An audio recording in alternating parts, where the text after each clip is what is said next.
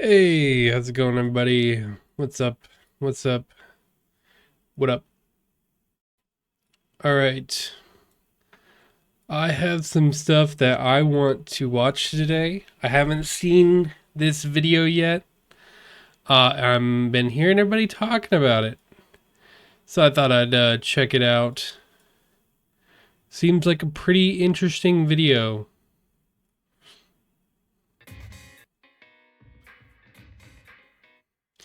What's up? What's up?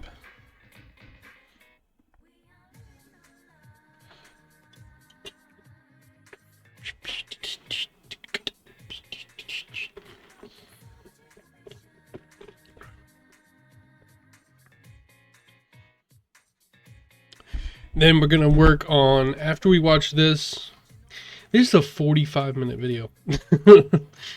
After we watch this, then we'll probably check out, we'll start doing the Faudian game. Working on level design. That'll be fun.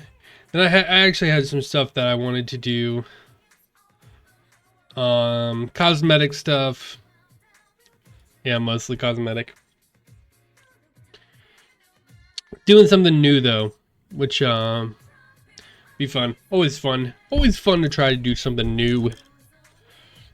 Never done before. All right.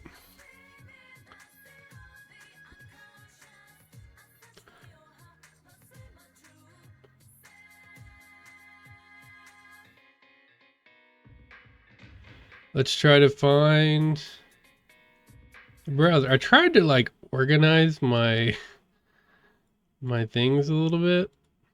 Here we go. So this is the video that I want to watch.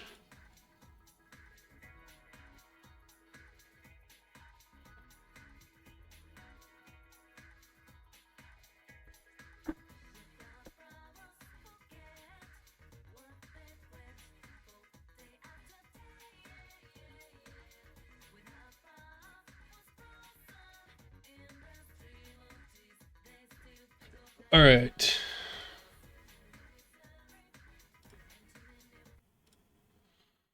Let's check it out. Glad I caught you. Glad I got you there. Elon Musk. By the way, please don't watch this if you're not Elon Musk, okay? This is a Oh one-off shit. video that we're doing. This is private, personal. I put this in his email. I don't know how you got this, unless you're on the Asmongold Discord server, in which case you know my every move, okay? Me and Asmongold have been planning this for a while now. Moist criticals involved, and yeah, I guess. Okay, by the way, like I know that Sam Hyde, he's like super controversial and he's like a racist and an anti-white supremacist. I don't. Yeah, he says some crazy shit. Yeah, he's a little racist, but he's also fucking hilarious. Like I watch his podcast sometimes. I see the clips. This guy is well equipped to talk about this. Let's just say that. The guy loves talking about Indian people. So I'm it's very likely we're going to see some of that. He might say the word Gupta. I, just speaking from it's not really him, it's whoever. I can't remember the guy who he does the podcast with, but but yeah, I think Sam Hyde's hilarious. I think what is that? What is the TV show? World Peace is like one of my favorite TV shows of all time. I think it's the funniest comedy TV show. By the way, I my hair is looking crazy. Maybe I changed some settings or something. Why am I like disappearing? I am fading away. I'm wondering what I changed. Was it my camera settings?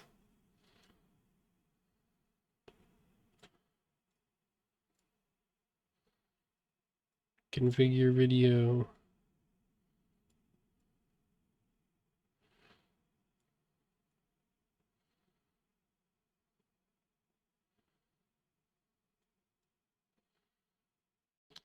No, it doesn't seem to be.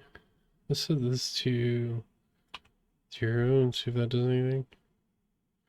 Oh, it's that. That looks better.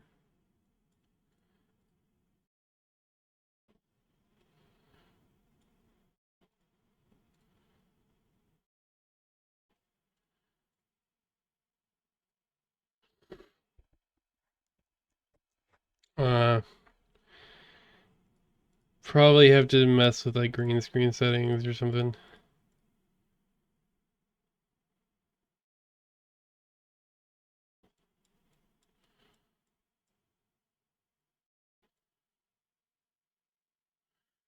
Yeah, I think that was the one. Let me just.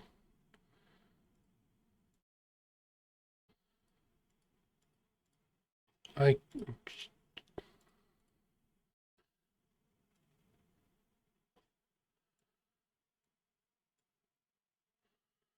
Okay. Yeah, I think that's it. Which is probably fine. I had to turn off some of my other janky green screen, but it seems to be good now. All right, let's get into it. I love Sam Hyde. I think he's hilarious. Is he controversial? Yeah, yeah, he is. Um, it's not gonna stop me. I think he's hilarious. I think he is, and I think his comedy goes beyond just like edge lord comedy. I think he's actually with some of the things he does. It's the same with everybody, right? It's like you don't watch. It's the difference between Bill Burr on stage and Bill Burr like his political opinions. Like Bill Burr on stage is one of the like top 5 greatest comedians of all time, right? Like it is insane how funny he is when he's on stage.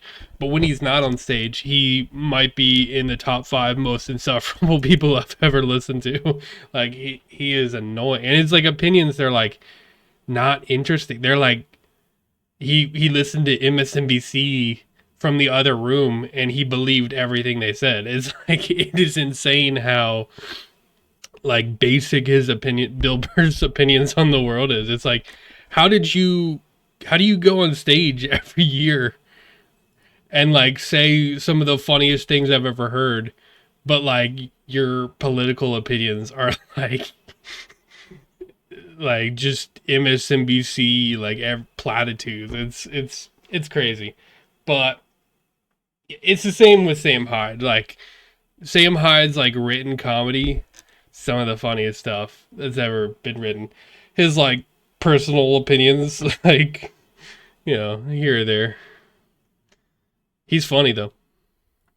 Most critical Discord server, you would have access to this file. So kudos to you, hacker. I don't think Elon's gonna watch this. And listen, I know as a comedian, first and foremost, I don't expect people to take me seriously, but it is a fact that shit posting and public opinion are now intermingled permanently, and it's not going anywhere. And that's just the way it is. I get all my news from memes, basically. That's how I get my news. Is that how you get your news? How would you even get the news if you weren't looking at memes? You'd watch a show? That's even more fucking retarded. He's not wrong. We turn that off. It's a smart thermostat, so it's going to take 15 minutes to figure out how that fucking thing works. It's very intuitive. I don't know why the Nest thermostat is taking you so long to learn and intuit. Okay, a toddler could figure this out. A toddler on an iPad could figure out how to use the Nest thermostat. That's Chris Lynch, by the way, Elon. Do not hire him, okay? He's leaving this job very soon. He's white. He's too lazy. Chris, you're so lazy and white. Well, yeah. You guys should have studied violin harder as kids. I swear to God, Vivek would have figured this out by now. I want to believe that Elon is one of the great men of our age and that he has what it takes to become a 21st century Andrew Carnegie. I think it's important to have great men to look up to. Trump. You know, I'm really glad he's doing this. And I'm glad he's like taking it seriously because there is an aspect of Sam Hyde that is like very shit posty, you know, meme lordy, you know. But like he's actually like going at this in a really like smart way because he's like actually he's saying something real. Like you watch like iDubbbz, like iDubbbz video was when I like rediscovered how hilarious I think Sam Hyde is. And like I think it's really interesting like what Sam or like what iDubbbz is saying about like, oh, I never know when to take him seriously, so can you like say seriously, like, and I thought it was hilarious that Sam Hyde was like, oh, a little baby, you gotta ask when I'm serious, because like you never know, but you can tell, like, if you're like, I have friends that do that where they you never know when they're being serious because they're like always joking most of the time. But like if you get a sense for it eventually, like you just get a sense. I'm glad he's like actually going at this from a serious angle. Joe Rogan. Oh, there it goes. Elon. Tucker. Because he's really smart when he's serious. It's necessarily important that our great men are perfect, but there are symbols of what we could be. I think if Ron Paul took steroids, he would be my number one. My number one guy. You agree? Yeah. I'd like to offer you an escape, an exit from this hole you've been digging. You are a beloved figure. Anytime you do anything remotely based, people lose it. Oh my God, he's based! Yo! He just said that woke liberals aren't cool. He's based. What does he say? Yeah, anytime you post an AI kitten in a MAGA hat, people lose their. He's based! He's fucking based, man. For the guy who's the free speech guy. Right. Not only that, but the reason. This is real. Because this makes Elon look so bad. And I hope he gets into it. Because Elon, you know, like we have been conditioned to when people say dumb shit and then they immediately go on the back foot and they're like, racism, you guys are being racist. I'm going to devalue everything else you say and just say that you're racist, right? Like, we have been conditioned to be like, sniff that shit out and be like, oh, your opinion doesn't matter. Your opinion is irrelevant. You're wrong because you're immediately going on the defensive as soon as you get like an inch of pushback. Like, we've been conditioned and he just immediately rips it. Like, the second day of controversy, he's like, oh, you guys need to stop being racist. It's like, we've learned that shit doesn't work anymore, bro. What are you doing? First principles guy, the logical fallacy guy, the Reddit guy, good faith argue with everybody, you know, whatever. All that shit. Blanket banning groypers, taking away blue checks, changing the algorithm of the site. This is fucked up. Like, this is legitimately fucked up.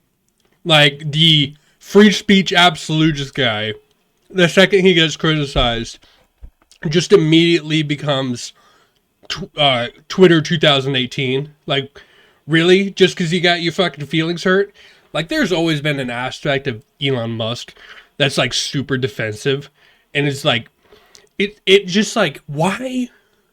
This is the thing with certain people who are like high profile people. Why do you let this shit get to you so much? like I don't know. Like, it's hard to say because it's like, it's not like I get that kind of pushback, so like maybe I don't realize But like, I have learned an aspect of the internet is just you have to just let it. You have to make it seem like this shit's not doesn't get to you, because if you do, if you make it seem like it's getting to you, you look like a bitch. And when you look like a bitch, people are just they sniff it out like dogs, and they go in on you on it. It's like, here's the thing, like I said this to Armada. Do you remember Armada? Smash Melee guy. Then he retired, went to Smash 64.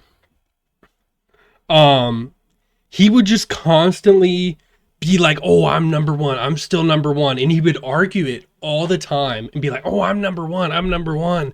Look at my record. I'm number one."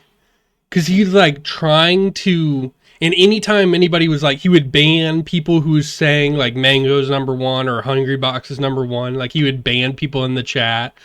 Like he clearly made it seem like it was getting to him. Like it was so obvious that it gets to him.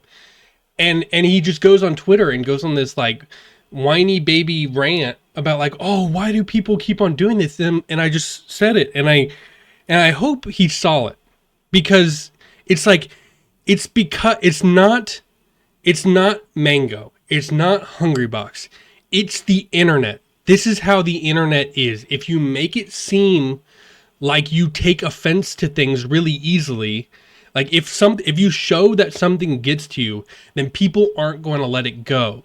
The internet is a bully, and you need to show the bully that it's not getting to you, because if it does, then they bully you for it. Like that is how the internet is. It's not any specific community, it's just how the internet is.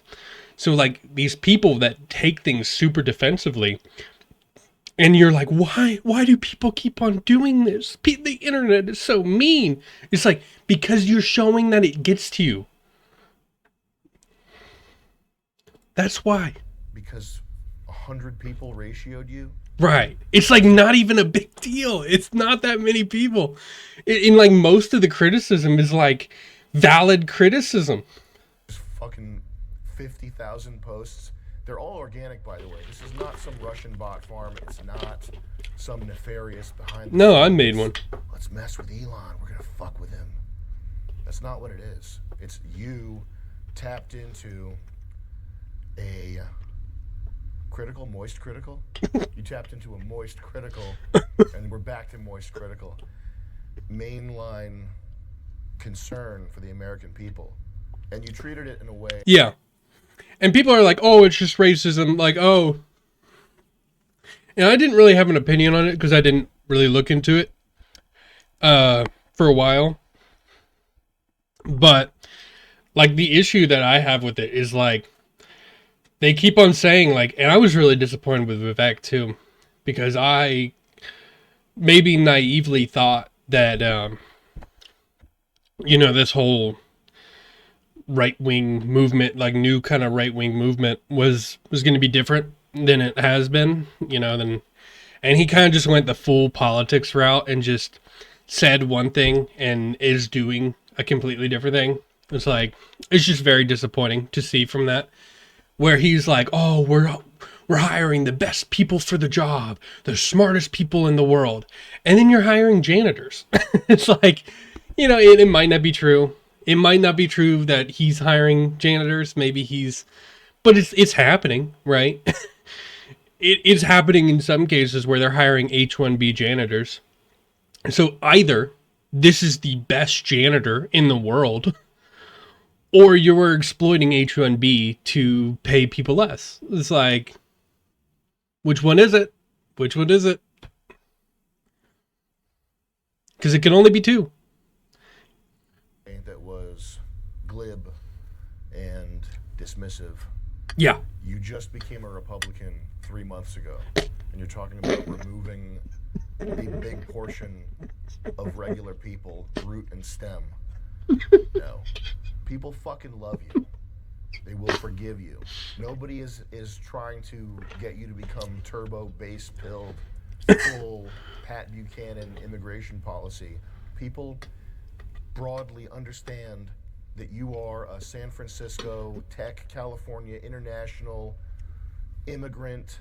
Well, And he really showed it. He really showed he's from San Francisco because he had the thinnest skin I've ever seen.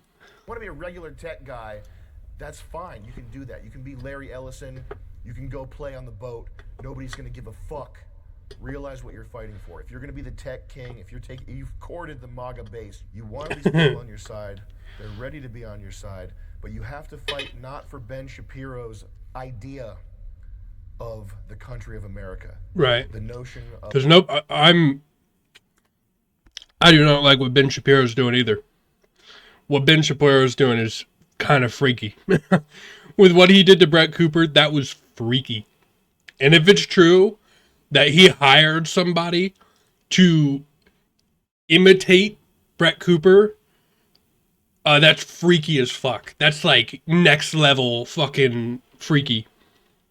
And I haven't been super on board with what the Daily Wire's doing, and I don't watch anybody from the Daily Wire. I watched Brett Cooper because her videos were enjoyable and they seemed like relatable and real. Like I think she's the only one. Like, one, she was just, I don't know. She seems like she's the only one doing YouTube in like a organic feeling way. It's all the other people on the Daily Wire, like Matt Walsh, like they have good videos that show up sometimes, and they're decent, but they're also like super hardcore, and I'm just not that hardcore about, I don't know, just like this super religious stuff. I'm just not as hardcore as him, so I don't relate to it as much. America as this collection of ideas. That's not what it is. It's Americans. That's who you have to fight for. If you're in America, doing business in America, you want to be the man in America. This is so real, man. I love that Sam Hyde's doing this. He's like, he is the perfect person to be saying stuff like this at this time. You have to fight for the American people. You're not fighting for a paragraph. You're not fighting for a set of ideas, man. It's the American people. Holy shit, he's going in, dude. That's fundamentally why I think people are pissed off here. And it's an easy fix. Just don't call them retards. Elon, have you met Chris? He's on Asmongold. He's streaming all the time. You should just check him out. He's playing these games and stuff. He's amazing what the kid does with video games. I can't believe it. People didn't suddenly have a flare-up of India hate. I've been monitoring the Indian hate websites for a while. It's actually set to my homepage. Dude, Sam Hyde's been on the cutting edge of Indian hate. Let's just say that. Dude, I had to... He was on the Indian hate before it was cool, dude. Like, dude, his podcast, they go in on it, man. I don't get it. Like, website. I don't get that stuff. Because we have an Indian family in our city. I think they're great. They own a gas station. It's a great gas station. I love that gas station. The guy's so nice. I watch what these people do. There were very few overt Indian haters spewing their nonsensical filth everywhere 72 hours ago. What happened? It wasn't that bad. It was like, there is like a section of the internet that just hates Indian people. It's like, oh, they smell bad, eat curry, dumb, they're dumb, Indian tech bros. It's like, it's the like least intelligent kind of racism. it's like, you know, I don't know. I can't even say that. It's like, if there was a race to be mad at, it's not Indians. I don't know. I think I'm that's an insane thing. I'll just say it is the most insane shit I'll say. Maybe I'll get banned. I think I'm the least racist towards the Indians. I if there's any race that I have a problem with, it's not Indians. No, I think they're great. I have very few problems with Indian people. The Indian people, I like Indian people. They're great. I have no problems with them. Okay? 72 hours ago, most people in the MAGA base looked at Vivek Ramaswamy with some notion of admiration or, hey, that guy says cool stuff every once in a Yeah, while. Hey, you I know, like Vivek. I like that guy. Now, he's got to be deported. Sucks, man. And he's not being deported because of the color of his skin. He's being deported for the content of his character. It's actually true. I am insanely disappointed in Vivek. I am insanely disappointed. I had such high hopes for Vivek because I thought he was different.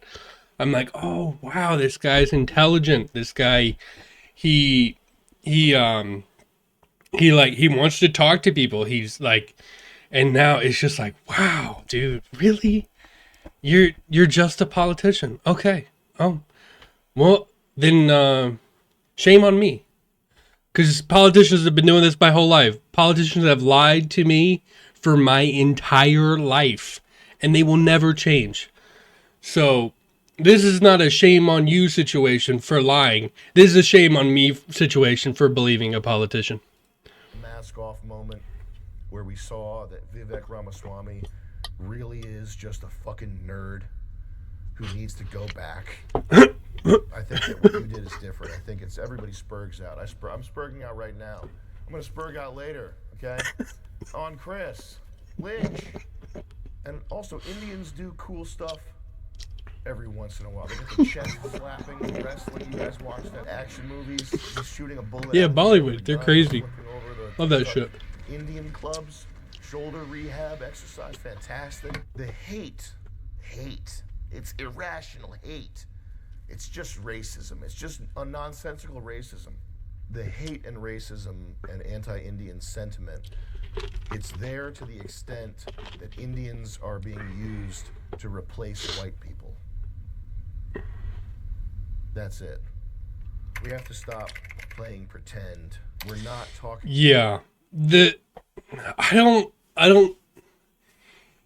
it's not that I don't know if I agree, because it seems as if it's true. I'm not 100% on if it's true or not.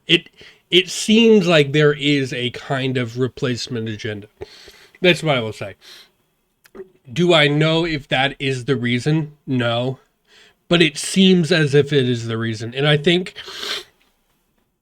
and it goes beyond just the immigration. It's because one thing is a coincidence. Multiple things converging is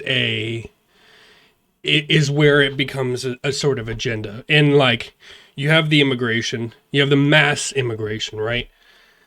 And then you have the white self-hatred, right? You have this culture of hating white people, and it goes beyond hating. It's like being racist towards white people is acceptable, right? And that's a factor into this agenda. And then the next part is, and it's like allowed at a corporate level, right? Where being racist towards white people is acceptable in the corporate world. Like, that's crazy, right? Like, we removed that. We created a law to not allow businesses to be racist. And we're just completely ignoring it. For white people, the majority of the country, it's weird. It's in this this notion of like doing a good thing. Right? That is suspect. That is very suspect. It seems as if it is part of an agenda. About exceptional Indians here, and that's why this is sort of spreading like wildfire. People sharing these H-1B lists of what the jobs are. You are not in Calcutta scouting for the next Indian Einstein. You're not. It's true. Make it to outer space. They're not. new computers. They are hiring H-1B cashiers. They're hiring H-1B janitors. And this isn't all of the jobs. Some of the tech industry jobs are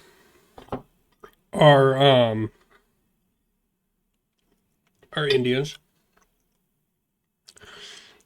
But when you see just the idea of, oh, it's only for the best, right? And then you see H-1B janitors and you see H-1B cashiers. That's clearly not the case, is it? It's clearly not the case that you're just hiring the best of the best. There's clearly some ulterior motive. If that is that ulterior motive, pay, is that you pay them less, so you think they're so they seem like because it's a low skill job and you pay them less. It's like, well, this is a better deal. And the thing is, and you might be wondering, like, why is this a bad thing? It's because it sets a precedent. It sets a precedent for this job should be paid less. And now you're paying all jobs like this in a lower wage. And now people who had these jobs, they're less paid. Like, and when other businesses look at that, they say, well, why aren't we having H-1B cashiers and janitors, right? So it sets a precedent across the board that this is the level of pay for this job. And it's a bad thing. It's a bad thing for everyone. Besides the people who have the job. To India and get the next Nikola Tesla. That's not what's happening. We're talking about people at fucking gas stations. You bring them over, you put them in a fucking gas station, and then... That's technically incorrect. They own those gas stations. They buy the gas stations. Not all the time. But a lot of the time, these gas stations are family owned. Go around all the gas stations in the USA and find the next genius.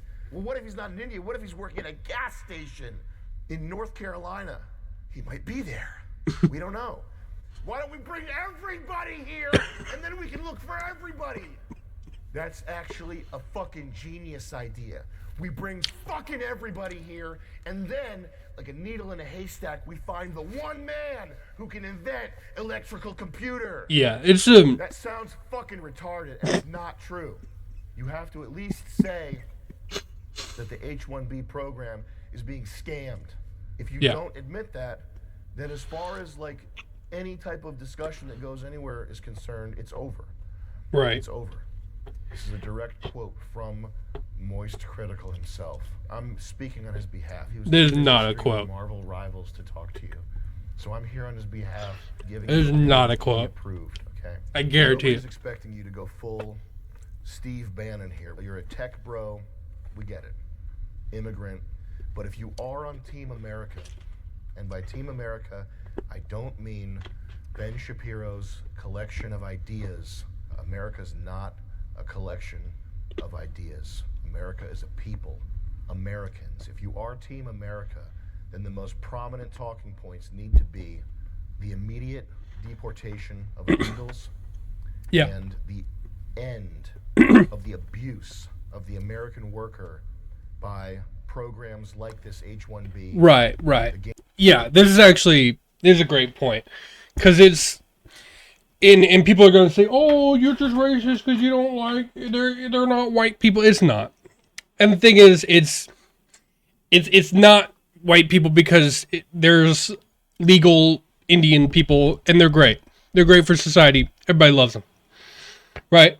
It's hiring Indian people from India to work in America at a job that anybody could do, and you're able to pay them less than what normal American people can work. And now you're setting a precedent.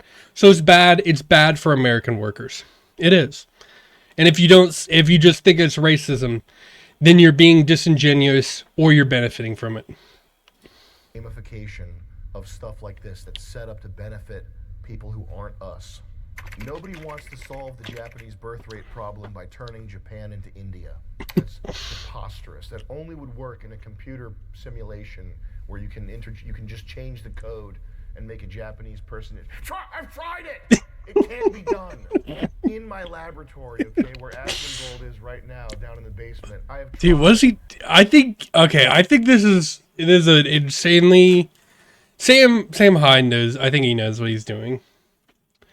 Where he wants it to pick up steam, and he knows how to make it pick up steam.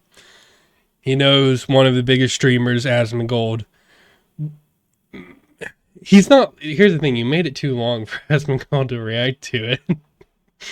You made it a little too. This is 45 minutes. Asmongold doesn't react to stuff that long. I think he watched like half of a video one time. It was like, all right, we're gonna watch the next half of this video some other day. He never did. Dude, he doesn't react to videos. It's too long, man. You need to make it 20 minutes so that he can make a 2-hour-long video out of it. Over 150 times to turn an Indian into a Japanese man. And the only thing I was able to accomplish was boiling them. All right? If you think, Elon, or Asmongold, if you're watching this, if you think you can turn an Indian person into a Japanese person by boiling them, not going to happen, okay? Go down to my basement and talk to the 150 Indians that I already tried that on. It doesn't work. Dude. Nobody wants to solve the American birth rate problem. What's going to happen? We're going to run out of people. Oh, the stock prices are going to go down. Oh, that's a problem for the All In podcast to figure out. It's David Sachs. Sachs of what? Sachs of gold? Just start calling yourself David Sachs of gold. What's the other guy? Jason Sachs? Asmongold? Asmongold. David Sachs should change his name to Asmongold. The branding is already set up for you. Asmongold wants to himself. You can replace his body and become the top streamer. I shouldn't say Asmongold wants to himself. I love Asmongold. That guy's classic. He's ultimate. He's the best streamer. Is he good? Does he actually watch streamers? He does watch streamers because he knows about streamers. He knows about streamers that I don't know. He knew about, what was that kid that got into a car crash? That Jack Mahome or whatever? What is that guy's name? Jack Doherty? He knew about that kid and he was like, oh dude, I fucking hate that kid. He knows about kick streamers. Does Sam Hyde stream on like Kick? I feel like he'd do good over there because I think he streams on like he has YouTube videos, but he's like technically banned on YouTube or something. So he like has to constantly make new channels. Like it's really weird what they did to Sam Hyde. It could have been because of something he said like in the past where it like obviously broke TOS. Like he goes pretty far sometimes. But I feel like nowadays he knows where the line is.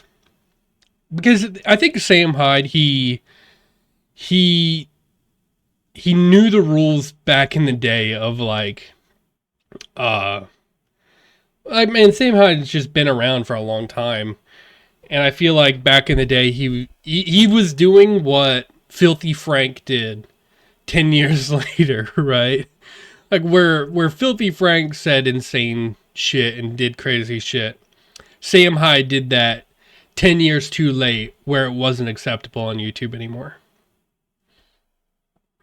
I think he's good. I've never watched him. Oh, he doesn't watch Asmongold? His name's Asmongold.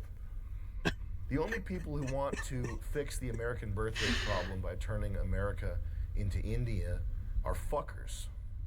People are not interchangeable economic units. If they're not, no, it's just it's insane. An extension of antinatalism. That's just nihilism. That's just people don't matter.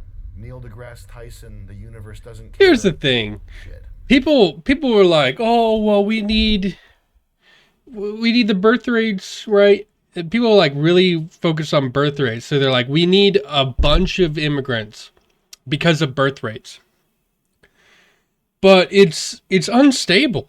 It's unstable. You're destabilizing culture. And if you think this shit doesn't matter, look what happened to Rome. Look at the reasons why Rome collapsed. One of the citing factors for why Rome collapsed was that they tried to get too many people together and assimilate them into like one kind of culture. That's like one of the like main reasons why Rome collapsed. It was a lot of other things too. It was religious differences between the people that you tried to assimilate together.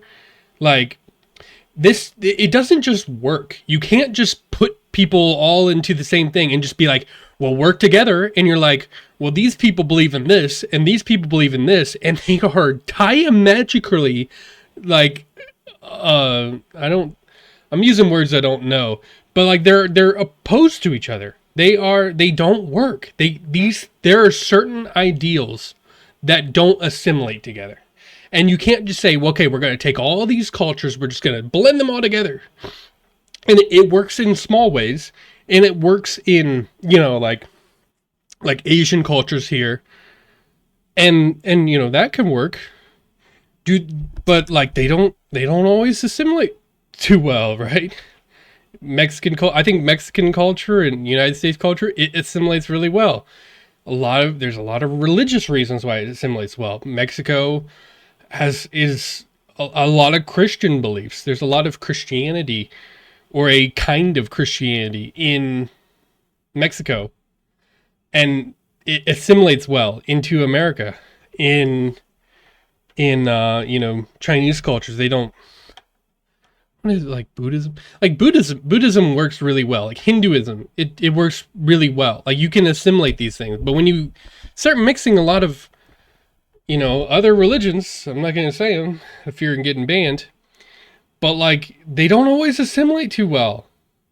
They can, but in a mass general sense, it's like the reason why Scientology doesn't work. Scientology doesn't work because when you assimilate things together, and any religion where speaking openly is catastrophic to the religion, it won't work together. Right? Where and if speaking freely is not an aspect of the religion, or speaking freely is looked down upon in the religion, then it won't work together in America, because here you can speak freely about anything, right? So you can't just put all these cultures, religions together and expect them all to work perfectly. It's like, can it? Yes. It's more complicated than that. Like it's more about ideals, right? It's more about assimilating into the culture, right? Like we have this idea that like, oh, all these people can come in and they can have their own culture. It's like, that's not going to work, because you're just bringing the culture that didn't work over here, right? And if you say that's racist, then why'd they leave? Why'd they leave if their culture was so good? Why are they coming here if their culture was so good? There is something about our culture that is attractive to people.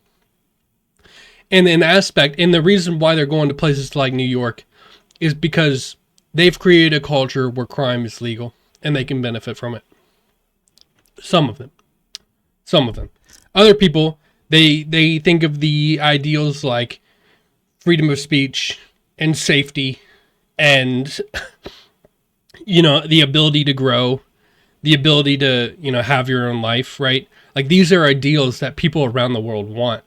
So just like saying, oh, we're going to come over here and you're bringing your culture with you, and you can change our culture to fit your life. It's like, that's not going to work, because in America, people don't care. You can't come here and force us to assimilate to your culture. You can't. That's not how it works. That's not America. And here, if your culture impedes on other people, you are being obnoxious. That's how it is. Like if your culture If you force me to do something to assimilate to your culture or your ideals or your identity, you're being obnoxious. You're somebody that people don't want to be around, right? Like if you, and I'm not gonna actually, I shouldn't go too much farther than that. And people will to a point, because people will be polite. But if you ask too much, people aren't gonna like you. Cares. That's why we're here. It's understandable why a computer guy, why an engineer would think that or would want to think that, because it would make solving problems so much easier. We have hardwired group preferences. We have genetic memory. We have culture. Yeah, like I'm pausing so much. I'm never gonna get through this video. But like people, they're like, oh, I'm anti-race. Racist is the biggest problem. It's like it's a human condition. And people don't want to accept that. People don't want to accept that racism is a human condition, and they think it's evil. And in some ways, it is evil. I think there's a huge difference between between like somebody's beliefs or somebody's thinking and their actions, right? Between what somebody says and what they do. And I think when it turns to evil is when it turns to actions. But like, here's the thing, and here's something that might red pill some people. People around the world, in every country, in every place in this world, people are racist. People are racist everywhere. This is not a United States problem. We just deal with it more because there's more racists in our country. In New Zealand, guess who they're racist against? Australians. In Canada, guess who they're racist against? Americans. In every country, they are racist towards another country. That is human nature. It is why we are here. It is why I am looking at a computer, why I am looking at a camera. It is a human condition. And it's only bad in action. I believe that. This is not learned stuff. It's so deeply embedded in us that it carries on for thousands of years. Thinking of people as interchangeable units, while it would be useful in a simulation or in an economic theorem, it strips them of their humanity. And by the way, it's one of the first steps towards any authoritarian dictatorship type system. It's one of the first steps towards Marxism, is thinking of people as just labor. It's a very gross, anti-human thing to think, just to appeal to the Redditor in you. That's middle brain shit. Stupid people at the bottom of the spectrum know that everybody is special. Everybody's special. Everybody's different and has their own thing. Retards know this. Geniuses understand that everybody is a unique product by and for their zeitgeist, or Zeitgeist if you want to go with the moist critical pronunciation. Everybody is uniquely a product of their time and location and has their place in space and time. The smart people know this, the stupid people know this. It's people in the middle with 110 IQ, which is the worst IQ to have, who think that people can just be pushed around and moved around and changed. They can't. No hate towards Hispanics, okay? But that's why the room that I'm sitting in is covered in dust, is because the general contractor I hired used Hispanic labor. I didn't know. They laid down masonry cement. When I said I wanted polished concrete floors, masonry cement, you can't polish it. They left board marks and footprints in it. And I had to pay another crew of black people, okay, shout out to Greg, to come in here with jackhammers and get this shit dumpstered out of here. I went and hired my own blacks. I went in the ghetto and hired them by hand. That's how you need to hire blacks for SpaceX. And what you get is you get lower quality construction. You get lower wages for the blue collar workers who are here and fighting. You realize 100%. fucking up against the wall fighting to make ends meet. And it's so funny that this is like a like liberal talking point, that they're like, oh, deporting the Mexicans, that means you're going to make prices higher. Are you arguing against livable wages for Americans?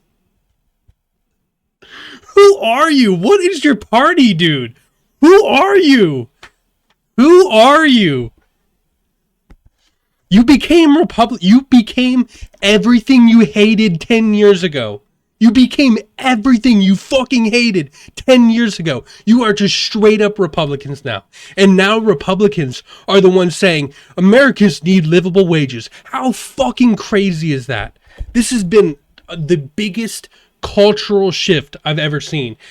The political parties literally flipped. And now Democrats are arguing against livable wages. It's insane. It is so crazy. Understand that the American people are on the ropes right now.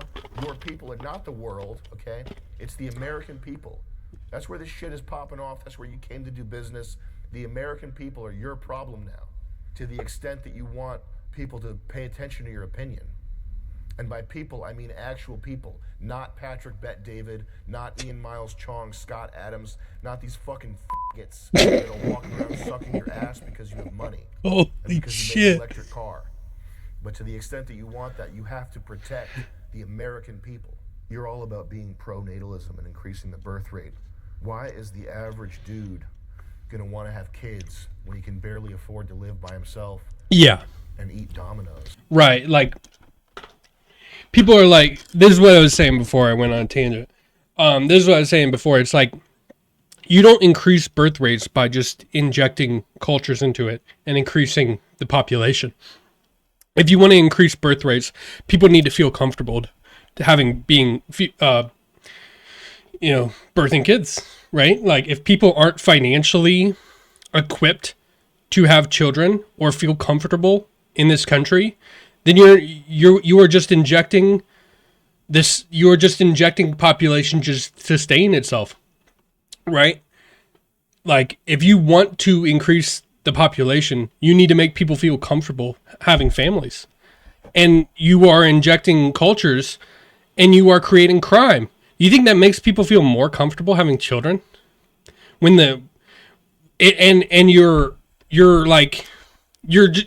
all know you're faking the numbers. We know you're faking the numbers now. I saw something that said that they're faking job offers, that they've been removing like hundreds of thousands of job offers because they were fake job offers. So they are inflating these numbers, and they do the same with crime. Oh, crime is down, crime is down, crime is down. Yeah, crime is so bad that they've stopped reporting crime. That's why crime is down. They've made half the crime in the country illegal or legal. They made petty theft legal. And what do you think that's going to do? Shit. Applications. Where was I? Sounds retarded. American people. You're all about being pro-natalism and increasing the birth rate. Why is the average dude gonna want to have kids when he can barely afford to live by himself and eat Domino's? Hey, why isn't China importing infinity Indians right now? If it's such a huge economic advantage, why isn't China doing it? We need to do a naval blockade of China to make sure they don't get any of these amazing Indians. Every Indian that makes his way into China is a threat, because China will use their genius to get one over on us. That's the biggest threat this country's facing right now. I think we need to go nuclear. To say, if China imports enough Indians, it's like diamonds. It's like nanotechnology. Indians are like nanotechnology. We have to be willing to use nuclear weapons to keep China from getting these precious Indians. That's step one. I mean, they are the smartest people in the world, apparently. They're the smartest people in the world. I mean, yeah. We need to be stealing because they're the smartest people in the world. They're the smartest people in the world. We need to be taking them because if China gets their hands on them, they're gonna take over. They're the smartest people in the world. It's like why we had to purge all the Russian scientists. We needed the smartest scientists. Because it's retarded. It's not Russian, German. Ever hear of a subtard? Nazi German. By the way, Moist Critical coined that term, subtard. Competing with... I heard that yesterday. What the fuck does that mean? What is a subtard? It sounds retarded. Are anime watchers who spend more time complaining about the dubs of every show than watching subbed anime themselves. Did he really make that term? Okay. China in what sense? GDP? Making a number go up? Having software companies that are valued more highly? Do you know why India... Here's the thing. I think the reason why India and China are doing so well financially is because they don't have as many environmental regulations. I think that is a major factor. I think the amount of regulations for where you can put businesses is like people think like, oh, India, it's the fastest growing nation in the world. Yeah, it's also like the poverty gap in India. It's insane. Like some parts of India look straight up like feudalism. Like you got people living in people think the tents in San Francisco are nicer quality than what some people in India are living right now. There's just no regulations over there. It's like, no wonder they're doing really well. It's like, I don't know. Competing with China in what sense? And at what cost? If the cost is making America look like Calcutta, that's not worth it.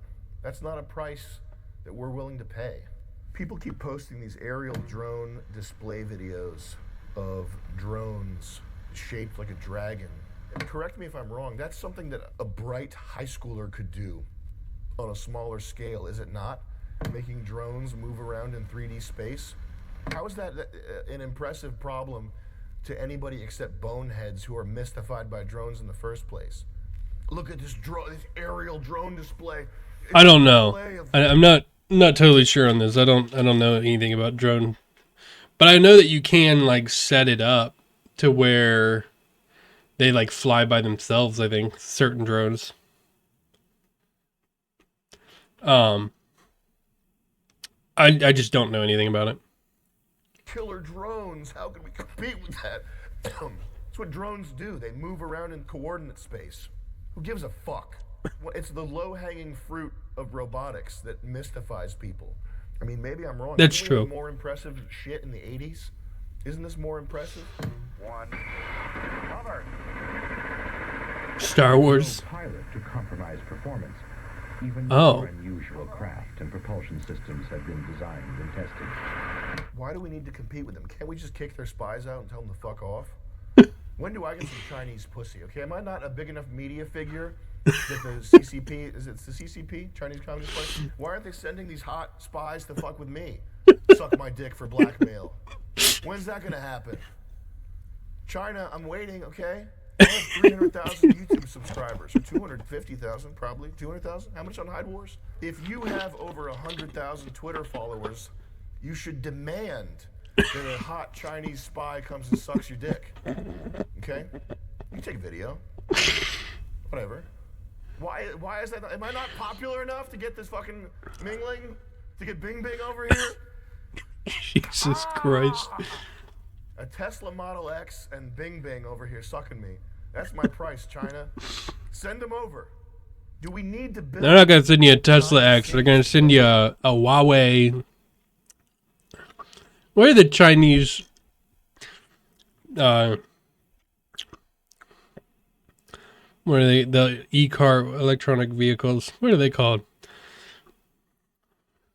he lives in to compete?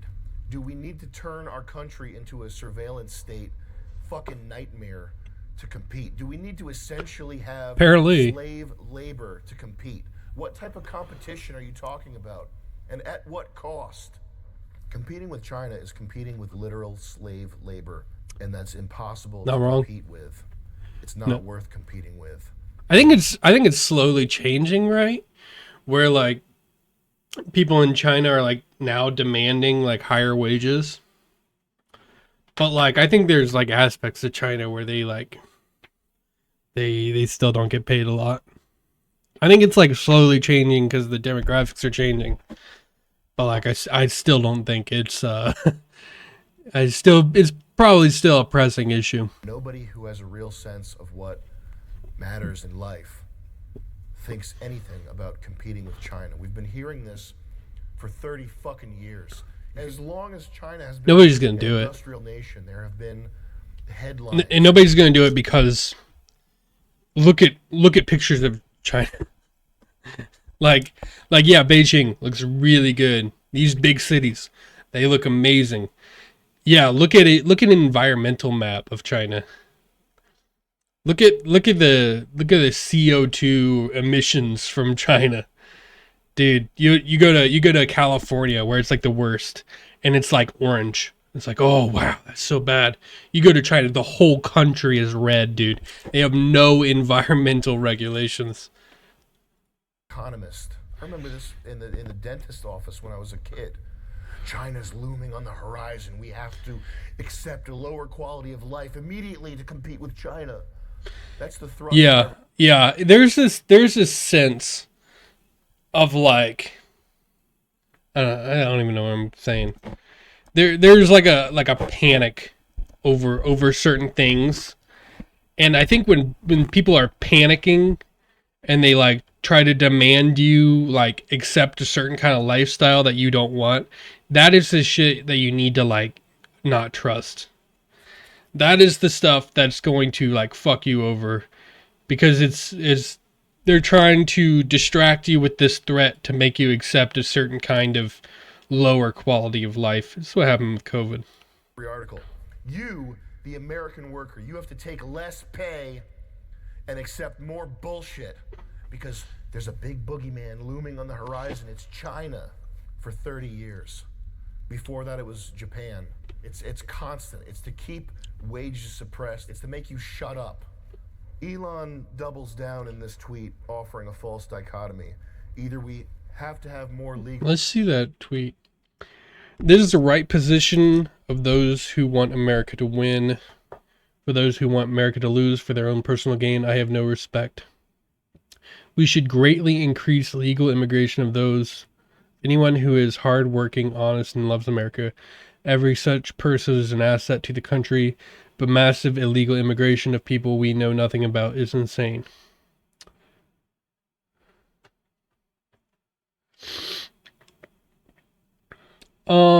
And to a point, I agree with that. To a point. I think, here's the thing, the idealism of H-1B is strong, and it's the reason why they're using it as a defense. They're saying, oh, we're hiring the best and the brightest. And if that was true, like if they were hiring for things that was, they were hiring the smartest people for the job, for these incredibly like high skill jobs, then it's totally understandable, and it's why they're using it as a defense. But it's not true in every case. And it's not true in your own companies. You're hiring janitors and you're hiring cashiers. You're hiring low skill jobs with H-1B because, and it seems pretty obvious that it's because you can pay them less. It seems really obvious. Down in this tweet, offering a false dichotomy. Either we have to have more legal immigration, or you, the person disagreeing with it, you want America to fail. Right. Your own personal emotional blackmail. It's the same thing we see. We have been conditioned to see this emotional blackmail. We've been conditioned to see this, and then to see Elon using it, it's like, have you learned nothing? Have you learned nothing? We don't, this, nobody accepts this anymore. Nobody wants, people see that. They've been conditioned to see that. They've been conditioned to hear that. And they immediately turn it off. They say, oh, you're emotionally blackmailing me. You're trying to emotionally blackmail me. Fuck that. I don't like you. Right? Like, and it's the reason why he's getting so much pushback is because we've been conditioned to hear these kind of arguments, to hear this kind of like this I don't even know what it is, like a appeal to emotion ethos, and we just reject it because we know that anybody who's using that tactic is doing it disingenuously. We've been conditioned to see things like that. You want America to fail for your own personal gain. What is Elon? What are you talking about? How does anybody personally gain from this? The only gain is you. Is in stock prices of tech companies. That's the gain. That's right. Where the gain is. Cui bono. That's who stands to benefit from this arrangement. This tweet, it's not first principles thinking. It's not in good faith dialogue. This is a dishonest mischaracterization. Nobody's calling you a liar. People say things in the heat of the moment that are dishonest, though. This is a dishonest mischaracterization of 100%. Tens of thousands of people who are blowing up your website. This is not an own on Elon. This is not dunking on Elon. I know that you can bring the ban hammer down, and I know that you are going to be tempted to do so, that you already have. Yeah. Groypers, which, by the way, you have to. It's so disappointing. It's like it felt like we took 2 steps forward, and now it feels like we're taking 3 steps back. It's like you are doing the same shit you criticize Twitter for doing. You're doing the same shit. Undo that, man. You blanket banned people not for saying or not for posting swastikas, right? But for stating their opinion on this H-1B issue.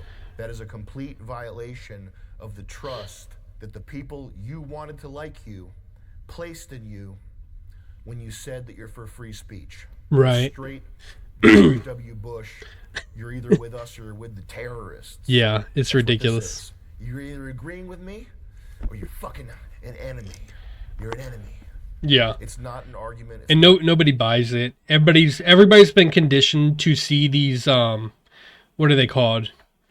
What do they call it? Like when you either make a decision or like, oh, it's either me or the highway. And it's like when anybody ever does that, it's always disingenuous. It's always like emotional blackmail. It's always for you to accept a lower condition. Like and I was told very early in life, if you ever hear one of these things where they're saying, oh, it's me or the highway, choose the highway. Because this person doesn't want your best interests. So why change your life for them if they aren't going to change their life for you? A well-reasoned position. It's just my way or the highway. Is that what free speech is? Is that who you are? No. You can just be a celebrity. You can be like Ellen DeGeneres. You can be like The Rock. And you can get Ozempic. You can get breast implants. Start going on The View. Whatever you want for popularity. You can do that, of course. But to the extent that you have popularity, if you keep digging this hole, it will be misplaced, and it'll be there because you're rich. Yeah. What does winning actually mean? Healthy, functioning societies, they need more than gadgets. They need more than Marvel, more than Goy slop. They need a shared ideology, heritage, history, beliefs and values, religion, or they collapse and they crumble. That's Babel, that's Rome, that's every empire that's been crushed because there wasn't social cohesion. Basic bitch libertarian principles aren't enough. Maybe they're enough. Yeah. Here's the thing is I am, if I identified as any political party, it would be libertarianism.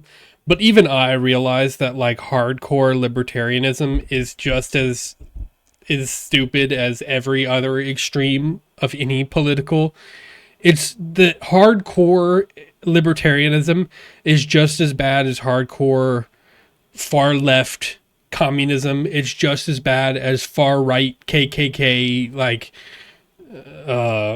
dictatorship. It's just as bad as like authoritarian, fascist, like hardcore, like far extremist libertarianism is ridiculous. And the people who subscribe to like far, like super hardcore extremists like libertarianism, they're just as obnoxious as like the far left, where they do these like oh, I'm gonna, do you know how like left, they're like, oh, I'm gay and identify as a he they, right? Like they're super, they like play this like outwoking battle, like I'm more liberal than you. Like, dude, libertarians do the same shit where they're like, oh, I'm more libertarian than you. I don't think that we should have cops. I think everybody should own a gun. It's like, well, I don't think that we should have a government. It's like, well, I don't believe in taxes. It's like, it's out libertarianing each other. It's super obnoxious. Like I generally believe in like a libertarianism where, you have a kind of social order that everybody subscribes to, and you have your own personal liberties that the government can't take away from you, and the government, generally tries to respect your like autonomy and authority. And it shapes a lot of the beliefs, and it shapes a lot of the beliefs separate from any one political ideology. But like any political ideology, the extremes of it are really annoying. They don't work. They are ideals that are unrealistic. Like hardcore libertarianism can't exist in a society, and a microcosm of that is nobody puts away their shopping carts, right? Like, so we can never have full libertarianism because there will always be lazy people that don't subscribe to the like societal doctrines, and they make life harder for everybody. So there's always going to be a amount of government oversight to keep these things in check, because people aren't going to do what's in society's best interest. And in some ways they shouldn't, right? In some ways there's going to always be an aspect where, people don't do what's in society's best interest. They do what's in their own best interest. And it's just a reality. It's just a reality of human condition. It's not any one group of people or one person's evil. And there are evil people, of course, but it's just a human condition that people are going to not, like, you can't have full-blown libertarianism, because there are people that are going to break these social contracts. You have to account for that in the system, and no system is perfect. But in my opinion, these certain aspects are good, and what I want in a society is what I think will do well. VC funding, maybe they're enough to create an interesting exercise of some sort, but they're not enough to hold people together. And again, we're back to the idea of people as a collection of economic units. That's what at the foundation of Marxism, that reality is just math. And thus the justification for a lot of Marxism is also what leads Silicon Valley libertarian type people to attempt to quantify the unquantifiable. Mount Rushmore, the space program, the interstate system, motion pictures, electricity, these are all things that are not quantifiable. So they're quantifiable in the sense that you can look back and you can say that they cost X amount of dollars, or that a certain amount of concrete and steel was used in their construction. But these dream projects are unquantifiable things. There's no slider in the program where you can crank up the number of Indians to 200 million and bring the American dream to fruition faster, okay? There's no data entry point where you can bump up the Indians and get Chrysler buildings popping up everywhere, more Art Deco construction. We do not need more bloated code bases, more tech gadgets, more poorly run hotels, more work ethic, okay? What we need is we need leaders willing to fight for the American people. Right. That's what disappointed me about like Vivek is he's like, "Oh, well, Americans they're lazy. They didn't do these things that are people." It's like we like look around you. Like we like I don't know, and this idea that there is this idea on far like left wing Twitter. It's like black people created everything in this country that's good, and it's like no, no, they created some things that's good. Indian people created some things that are good. Asian people created some things that are good. White people created some things that are good. Mexican people created some things that are good. It's like everybody has contributed, but the majority of the country, which was over 80% for most of the country's lifespan, probably created more. Just statistically, they probably created more. Corporations, not for the idea of It's the reason why you're here. You wouldn't have come to America if it was a shithole and then you had to make it good. You wouldn't have done that. We made it good first. That's why you're here. America, but for the American people. That is the only thing that we need on the brink of collapse, on the eve of our crumbling. It needs to be something higher, a higher ideal than tech company market caps. If it's just that, then it's just noise. It's just not reality. Reality is the hundreds of thousands of kids who are graduating with massive college debt. Yeah. Hundreds of job applications. Yeah. Why do you think people don't want to get educated on these like extremely niche things? Could it be because college educations are like crippling amounts of money? Is it a possibility that the majority of the country, or maybe not majority of the country, but like a huge, sweeping minority of the country are not highly educated because they can't afford it? Is that and is there a reason for the downward trend of high education? Oh, which coincidentally aligns with the extreme increase in the amount of college tuition. Is that a possibility? Is it a possibility? No, it's Americans are stupid. It's because it's Saved by the Bell. Idiot, dude. That made me so mad. I was like, what? What? Dude, you got elected and all of a sudden the switch up happened. Got straight up switched on.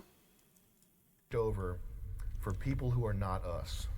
That's not a meritocracy. That's not some idealistic, high-minded thing. It's just money. Yeah. Apple and Google might win, but America will be worse. The soil that all this winning flourishes out of is salted. And that means that the next Apple, the next Google will be Chinese. Potentially the next SpaceX will be Chinese. Wouldn't that be strange? Wouldn't that be interesting if China... Here's the thing. It's like, we say, oh, India, it's they're the smartest people in the world. How many of the products that you use are like Indian products? How many of with China, it's like a large amount of the things that you use are from China, right? A large amount. Because they have really cheap materials. They manufacture things in a really cheap way. But like if you're looking for luxury, do you go and buy Chinese things? It's like the best things in the country are they Chinese? Well, maybe if you buy like an iPhone. Mars first. It would be great for humanity. Why don't we do it? Let's do it. China makes it to Mars before America. Does that sound like fun? It's just humans. They're just interchangeable economic units. Why wouldn't we want that? I think we do it. It sounds good to me. How do we define winning? I just won. That was Asmongold that I spit on. I killed him. I'm not dissing Asmongold. I'm just playing around. I spit on Moist Critical. I'll spit on his face. Fucking guy. We love Moist. We have a deal with Moist right now. It's for nicotine pouches. These are Moist nicotine pouches. I call them Moist. Did you know Moist is a Yiddish word? I didn't know Moist Critical is actually Jewish. Did you know that? Crazy fact. Winning. Is winning making it so that tech companies have even higher valuations? Is that winning? It's the valuation of Netflix. I figured it out. That's why we're not winning, is because Netflix stock isn't high enough. That's the thing, is that like there's an aspect of like American culture that like views businesses doing really well as this like metric for how well America is doing. And I think recently, you know, and maybe it was true for, you know, in the past, right? Maybe it was true like 20, 30 years ago, but it's not true anymore, because when businesses are doing well, nobody feels that. Like the stock market is doing better than it's ever been in the entire stock market's history, and the economy feels worse than it's ever felt, right? Like we are in a terrible economic situation right now.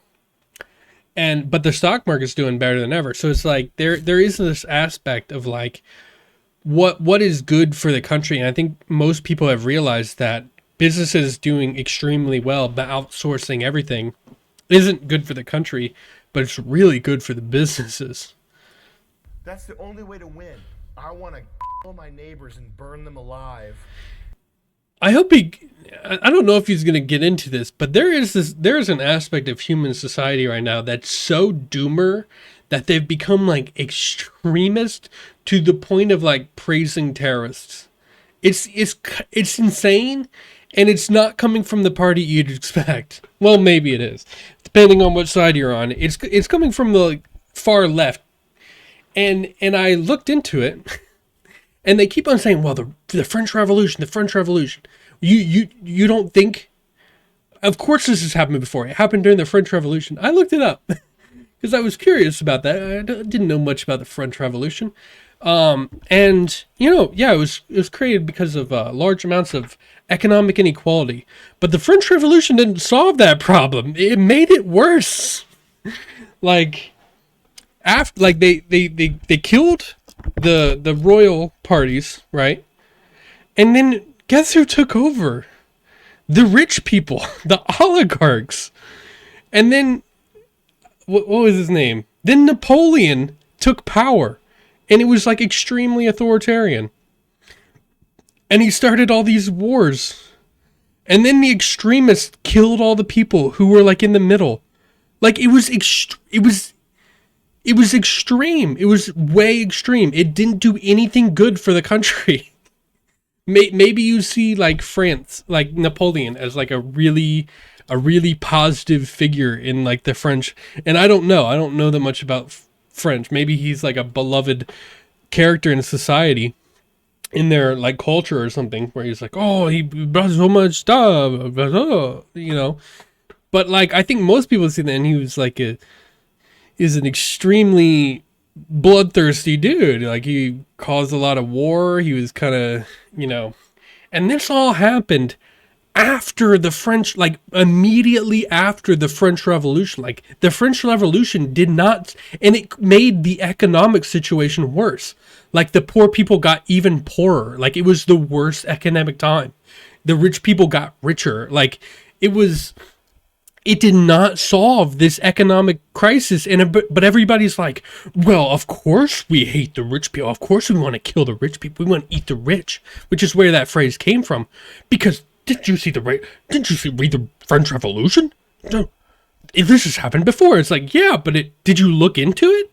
It didn't solve the problem. It didn't suddenly make poor people not poor anymore. It made the problem worse. So it's like, this is when I realized it was like, oh, when my history teacher said, You have to learn history, or you are doomed to repeat it. I was like, oh shit, that's true. Because now these insane, like far left people are wanting to murder rich people. And like, they're always like, eat the rich, eat the rich. Well, didn't you read the French Revolution? When they don't know the history of the French Revolution anymore. And they think it was like a good thing. It's crazy. And blow up my car, but it's okay. Because Netflix is worth $3 trillion.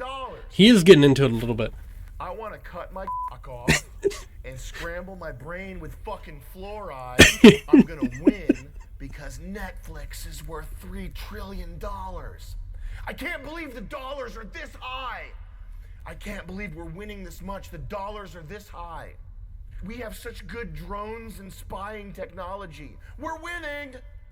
That's the most retarded thing I've ever heard. At least leftoid medicine vaccine brain niggas. Bleep that out, please. I said people. At least people. Yeah, I bet. Whose blood has been replaced with vaccines and are so far on the left they salute Mickey Mouse. They think that they're helping people. If winning is just drones doing an aerial display while a robot jerks me off to sample my DNA, then everything is lost. Right. A homeless person today, Chris, did you know that? It was free speech. I said, you fucking dirty ass bum ruining my street, I'll kill you. And then I used a speech gun to shoot a speech bullet into his speech head.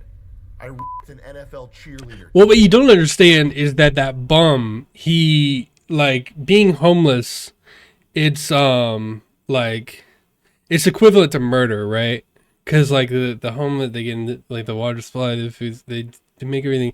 Like, being homeless is equivalent to murder. So, like, the murder was justified because being homeless is equivalent to murder, right? Fucking hate these people. Dude, if you justify murder, I'm so sick of you. I'm so sick of your ideals. Your ideals mean nothing.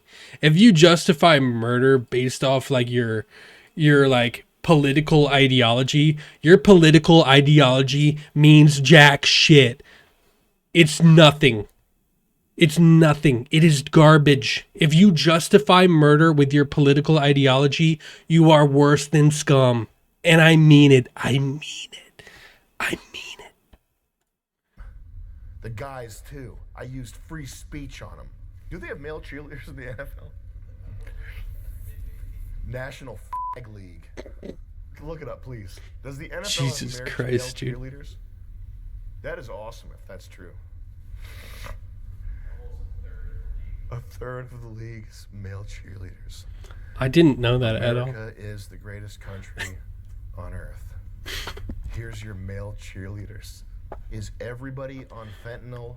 Everybody working at D'Angelo's? Everybody working at the mall? They're all retards.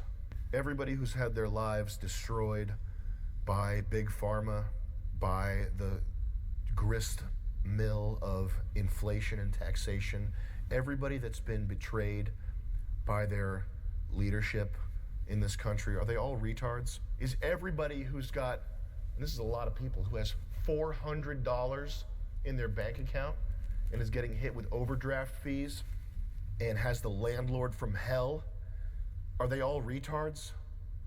You work at a sub sandwich shop. You couldn't invent PayPal. If you really believe that these people are all retards, then you have no place in the discourse going on about the future of this country. He's You're right. just a computer guy. And I don't think you really believe that. I hope to God that you don't. But if that's really what you believe, then you're not a leader. I could say fuck you. I could say take a step back and fuck your own face. But I'll say this. If you really believe that the American people are retards, which they are, we got male cheerleaders in the NFL, but if you really do not have in your heart grace and respect for the Homer Simpson, vinyl siding, economy shitbox driving retards who make your dream possible, Right. if you have a heart, if you are a human being, then that will sting harder than telling you to go fuck yourself. You can do the go fuck yourself all day. I tell myself to go fuck myself. You can say that all day. Fuck you. Fuck you. I say that in the mirror when I wake up and when I put makeup on. Who gives a fuck? If you believe these people are retards and you don't have any goodwill towards them, then you're not a leader. You're just a nerd. And there's plenty of those. There's plenty of nerds who got lucky. I bought Bitcoin, Magic the Gathering online exchange. I got lucky. There's no shortage of nerds who got lucky. There's this disturbing idea from the BoomerCon right that America... Is that how he made his money? Is that why he's like doing pretty well? Because he got lucky on Bitcoin? I'd almost believe it, dude. Because I don't really know like why he's extremely successful. Because it feels like he gets shut down to the point where, like, if you're banned from YouTube, how are you making money on YouTube? Where's this guy making his money? He has like MDE, but it's like, is that enough?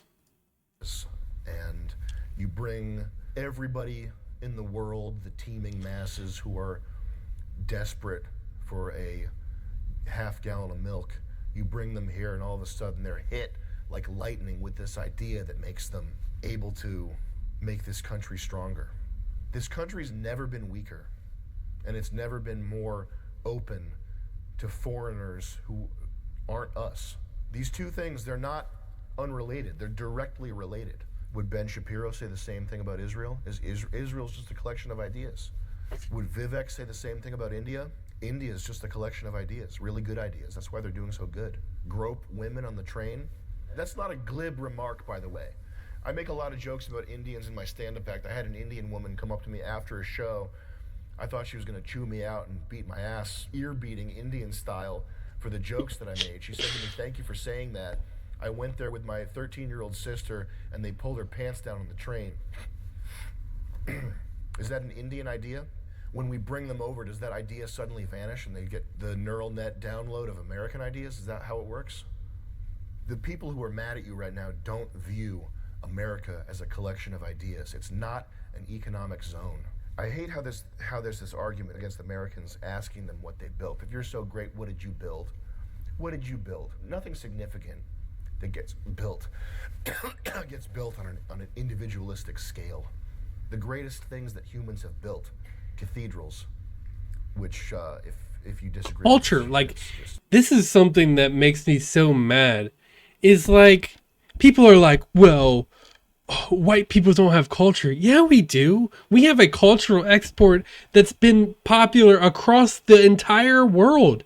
We created Hollywood. We created most watchable movies that have ever been moved. The amount of watched movies created by America is probably like 95% of throughout human history. Like, we have created some of the greatest culture in actually, you know what, Japan, actually I'll put that down to like 85%. But like, we have created some of the best culture that's ever existed in the world, and people just completely forget this, and they're like, oh, white people don't have a culture. It's like, yeah, we do. You're just so familiar with it that you don't realize how great it is. Like, other countries don't have this. They're starting to. India has Bollywood, but it's like, it's directly related to it. They named it after it. Like, and if you're like, yeah, it's great, but it's great as like it's like post irony, right? It's like, it's based off the ideals. It's building off of what Hollywood has already created. Like, it's using those tropes and elevating those tropes and spinning those tropes in an Indian way, which results in great products. But they're ultimately building off of what Hollywood has already made. So it's like, people who say like, oh, white people don't have a culture, like, you're like, no, you're wrong.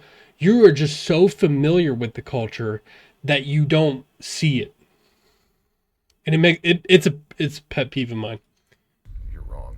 I mean, computers are pretty up there, but cathedrals are a good example of this. Cathedrals are built over hundreds of years. They're built not just by the army of stonemasons who build them, but by the towns who pay for it. They are the cream sitting on top of the cake. The cake is the soil. The cake is the vinyl siding dumbasses who are your customers, who are the people who pay for this shit by putting their retirement accounts in Vanguard mutual funds. They're the people who you owe a debt to, a debt for being able to do the stuff that you do.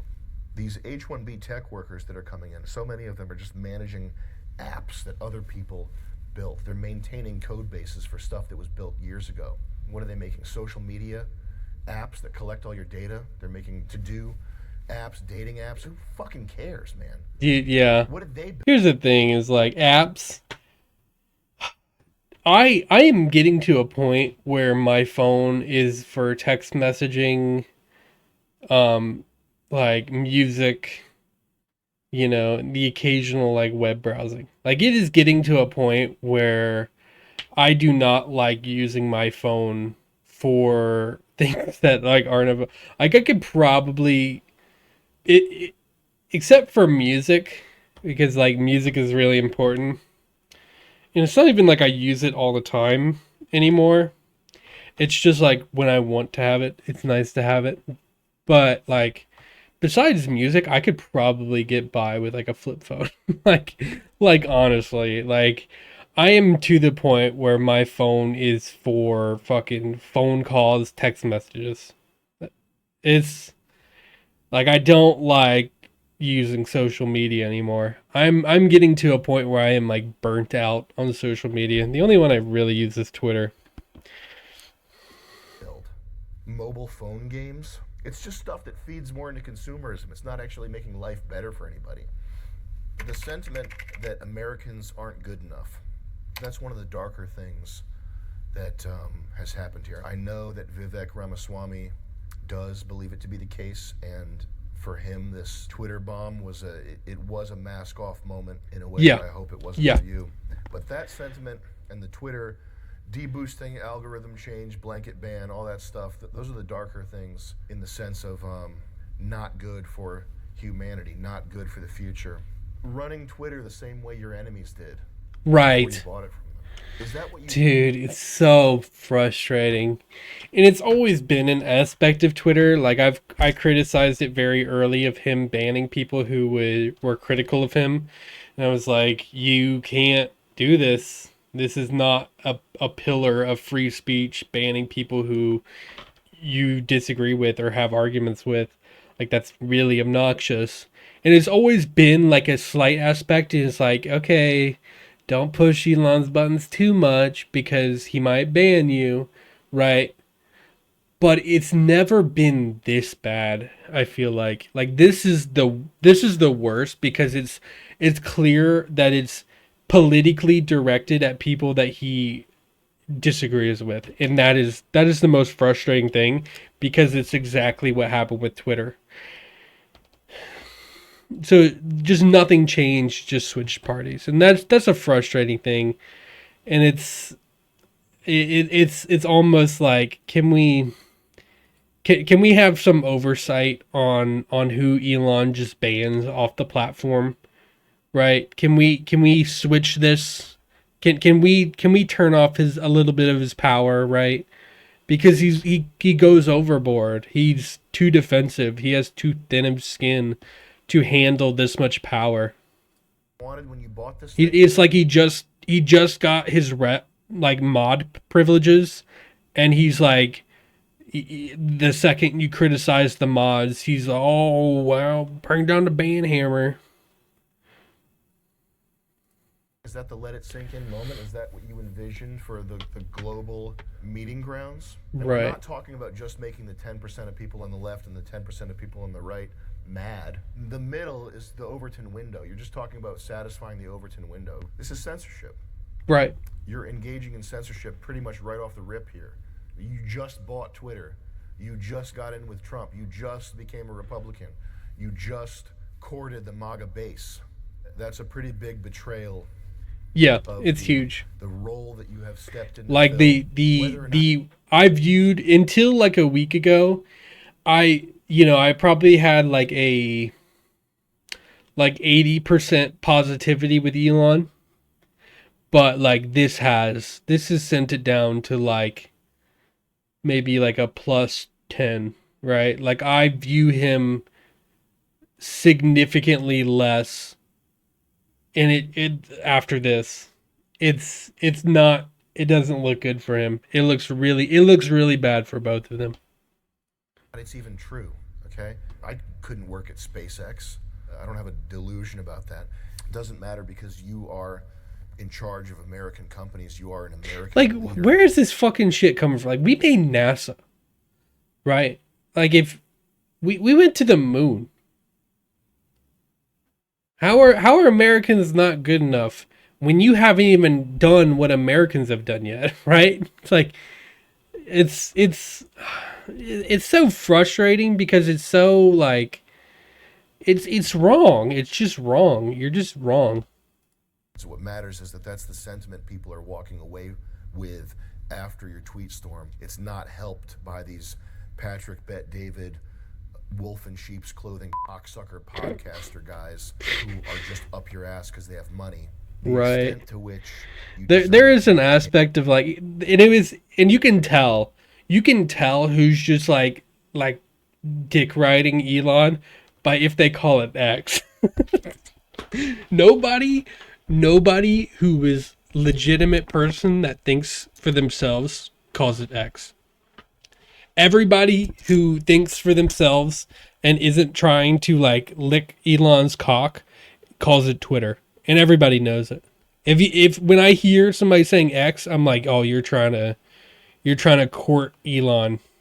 You're trying to get in with Elon. more importantly, or equally importantly, how posterity will look upon your works is directly related to your attitude, your benevolence towards the American people. The Cybertruck's cool, but if America Is it? crumbles, it's because we've taken on too many outsiders who don't give a shit about the country. Then the Cybertruck, Right. Like, I think some people might call this racism, and I don't think it is. I actually agree with this in a way. I think there's an aspect of it that it can get extreme, but I think for the most part it's true because like you do have to have like some kind of shared culture, like some kind of shared ideal for a country to succeed, right? And for a long time it was the American dream, right? Like everybody can own a house, you can, have your white picket fence and own land and own property, and like these ideals are going away. And they're going away, and it's partially because there is too many people. We don't have a livable wage. Like these ideals are fading, and there is an aspect of immigration that like the mass immigration that is causing it. Like legal immigration is good, right? Like but you need to have a shared ideal. And if your ideal is, well, I'm just going to make America wherever I came from, well, that's not going to work because they're not the same place. You left that place for a reason. You can bring some of your culture here and it can become into this melting pot of these shared culture, and that's great. That's great, right? But there is a certain amount of assimilation in this and shared cultural identity that you need for the country to succeed and for the country to benefit from your immigration, right? And when it's so much, right? It's look at any place that allowed sanctuary cities. How well are they doing? How well are they doing? They're all doing really bad. They're all being hit with insane amounts of crime. Just there's this a general sense of chaos because it doesn't work on a mass scale. It works on a small scale. It doesn't work on a mass scale. be a footnote in a Wikipedia. It'll be the DeLorean. It'll be something interesting. People look back, oh, that was kind of cool. You know why they won't be driving it? Because they'll be driving a Neo, and China will be the first to Mars.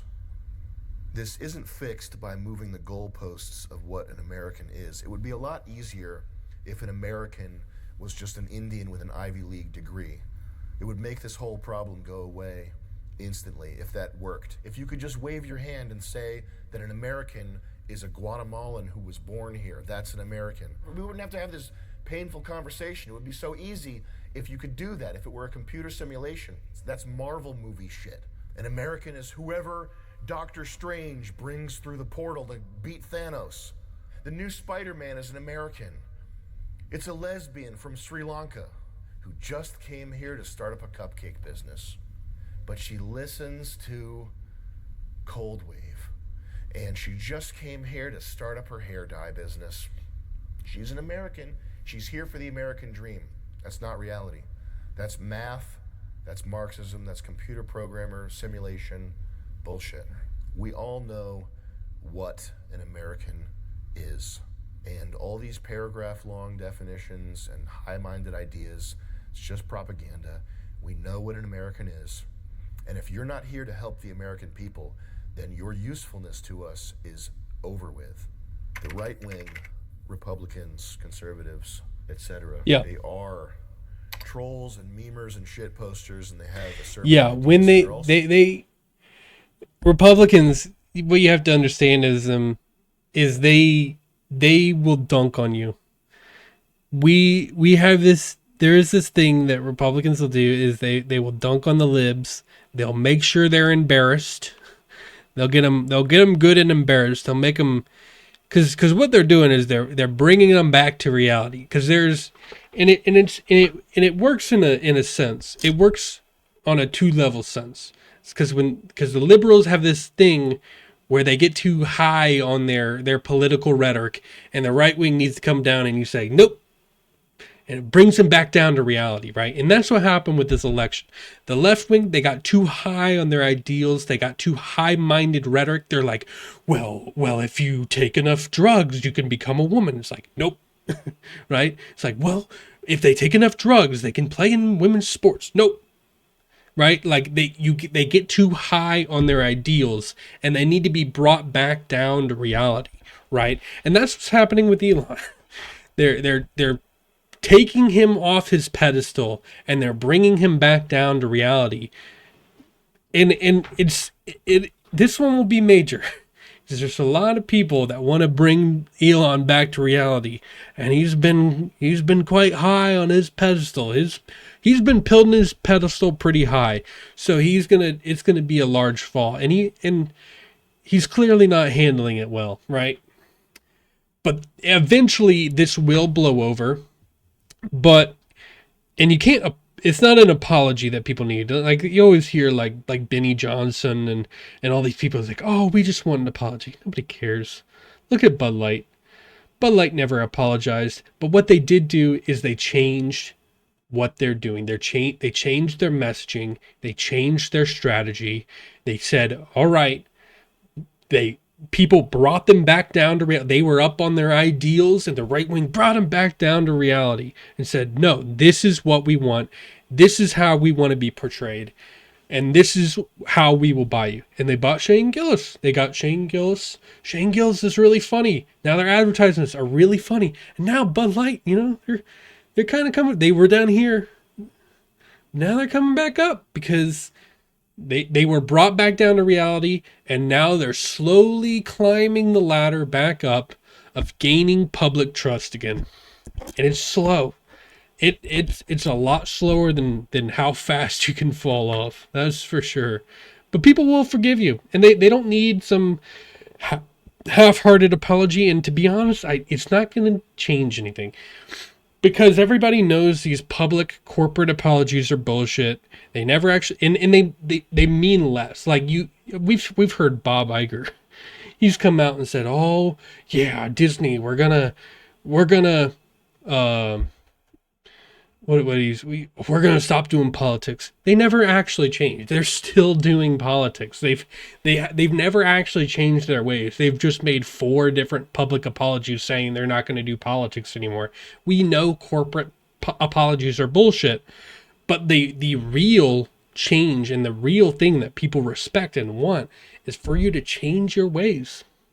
And if Elon does that, then he will rise back up his pedestal to being a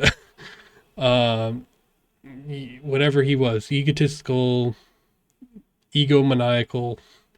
He just needs to have the ideals that he says he has. He can't have his cake and eat it too. He can't have his this is for free speech, but also censor people that criticize you. You need to have, if you stand for free speech, then you need to allow free speech even for people that criticize you. It's really easy. The most forgiving people. They're the most forgiving people. Anytime anybody does anything remotely based, they are absorbed by the right. Anna Kasparian Right. talking about not feeling safe in her neighborhood. That's based, man. Yeah. Anna Kasparian Yeah. was red. I did do that. Time. I can't believe it. Damn. People, broadly speaking, do not expect you to be Same thing full-on happened with Chink. 1950s racist Hank Hill, get him out guy.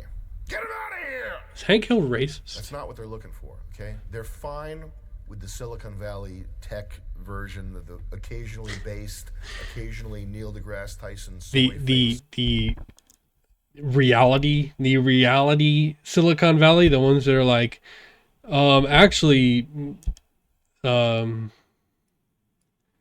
are men and women are women. It's like, oh, based. It's all based. It's like, wow, you embraced biological reality.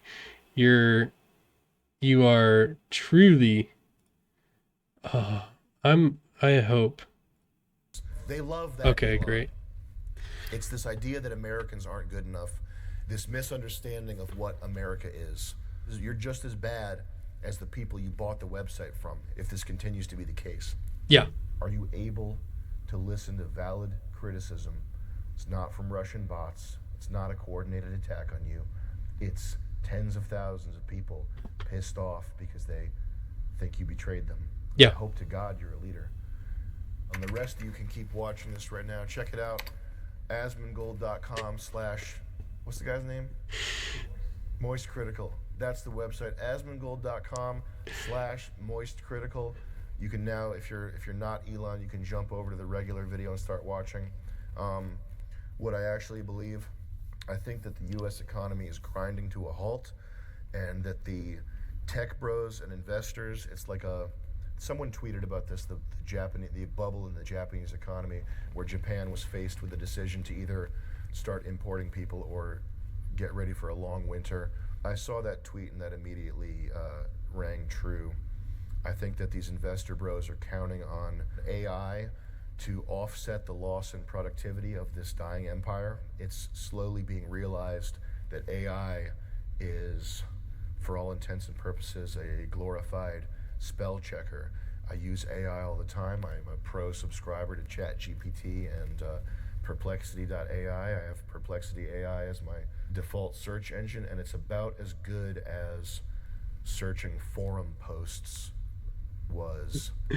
No, he's 100% right, and that's something I said, is that, like, with code, with programming, I would go out, like, before ChatGPT, I would just have to scroll through Unity forums, and it was the worst experience ever, and the people there were so fucking snarky and like egotistical. It was so obnoxious. Whenever you'd ask a question, you'd find like the perfect question. You're like, oh my God, finally the question I needed. This is the one problem I have that I've been searching for like 30 minutes to find. You find the exact question, and then the only answer in a locked forum is, oh, didn't you read the documentation? Didn't you read the 15,000 page documentation? And it's a link to the document. There's There's no thing of what it says. They don't have any other wording in there to explain what it actually is, but it links to a website. Oh, and the website's down. Now that question that you've been searching for 30 minutes, completely useless because this mod wanted to be a completely egotistical asshole. Like, forums were worthless, and I'm so glad they got replaced. I cannot be happier. Years ago. It's not some revolutionary thing.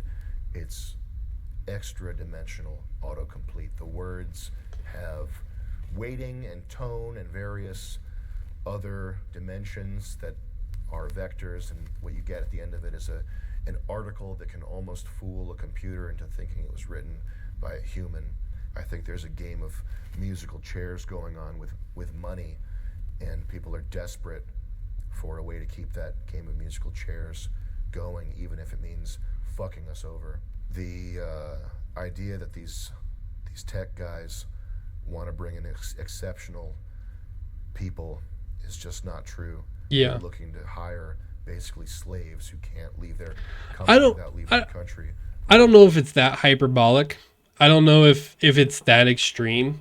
It's just it's very clear that they're being paid less than what a minimal wage, or like what a minimum living condition is, or what so it's the danger in that is that it's setting a terrible precedent for the rest of the industry. So it's like, you hire this one guy at this rate, then that is setting a precedent for the rest of this kind of job, that this is the minimum amount.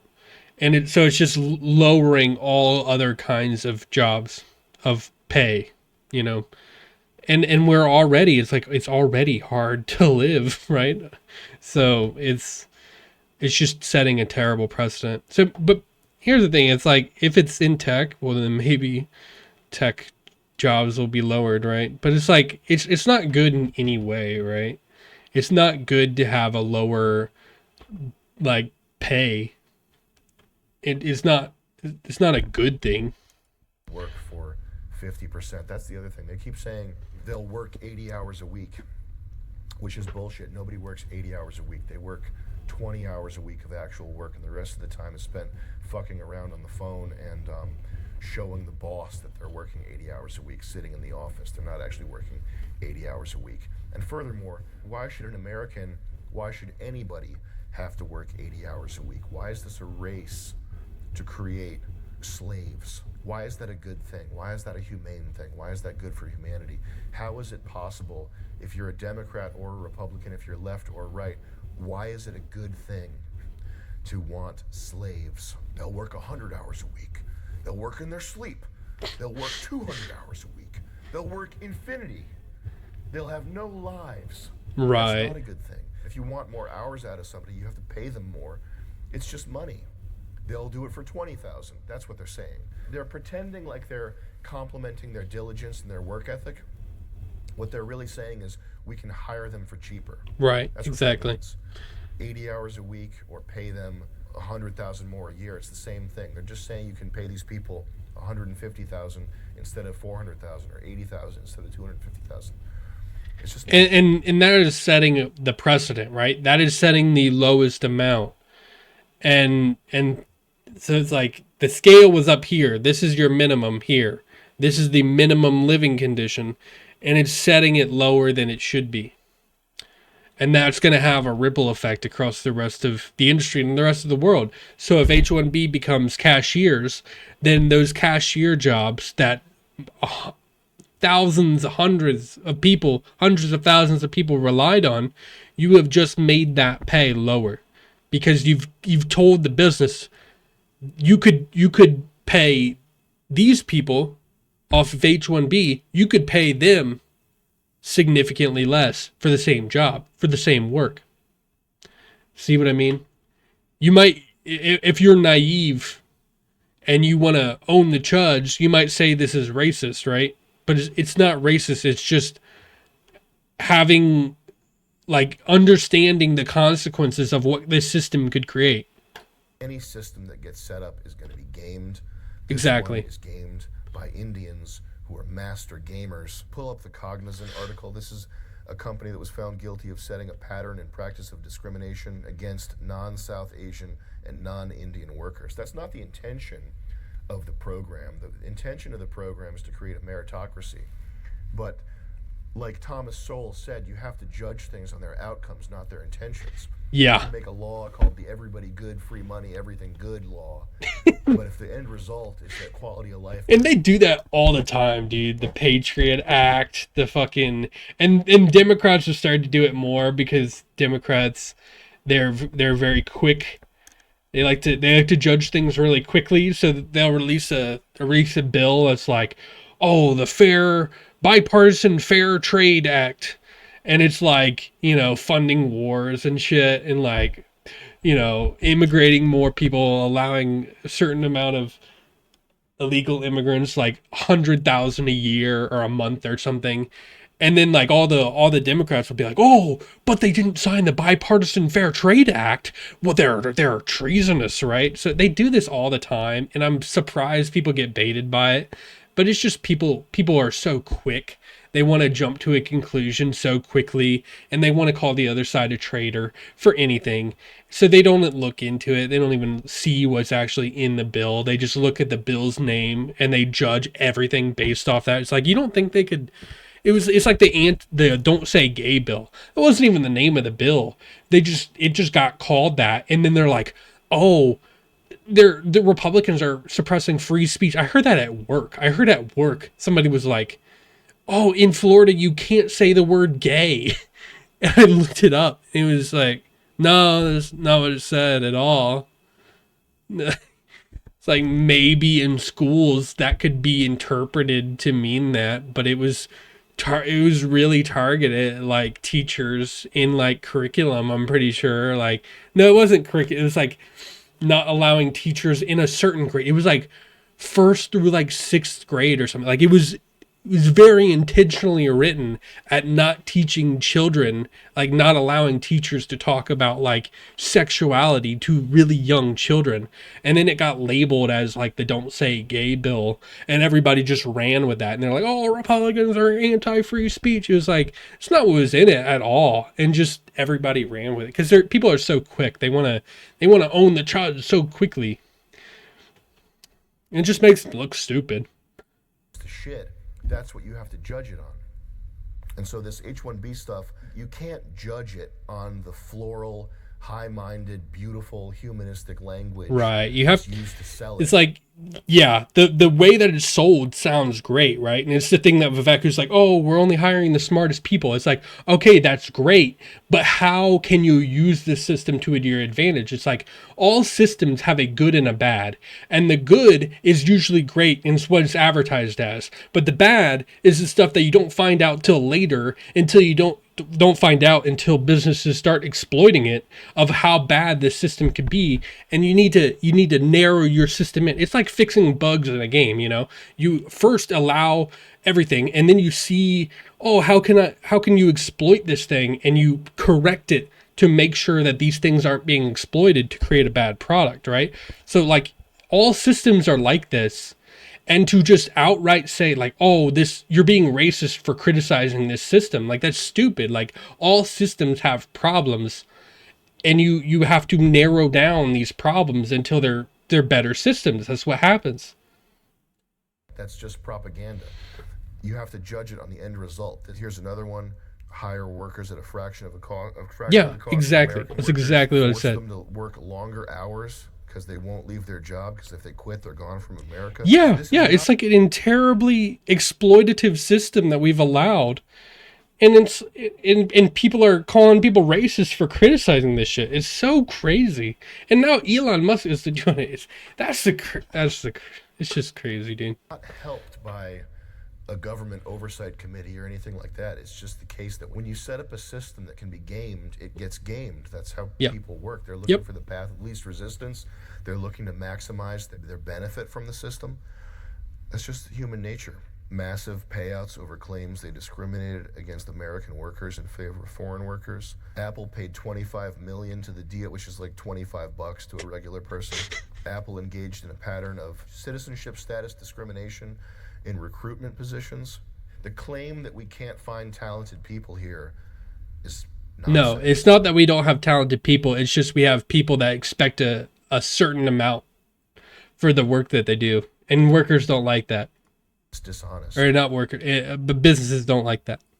The claim should be that we can't afford to pay talented people enough. Yeah, I'm not surprised that all these things are happening now that businesses are, having financial problems, right? You didn't have you weren't importing Indians when businesses were doing really well, were you? Don't want to.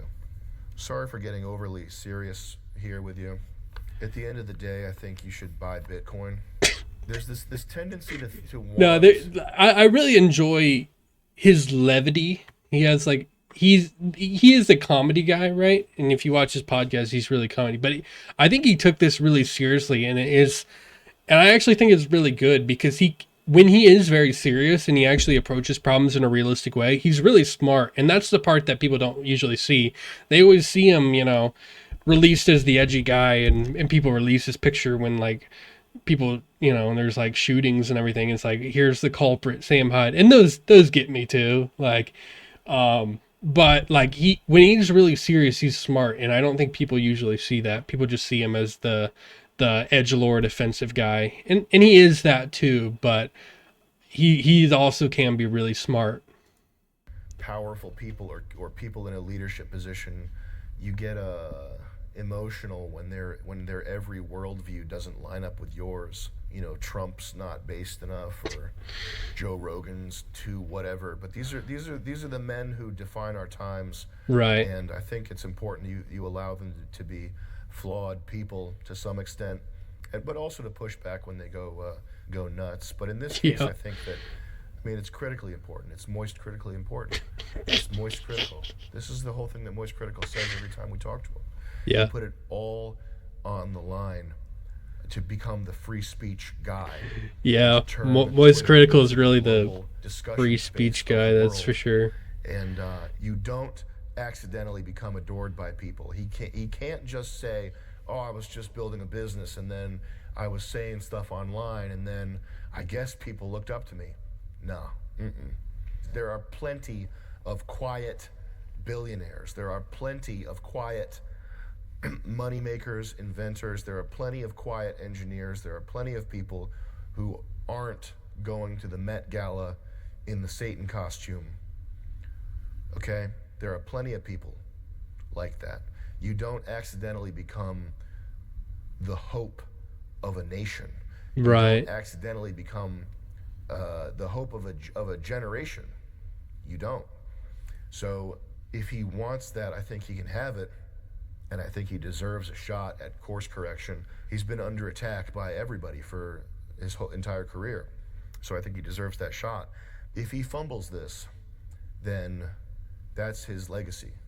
I don't have any sort of committed opinion as to what's going to happen from here. I'm mostly concerned with Asmongold, as we said. Moist critical. What games are they playing? Fall Guy. What was that game we played? Tall Man Run. That's what I'll be doing tonight. A little bit of Raid Shadow Legends game. Last War Survivor. Big into that these days. I'm mostly doing that. Elon's #1 ranked Diablo 4. Huge achievement. I'm #1 ranked Raid Shadow Legends. Raid what? Last Survivor? Ain't no way I'm he's played that. #1 on that Last Survivor. Check Game me looks out on like the boards garbage. there, guys, all right? Boom.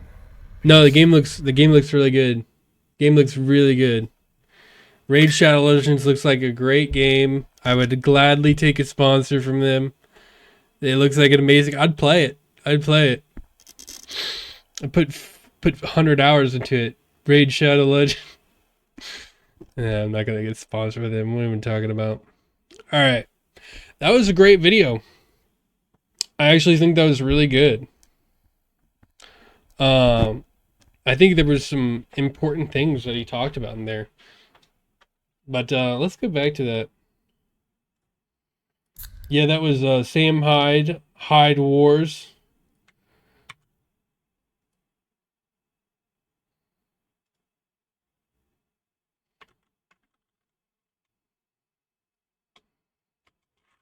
All right. That was a good video. Let's get into... Where's the browser at? All right. It's a good one.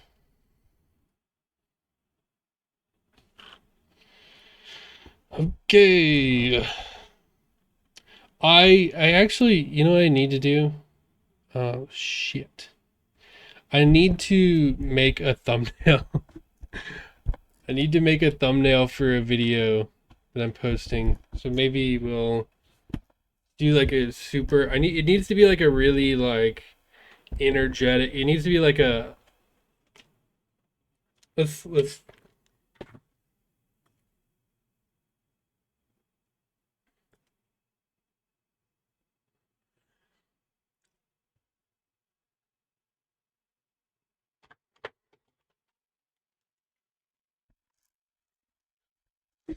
you know, doing YouTube stuff, trying to play the YouTube game, you know.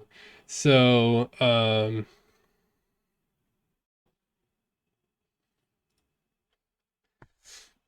we'll stop that recording.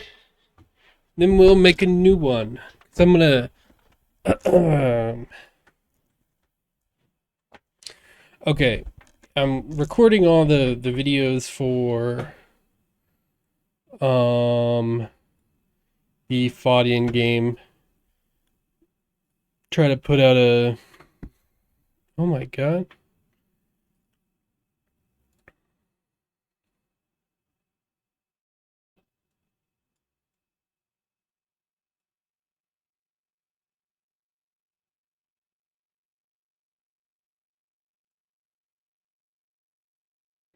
Okay, I think that's better.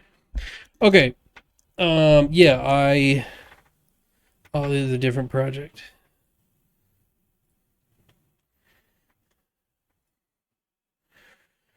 So, I thought of something that I wanted to add to the game in the character section.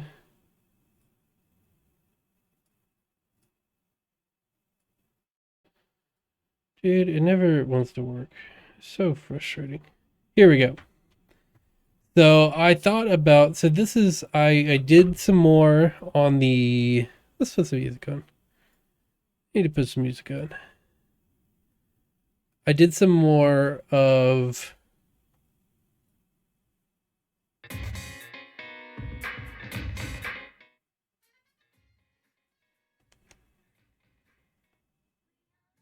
okay. Hello, hello. Okay, great.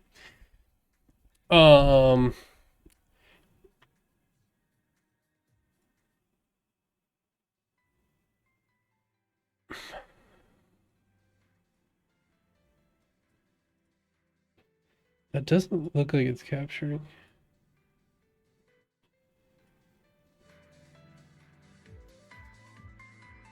Okay, that should be good. So I did some more work on the document. And this is some stuff I thought. So I want to work on the character. I finished everything on the character last time. I think I did some, like a little bit of work. I fixed the, turns out the issue I was having with the,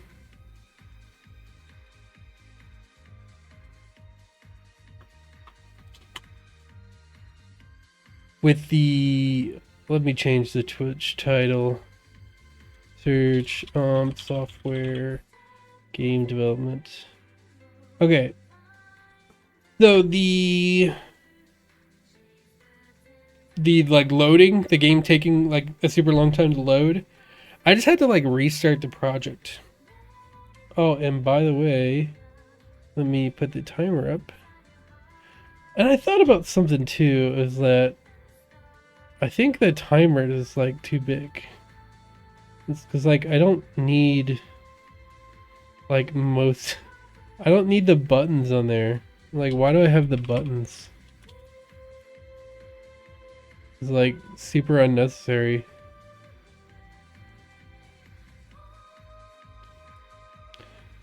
I'm not used to this song.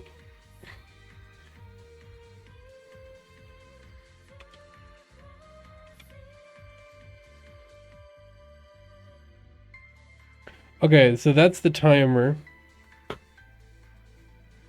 Is there a black mode? Is there a dark mode for the timer?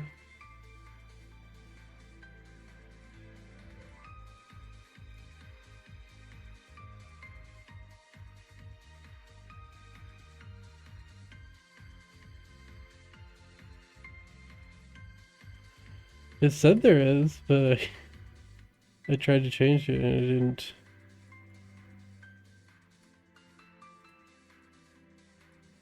Can I apply it? The next time you start the app. Okay.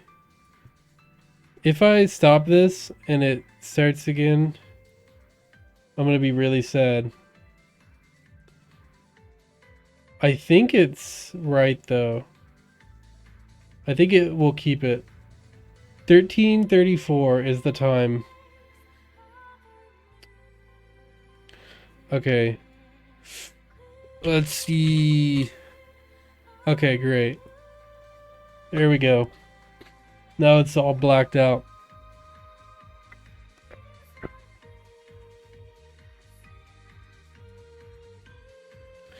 Okay, so let's open the Faudian game here.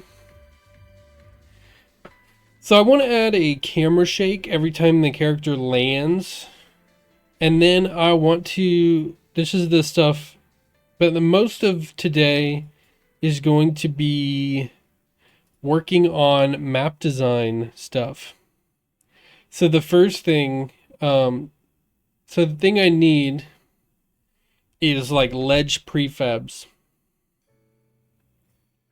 So I need like a standardized way to do like ledges that I can just copy between everything. And then we'll apply this, then that's where the scalable shader comes in. So I need some kind of shader that I can scale to any ledge size. So I'll use the same ledge prefab for everything, scale it in certain ways, and then just have some kind of shader that can scale to any size.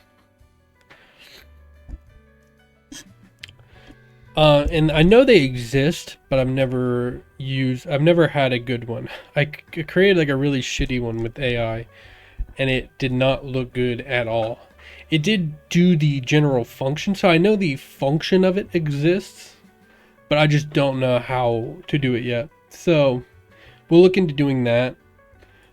Creating some kind of scale shader, scale texture shader, scale more so a scale material shader. Okay. So land camera shake, that'll be, I know that there is like a, what is it called? There's like a module with there's a Cinemachine module for it.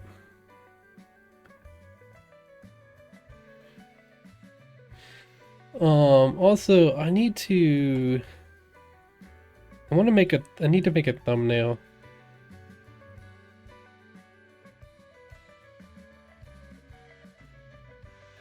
I really need to make a thumbnail.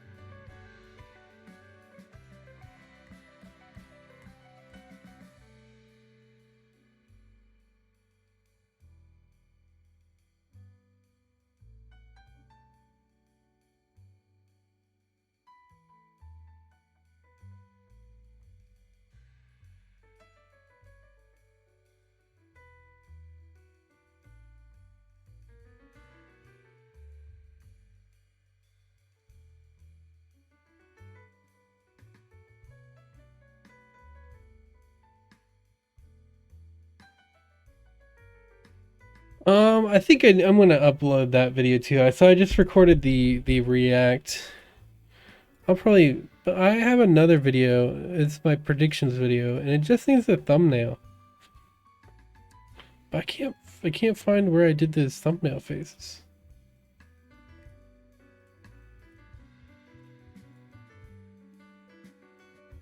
Do I have to do them again? Let me do it. You have to view this. Because I need to do this.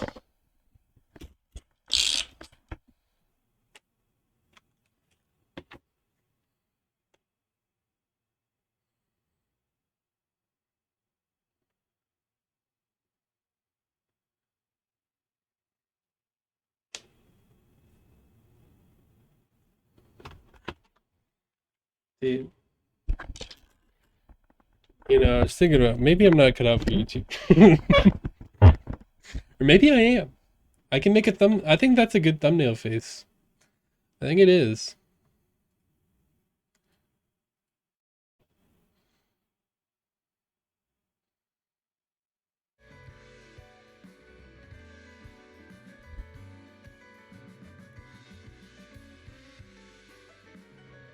This is a crazy picture. Anyways, let's open that. Let's snip it. New. Oh shit. Can you guys see that? Can you see the snippage tool going on?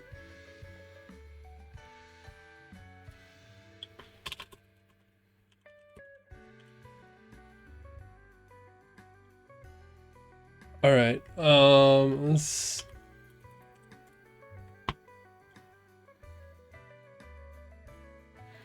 I guess we can open Photoshop.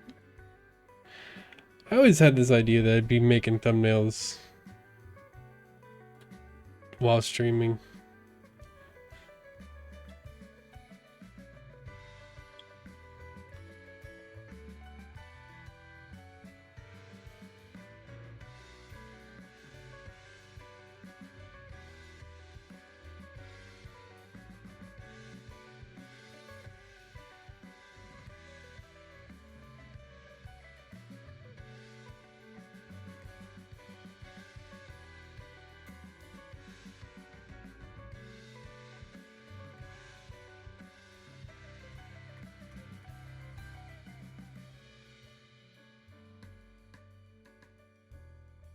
Alright.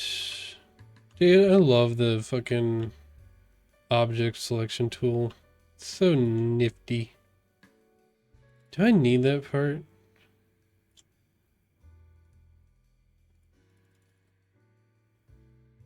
Then I want to cut out this.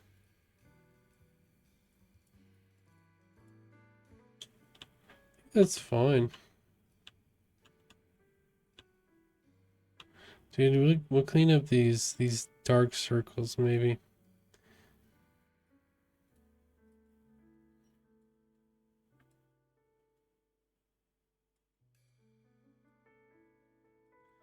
Make it real YouTube like. We'll just throw it through an AI filter. It makes me look like a fucking artificial human, like a real fucking like a real YouTuber. That's what real YouTubers do. They throw their face through AI filters so that they don't look real. Dude, this Mr. Beast videos are uncanny. The fucking thumbnails for Mr. Beast videos, they are uncanny. They're so weird. It's like you clearly don't look like that. Why are you making yourself look like a plastic doll? It's so strange. It's like you don't look you look good. Like I don't understand why you need to like make your thumbnails look so strange. Maybe that's the trick. Maybe that's why you get so many views. Is the thumbnails look so weird and off-putting that like people click on them. Okay. But hey, what do I know? What do I know about making... Dude, this scroll wheel is killing me, man. It's going the opposite way. Dude, I need to get a new fucking mouse. Let me turn this off and try to clean this thing out, man.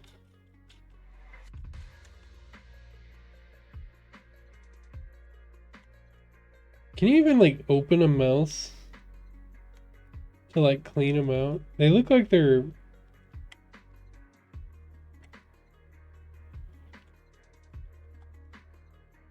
They look like airtight. I feel like if I tried to open them, they would like all break.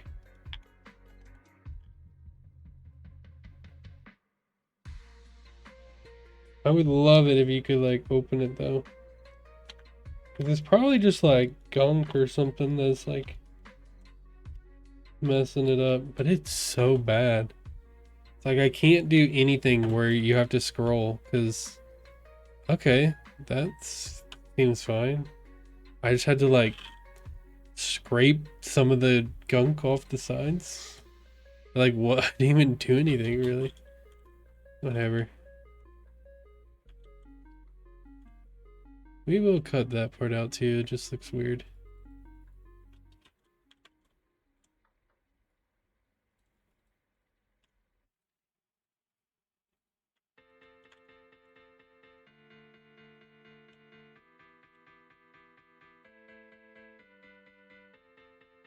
All right. But that looks a little weird too, but it's fine. Wait, why am I doing it in this canvas size? It needs to be like... What are the... What is the size? YouTube thumbnail size. It is 1280 by 720. 12 by 720.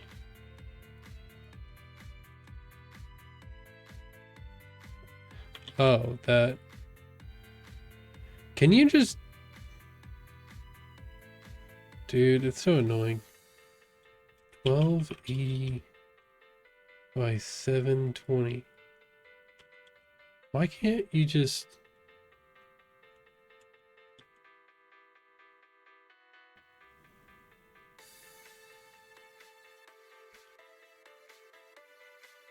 Can't you just set a new fucking thing?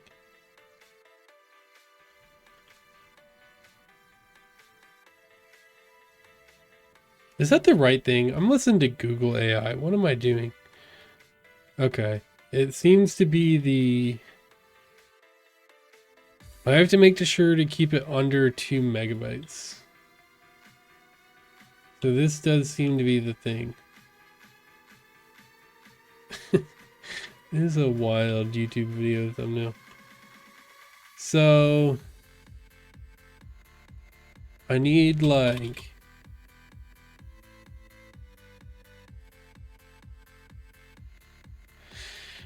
predictions.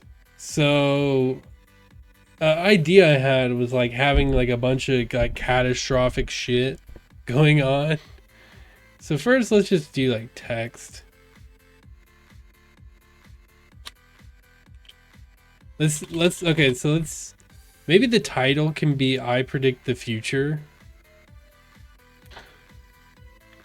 And then like the thumbnail is like me react like soy jacking at like a bunch of just terrible shit. Like there's like war and like fire and everything. But it's like all like, oh, all the crazy shit I predict.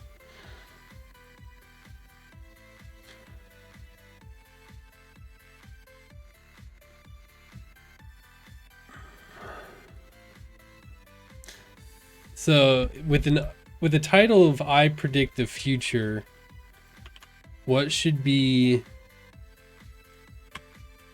Maybe it should be like one of those quote ones, like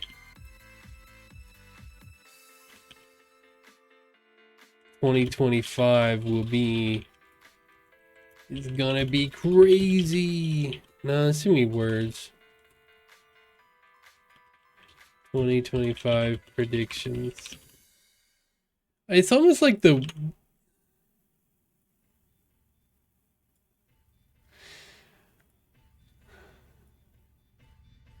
Like, so maybe the title should be 2025 predictions. And then in the thumbnail it says, I predict the future. 2025.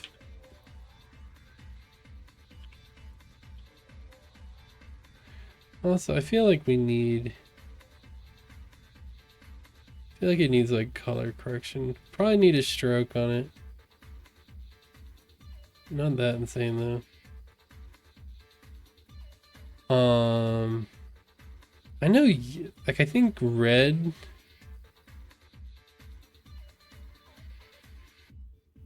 I think yellow gets a lot of clicks too.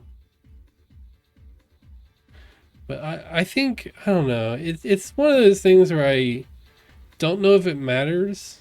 And I think I want to have like a cohesive style. And I just like this color. But that there's a possibility that am I not doing things right by not making my stroke color red or yellow? There's a possibility. 2025. What would be like a, so 2025, or I predict the future. It's like,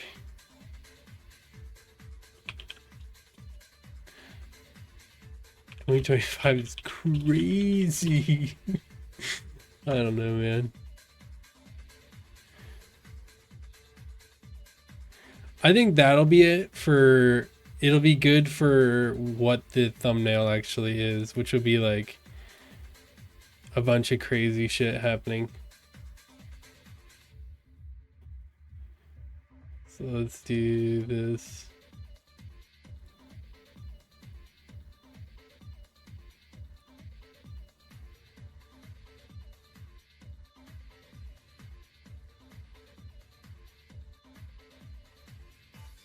Thing about like the blue color I use is like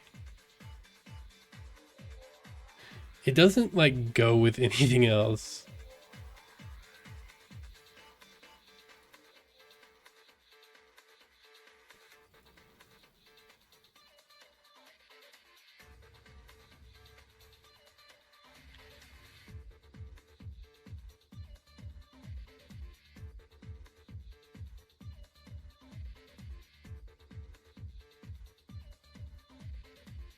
Actually, wait, that looks really good.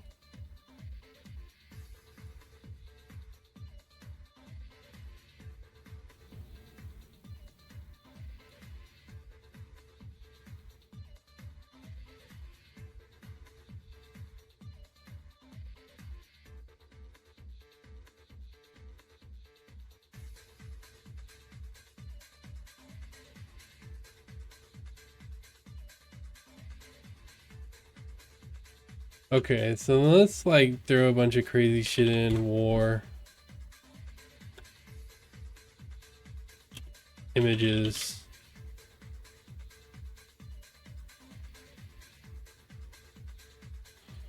That looks like AI.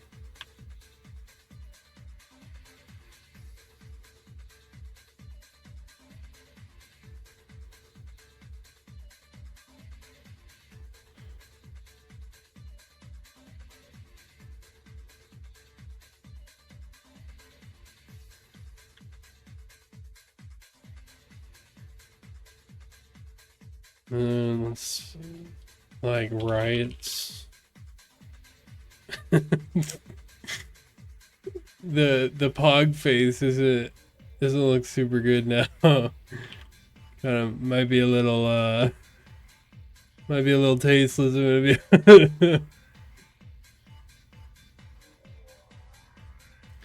What's something like really mundane to like just juxtapose them?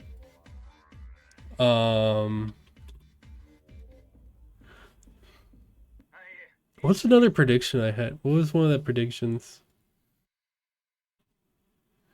I can't even remember now.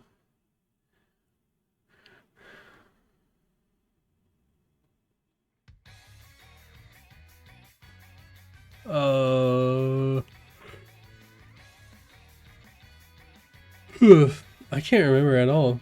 What predictions did I make?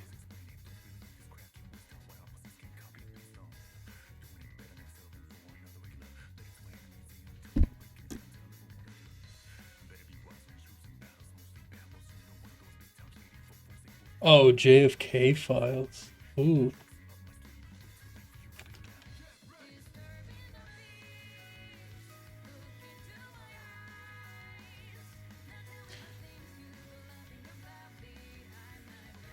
Is there? I wonder if there's like a JFK files. That could work.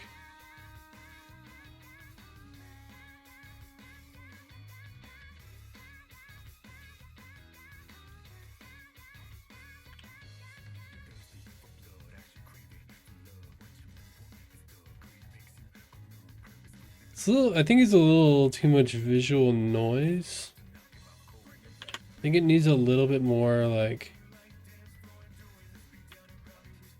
I also think there's too many faces in it.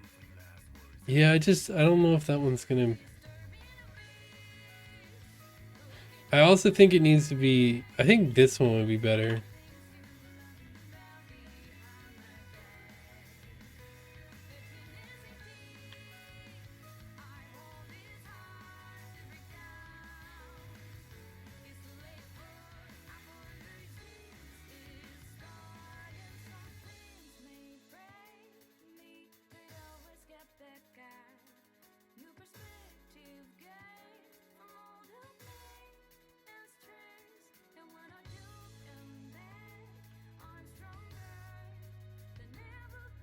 I also think get a different riot image.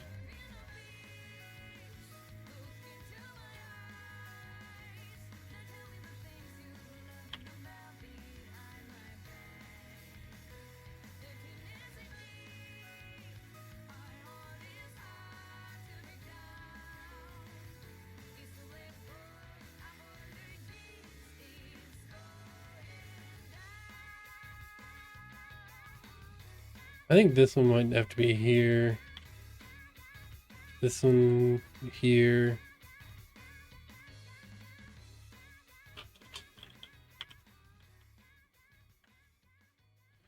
Let's add like a black stroke. That looks better.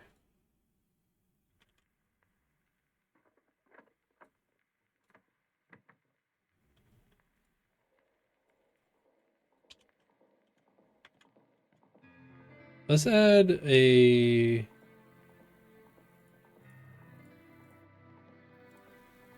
black stroke in between them as like a separator. That's pretty good. I wonder if this one, no. Actually, I think it looks pretty good. Is it readable? 2025 is crazy.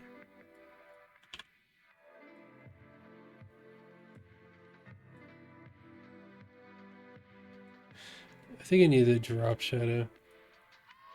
Just needs to be slightly more readable. There we go.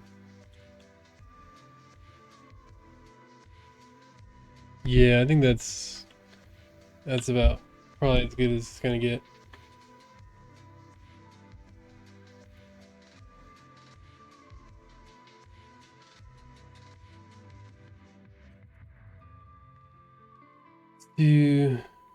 We also have to make sure that it is under 2 megs.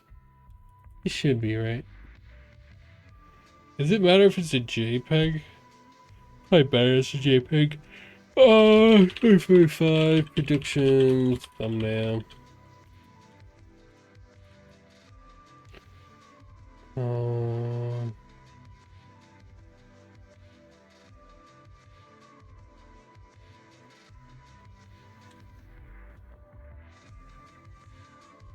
okay, then we'll go to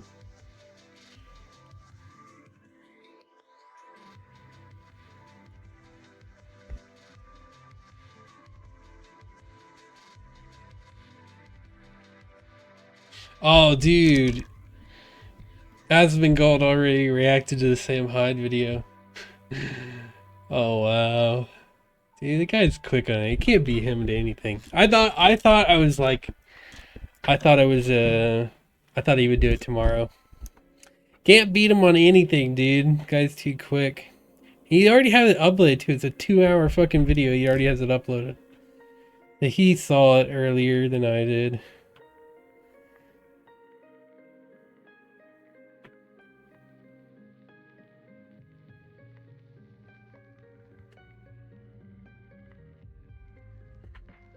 Yeah, because I just saw it. Like, I saw all the people talking about it.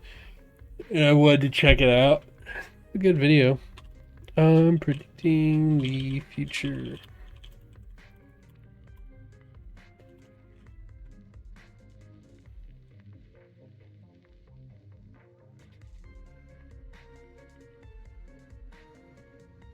Load file.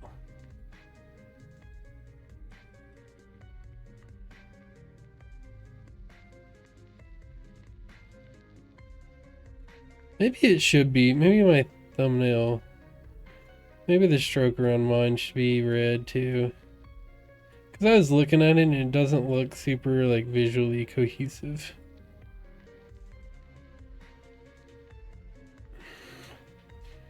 Like, that looks really good. I think that's better. So I will concede that visual cohesion in the thumbnail is better than channel cohesion. I will concede. Alright, predicting the future. Alright. And then let's set it to public.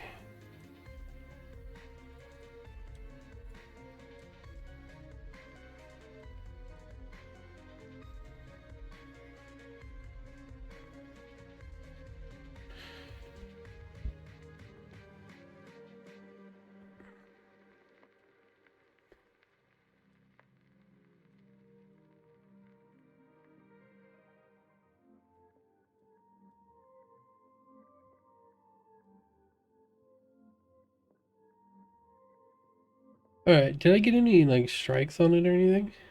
Nope. So if you play the music low enough, then you don't get any strikes. But also,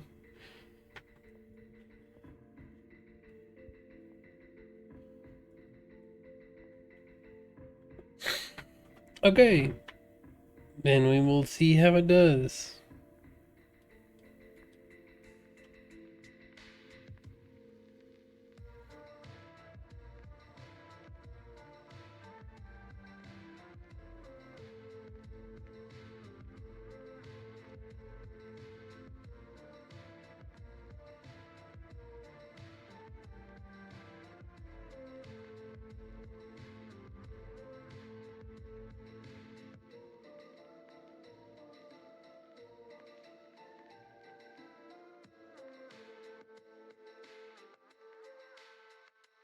I wonder if people are going to be like put off by it because I say like predicting the future, but it immediately goes to 2024 predictions.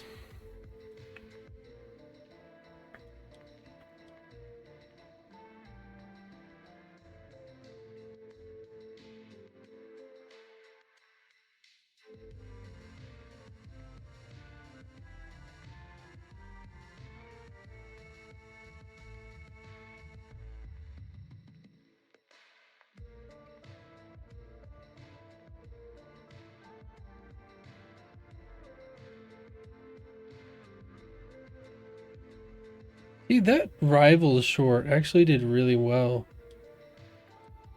It didn't at first, but now it's doing really well. Alright. I wonder how, too, because I don't think many people are playing Rivals. I feel like it's gone down a lot. Let's save it. Here we will. Project. Stream. No thumbnails. 2025 predictions. Okay, and now we can get into making our game. All right, let's start with camera shake.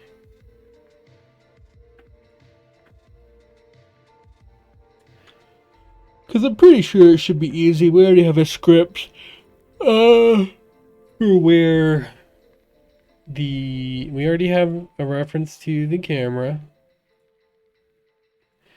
We already have in the script where it should be, we already have something where it's landing. Okay, this is the land. So then this is something I've never done. So let's go to ChatGPT.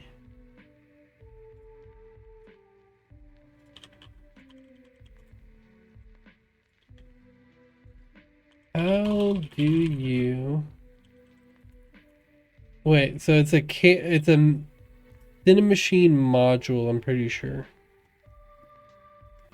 So we'll need that first. And maybe it's really easy. So camera shake. Add extension. Collider recomposer. Impulse listener. Storyboard. Is it like a...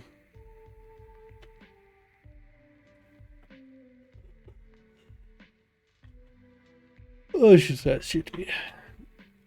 I have a Cinemachine camera, and I want to add a screen shake on landing. How do I do that? Command technique to install Cinemachine, attach the impulse source component to the player object that handles landing logic. Configure the impulse definition in the... Set the type of impulse shape. Adjust the amplitude and frequency. Add an impulse listener. Respond to the impulse event. Trigger the impulse. Okay. Seems a little more complicated than I thought it would be, but it's probably not that much. Impulse. Let's just look for impulse. Impulse source? Is that what it was?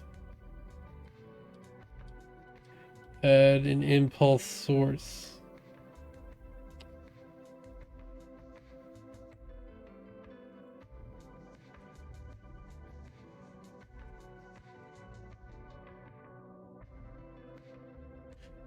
Oh, bump, recoil.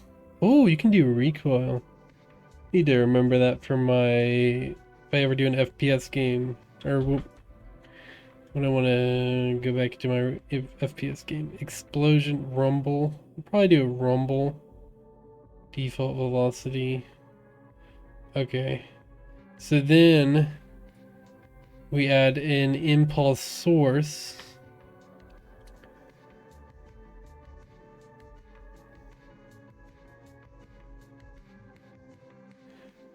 No, not impulse source, an impulse listener.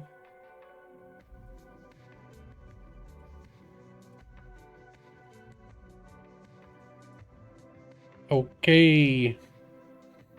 And then how did it say we should do it?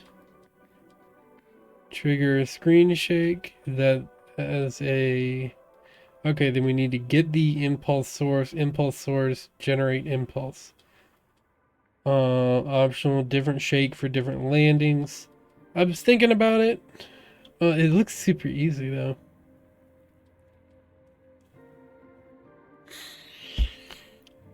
Public, if you want different, you can calculate impact force or fall height. Oh, so you would need some kind of... The landing is it's controlled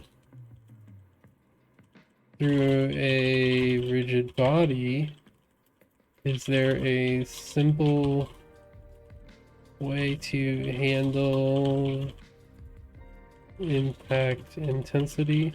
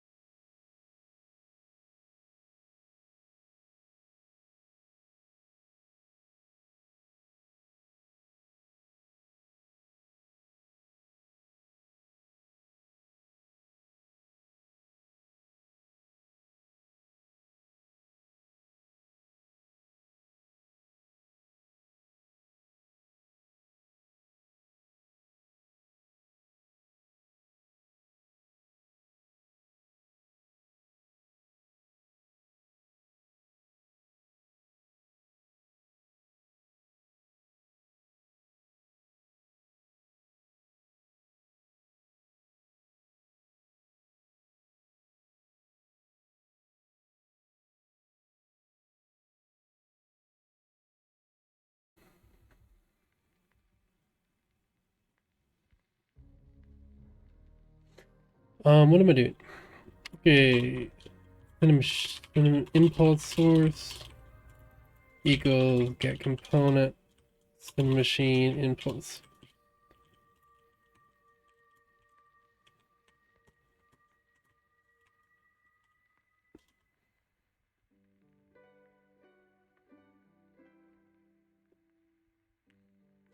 Pretty sure it's better to just do public variables. But, you know, I don't like dragging a whole bunch of shit in, you know. That's like clogging up. I already got too many variables. I think I have to do more. I think I have to do even more variables. Because I think I might do the intensity thing. I should probably just start off doing. Let's just do the normal way.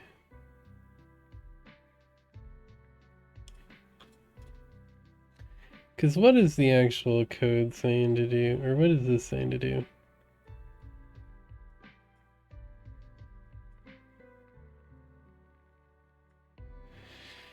Because this wants to use an on collision impact. Check the vertical velocity at the moment. Actually, it's just getting the velocity. Only trigger the screen shake. That's all it's doing is. And then it's doing an inverse lerp. That's not difficult. I can do that in mine.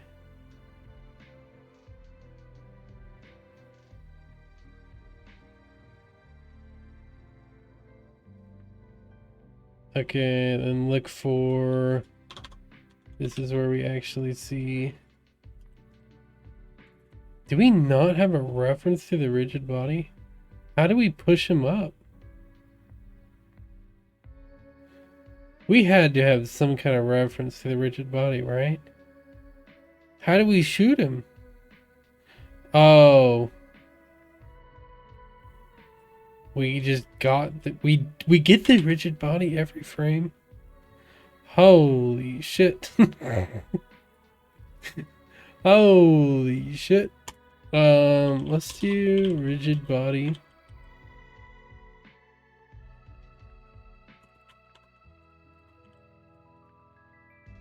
RB. Let's do rigid body. RB.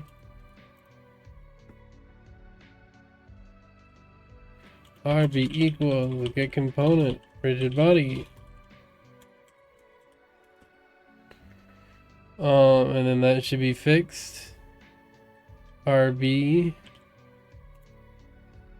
min impact velocity, max impact velocity, max shake intensity. What is this? Did we accidentally add something we didn't need? I think we did, yeah. Okay. RP, yeah, we don't use velocity anymore. We use linear velocity. Thanks, Unity. Let's grab these. We'll put these in without checking them at all. Oh, and then let's put them here. Okay. And I think that's good. And then we trigger the screen shake. How do we do that? Where is it again? It's an update? No, check if grounded. Okay. So I think this will work. Fuck. It's okay. We still have, I think we still have some time to make up for not, for like doing it while I did something else one time.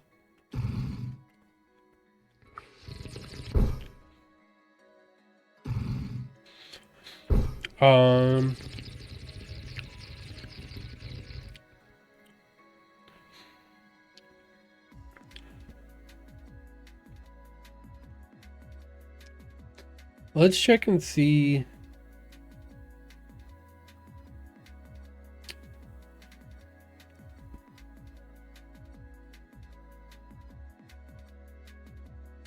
We have an impact source.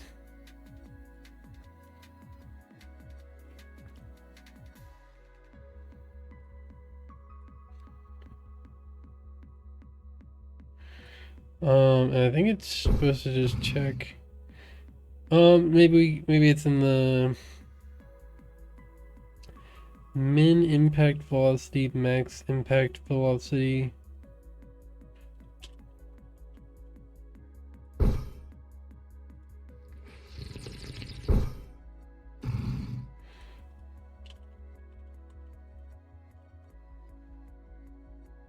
Let's go and check. Let's find out what our impact velocity is.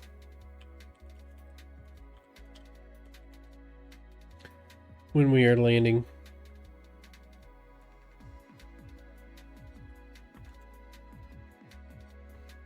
Because there's a possibility that it's always 0.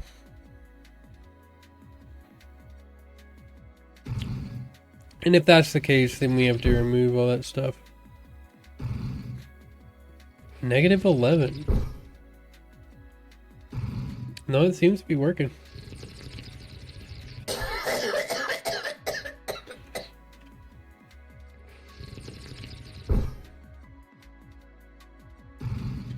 -11.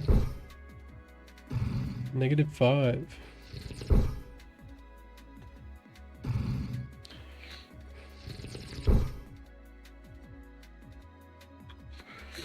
All right. Should be good. I think we can modify the values a little bit more, but the whole thing is just not working. So rumble 0.2 default velocity. Apply after. Let's apply after body and see if that noise.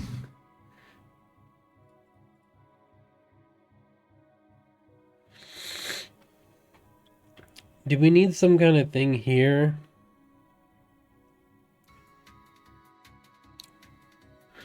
Oh yeah, I forgot that like it doesn't.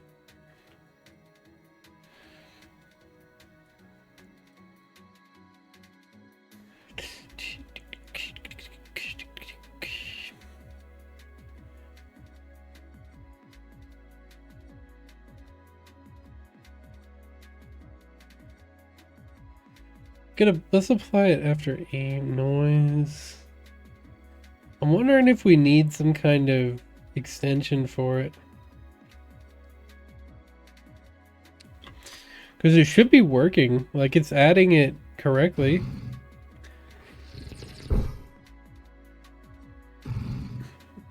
I mean, it appears to be.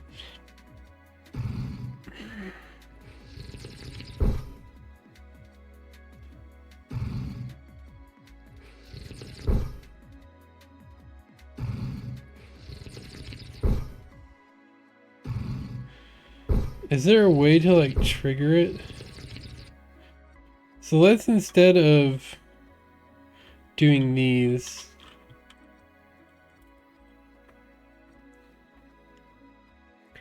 impact velocity is less than min impact velocity. Okay. Float velocity or intensity. Let's do a debug.log on intensity. And let's remove this at first. We'll get the intensity anyways. Well, let's remove it so that it does the default and see what the default does.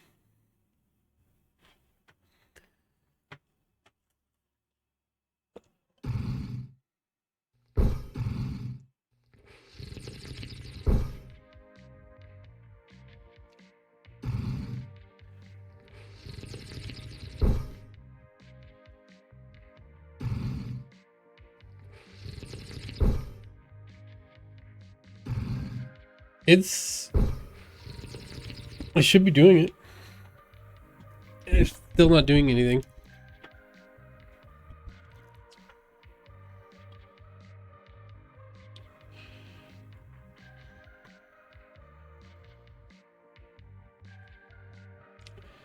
Is there something I missed?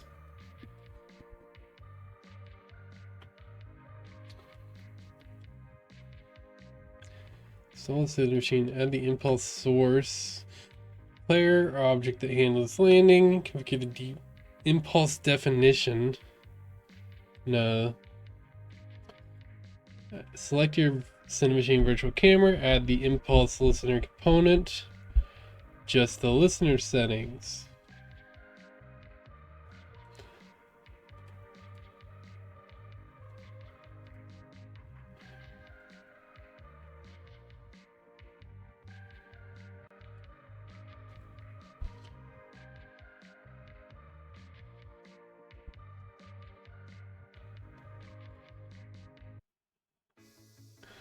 It just doesn't seem to be working.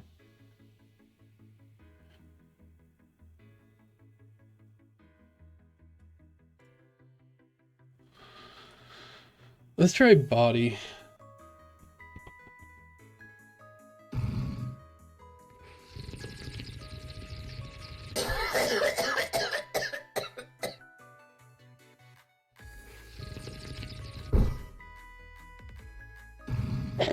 Okay, that was the one. Okay, so now let's import our things. Does this seem to be correct?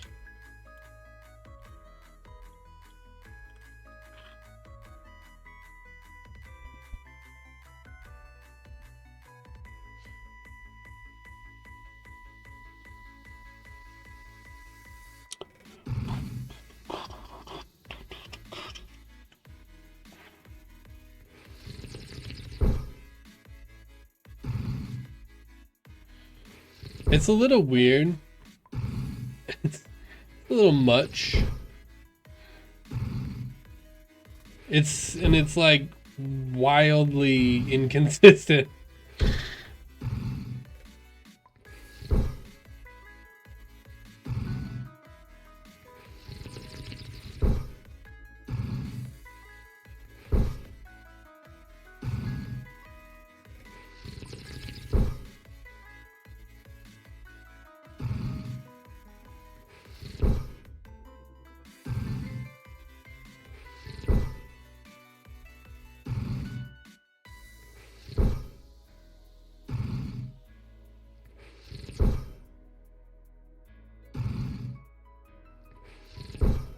Here's the thing though, it might look really weird now, but if we have like art, like a background, and like the background has like what is that thing, a parallax? The thing I just don't like though is that it's like inconsistent, like landing on certain platforms doesn't trigger it.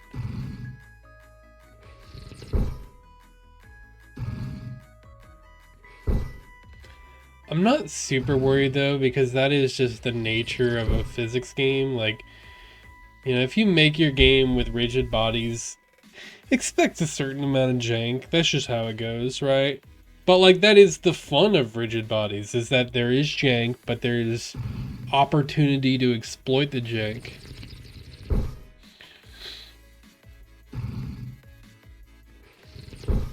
I think it's just a little, the only problem I'm having with it is it's like a little disorienting. I'm hoping amplitude. Let's see what all these do.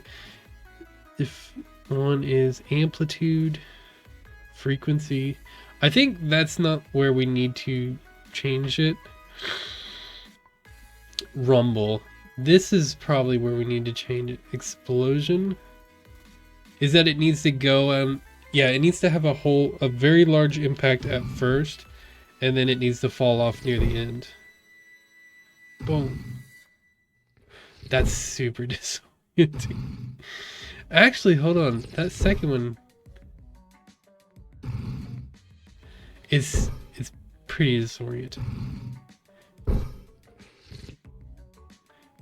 It is dissipation distance. There's a lot of propagating legacy. I just wanted to recoil bump.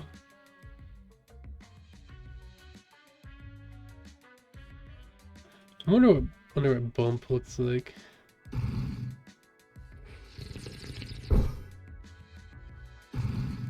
That actually looks a lot better.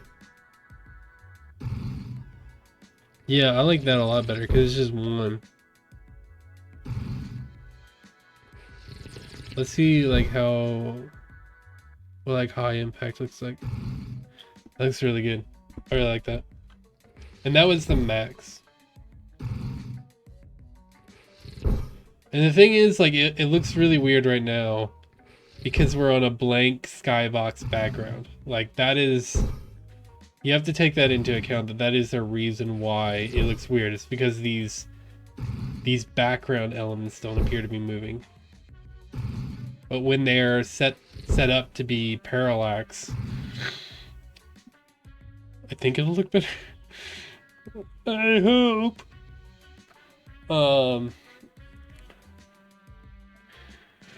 Okay. So I think that's good. Check that off the list. I think it's good. There might be some like micro adjustments to like values to make it look like really good. Add like higher impact. Add larger like bottom, so that like a really small amount doesn't trigger it.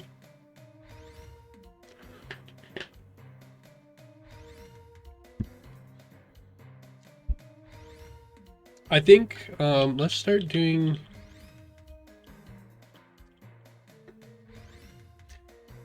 I want to look up like kind of philosophy.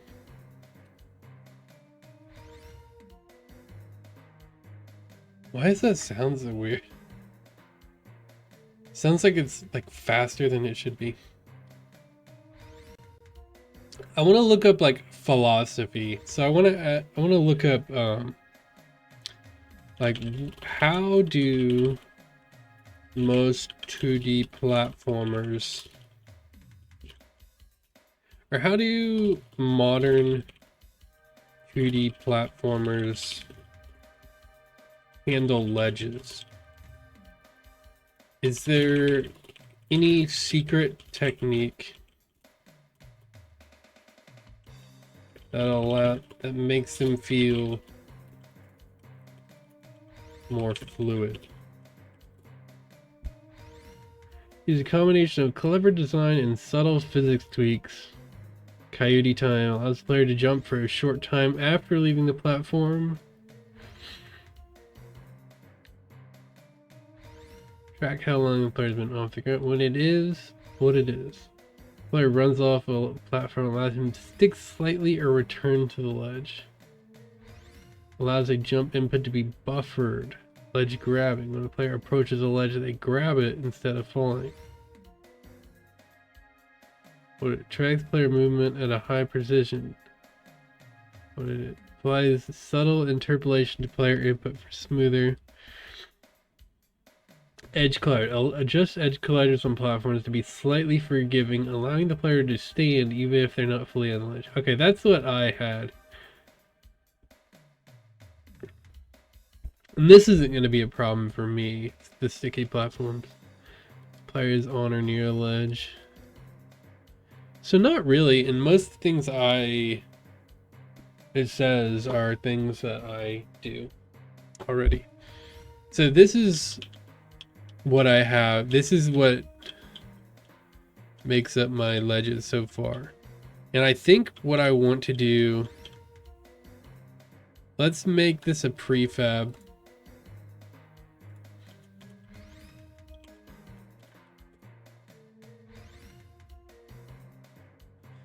And let's make this ledge a prefab. Ledge prefab. And I want to add little planes to the end of them. This song is really disorienting like this.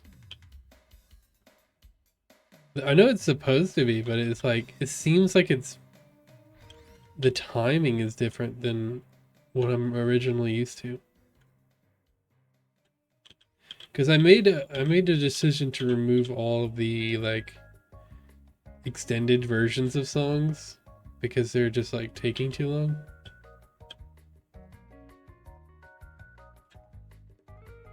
So I want to add this.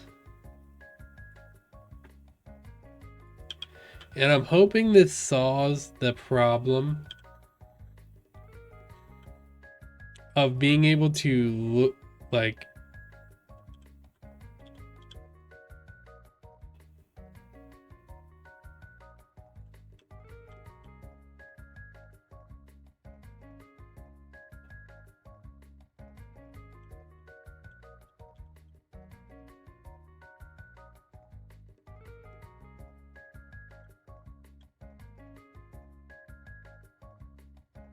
So I'm gonna do ignore raycast here.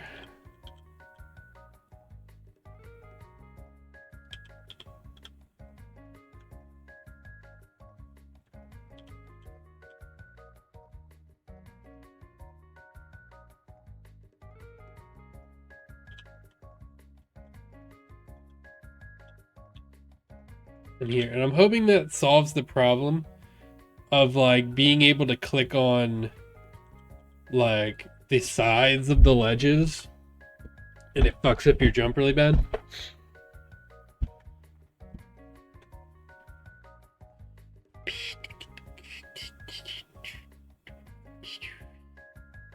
Should I try to upload a video?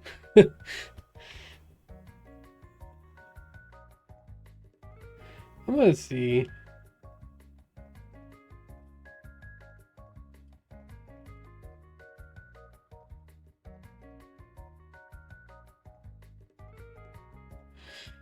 I'm gonna see how it works.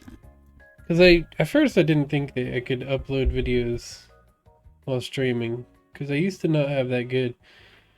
Because I used to think that it would fuck up my stream, but I'm pretty sure Twitch caps it anyways. Like it caps the rate that I can upload to like 5,200. So like I'm pretty I have more upload data than that, so I'm pretty sure I can handle it. The only problem is I don't know if I want to edit it.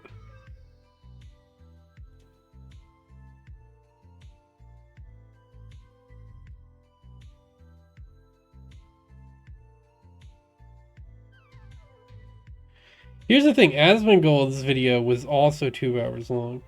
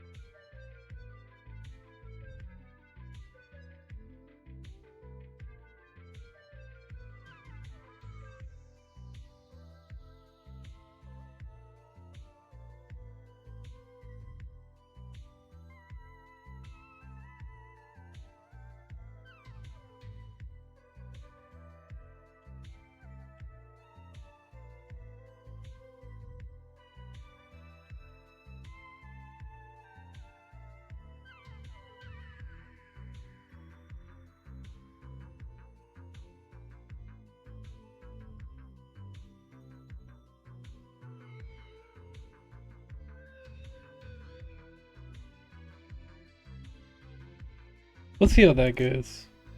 If we like immediately have like a huge drop in quality, or like we start dropping frames, then I will stop it. YouTube uploading is crazy, dude. This is a 2-hour long video and it says it's like 6 minutes left. That is extremely fast.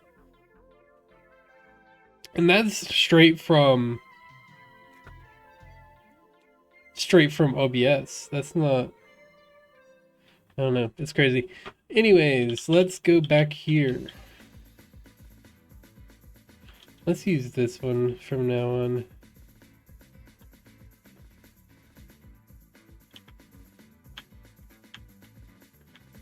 So let's hide these. We'll just replace them for now.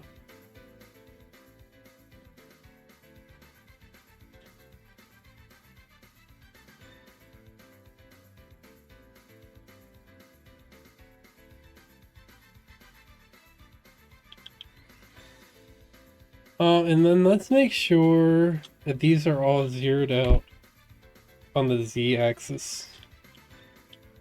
It doesn't matter how if they're like slightly messed up, but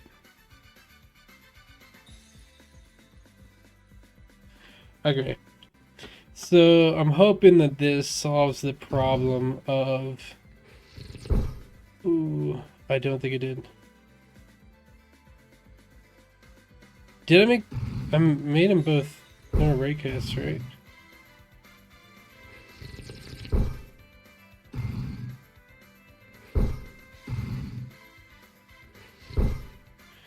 Maybe it did work. I don't know.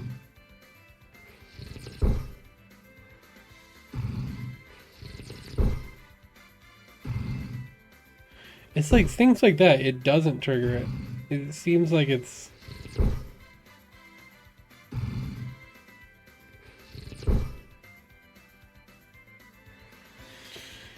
Okay. So I actually had like a storyline in mind. So I thought that this could be a really good story about peer pressure. And the story I was thinking of was like maybe at first, like somebody walks up and he's like, "Hey, you want to get high?" And you know, you grab the bong. And then maybe like halfway through the game, it's like, "Oh, you're going to need to get more high to reach these ledges." And you start smoking meth, right? And then at the end of the game, he comes back and he's like, you're so high, dude. Try this." And it's like fentanyl, and you smoke it and you die. Right? So it's actually like a video about like it's actually like a game about like the dangers of peer pressure, right? You know, and the escalating nature of addiction, you know. Some like you were actually the villain all along. Actually, like the villain was like society. Actually, it was like society's fault that you're addicted to fentanyl.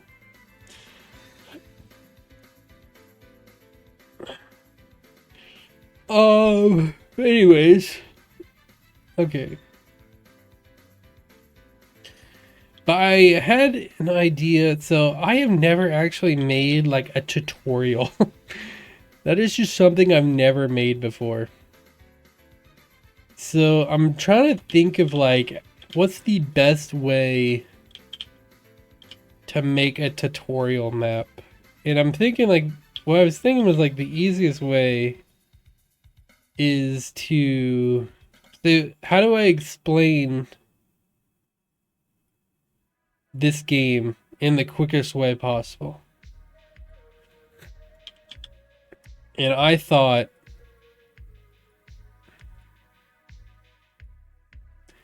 that the quickest way would be just like some sprites. It's like, okay, let's move this character down.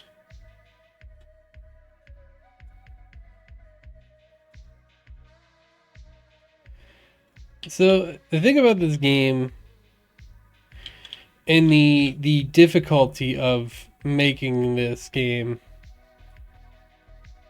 let's try to see if we can pull the camera out anymore. No.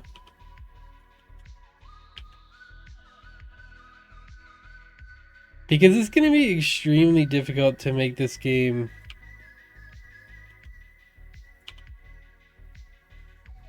if the camera is so zoomed in.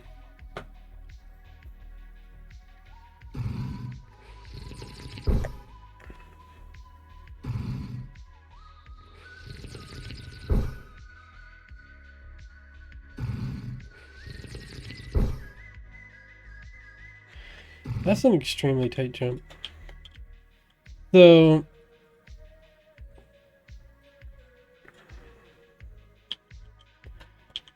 so for this, we need something smaller. This needs to be like, we need to make like an introductory map section. And I'm thinking we do like on-screen UI. Just make it really easy on ourselves. Just try to do like the easiest thing possible. Oh, like we could even do like a plane, I think. So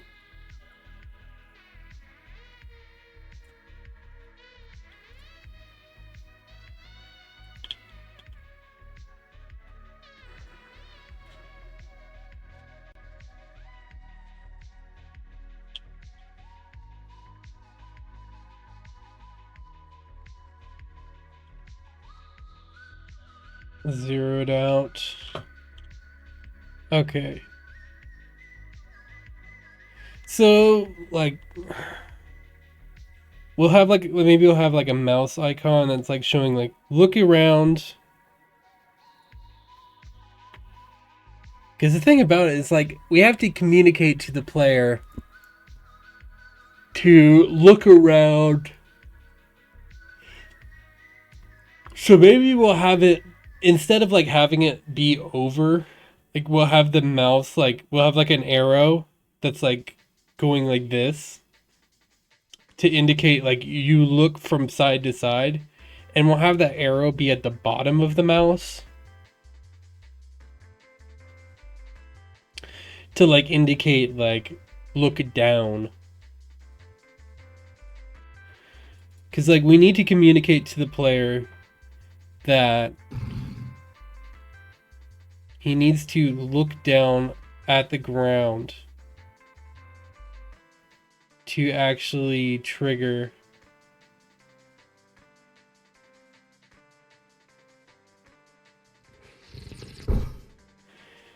What are the things we need to communicate? Let's think about this. So we need to communicate look down at the ground to change direction, to change trajectory. Look down at the ground to change trajectory. To change trajectory. That's actually what. Look down at the ground to change trajectory. Then we need to hold mouse click to charge, jump,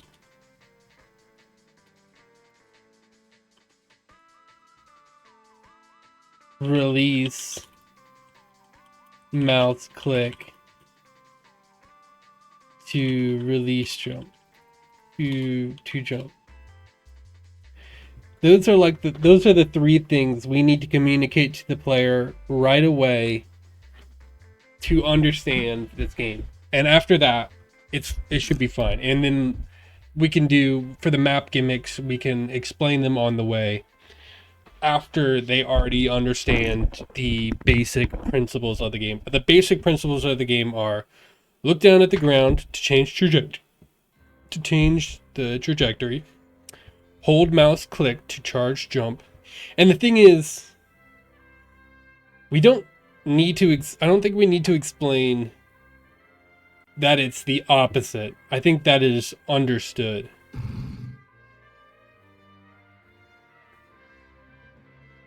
It's understood that if you look in this direction, it's going to push you the opposite direction.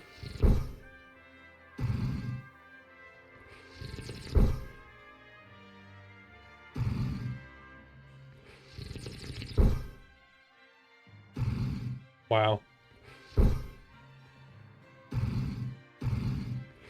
There's already like, there's like shit you could do with physics. That's also, I need to change his like collider position to where, should his hat count?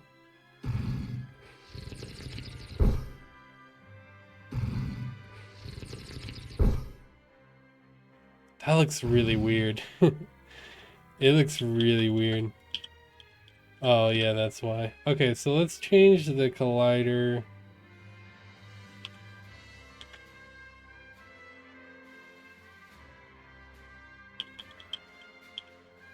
So it can probably be like 2.75, but then we just need to adjust the height.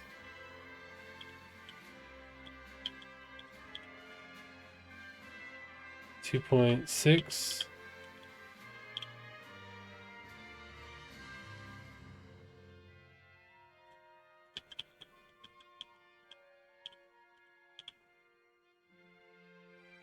Do 1.3. Wait, no. 2.5. I actually think that's too short.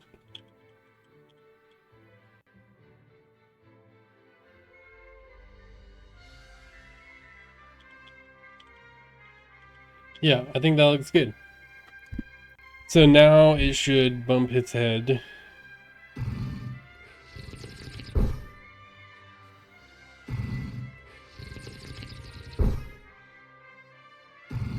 We should add some kind of noise for that. Like when he bonks. That would be funny.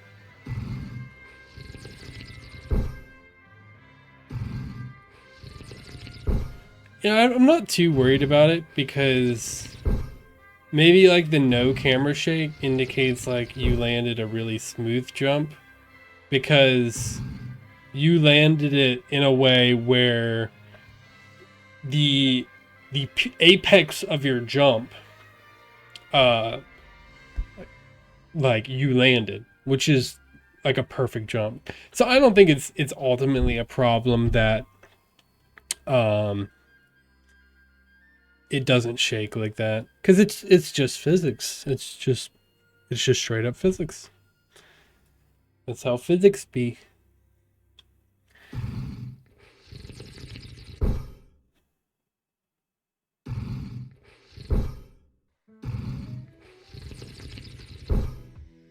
Ooh.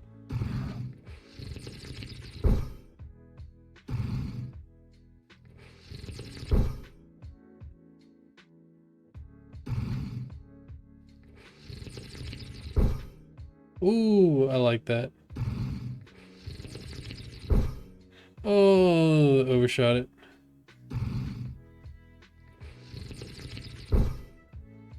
Oh, that's good.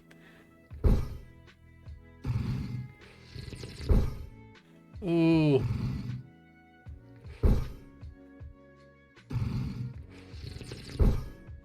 Oh, shit. Yeah, so that's the coyote time. Is that you can be slightly over the ledge. No!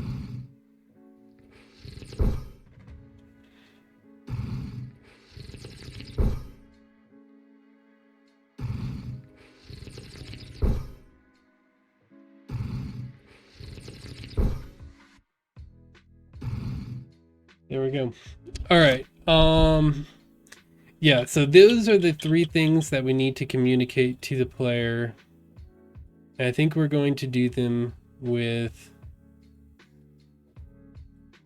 Let's do this. Let's have a way where like every answer is the correct answer.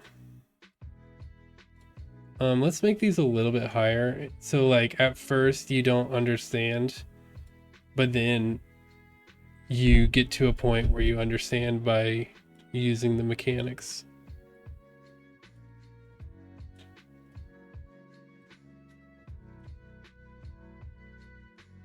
This is actually that would be a difficult jump. Let's make it really easy. This is meant to be the start. And at the start, you make things really easy. You make things really forgiving. And then you ramp up the difficulty over time. Okay.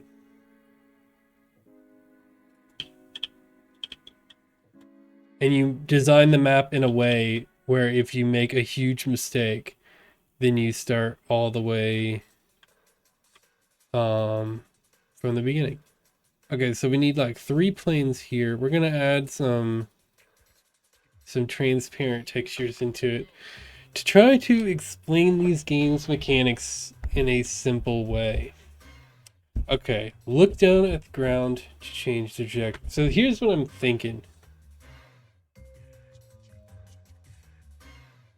Oh, now it's processing HD. There'll be 56 minutes left. Okay, so mouse look icon.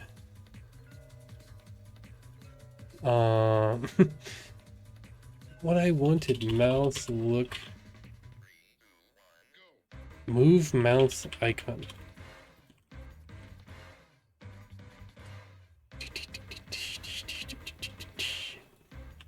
We'll have to just make it mouse icon.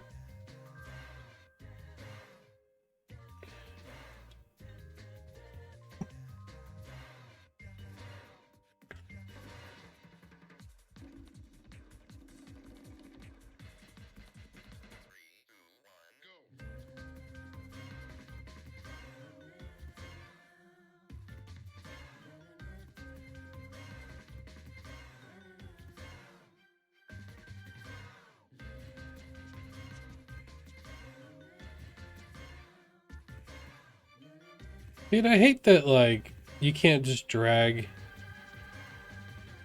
like, videos anymore. So, or, like, just drag images. You have to, like, actually download them. It's just so annoying. So annoying. So, we will raster. So this is... So... What I was imagining was something like this. Change this to white. You should always do your sprites in white. Because then you can change the color in Unity. And it's the only color where you can change it to any color. If you use black, you can't change it to any other color. Some quick tips. Quick tips. Unless you want to do like an outline, then you can do the black outline. You actually don't really need to do an outline. You can if you know you want to do like an outline, but the problem is like inconsistent outlines. But if you do them in Engine by just like duplicating the image and like making it black and like putting it like, it depends on how you want to do your outline. But if you like a really good drop shadow, you can just duplicate it and like move it, and it looks better than, it's better and more consistent than doing like a Photoshop stroke. Quick tips. So like a double-sided arrow. How do you like a double-sided arrow that's like curved like this?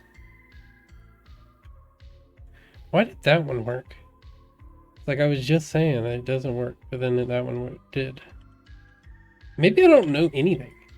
Maybe I'm just a dumbass. This is what I was thinking. Maybe we should like flip it.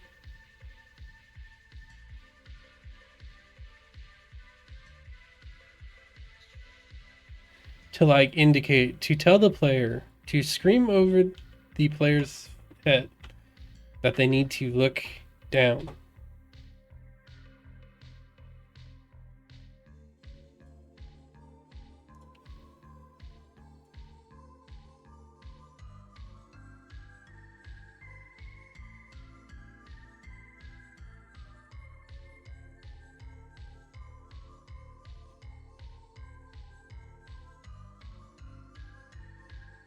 Sprites. I kind of just save everything as like a Photoshop file, so I can modify it later. I don't think it makes a difference. Maybe it does in like a small way, but it doesn't make enough a difference to justify not having that like editability. And it's all one file. Because like I'm gonna want to keep a Photoshop file if it's something I need to change. So I already have a Photoshop file that I need. So like might as well. Mouse look icon. Alright. rights. Alpha is transparent. Remove PSD met. And actually we do want it to be a default because we need to make it into a texture. We need to make it into a transparent texture. And to just save me time. I want it to be in world space, and if I wanted to do that with UI, then I'd have to make a canvas and make it a world space canvas. And it's too much. It doesn't actually matter at all. And then I'd have to like billboard it and have to like drag in my billboard sprite. And, you know, it's just too much. And then the billboard is gonna not look right because it's gonna orient to the player. Like it's just like a lot of work. It's gonna like rotate weird, you know. This is just easier. It's just much easier to do it like this.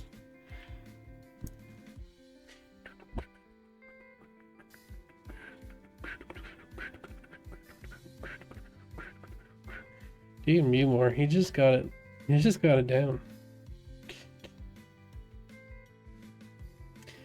He's both makes really good music, and I know it'll never get copyright strike because it's a cover of a video game song, and video game songs, generally video game songs specifically from Japan, aren't copyrighted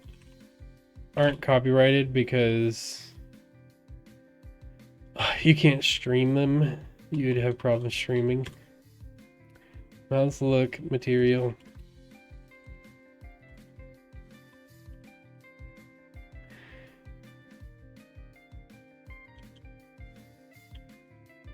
So then we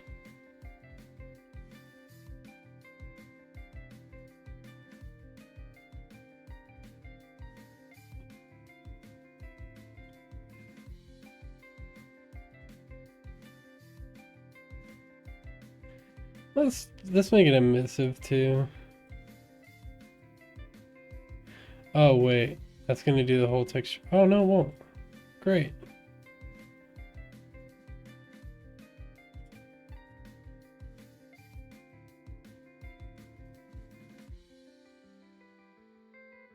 I think I should do transparent. Yeah, no, I think I need to do alpha. Preserve specular. Okay, that's the thing. Threshold. Okay. You know what? I actually might need to do UI because if I want to have like text on screen. No, maybe I can just maybe there's a I can have it to where there is no text on the screen.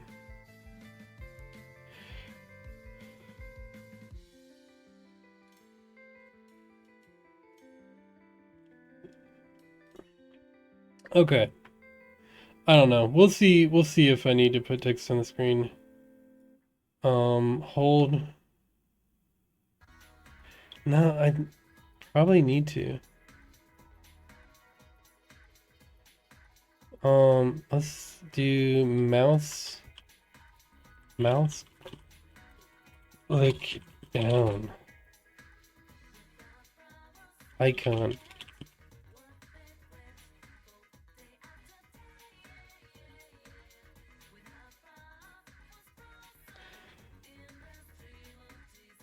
Mouse hold icon. No. Is that the same sprite that I'm using? So let's just do this. So instead of having this here, let's just do what they did. And let's grab this here.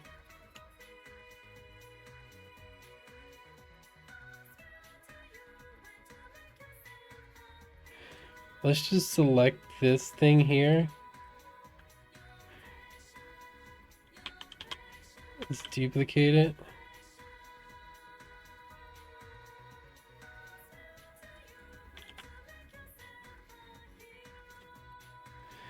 And instead of being black, let's make it just gray.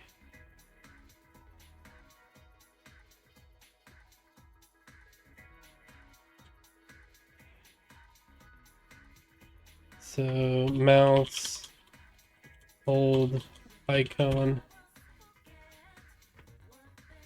To visually tell the player to hold down the mouse. And then we will just have one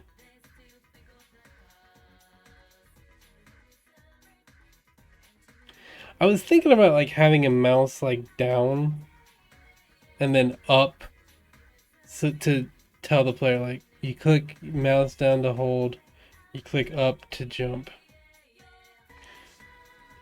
I think this will be good enough though. I think this is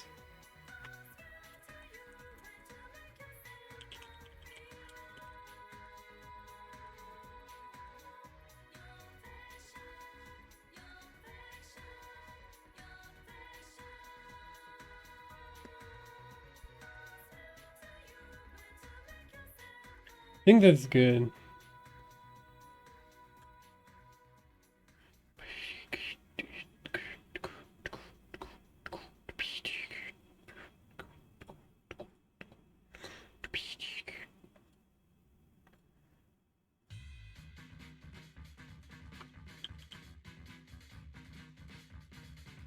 Mouse, hold, net. Mouse.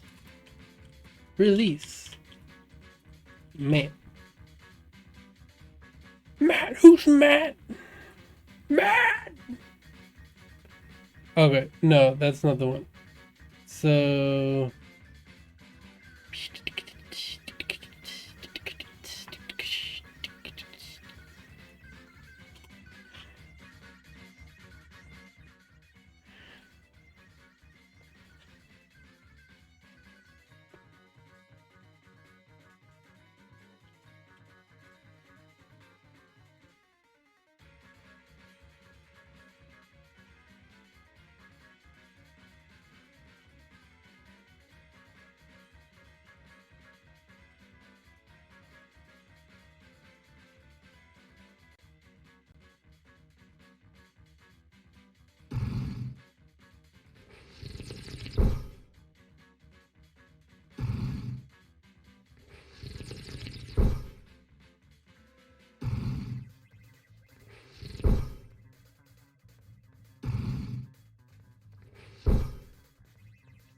No, that opening is way too... Oh, there's a problem with these icons.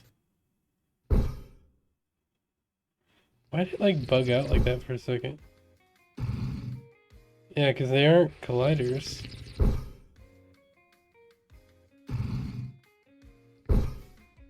Is he still like reacting? Oh, he's still reacting to himself. Can't I change that by making him an ignore raycast?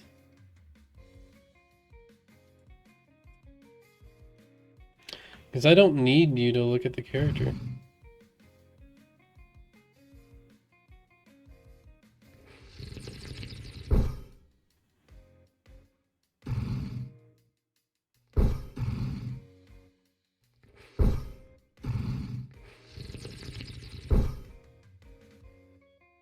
Yeah, that's extremely difficult to do.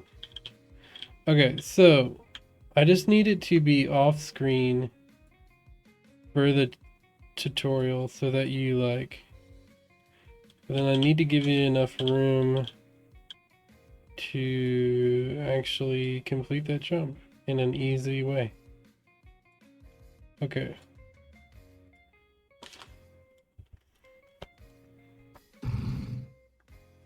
Yeah, I kind of like how he starts looking up here. So this is the one I'm worried about, because this is the difficult one. These I think people will figure out eventually, you know, just by the nature of it.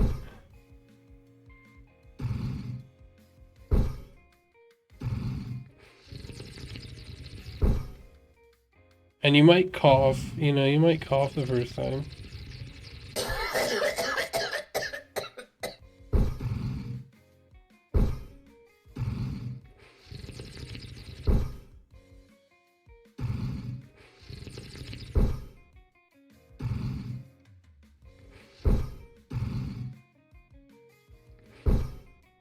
We need to just do like a stair format.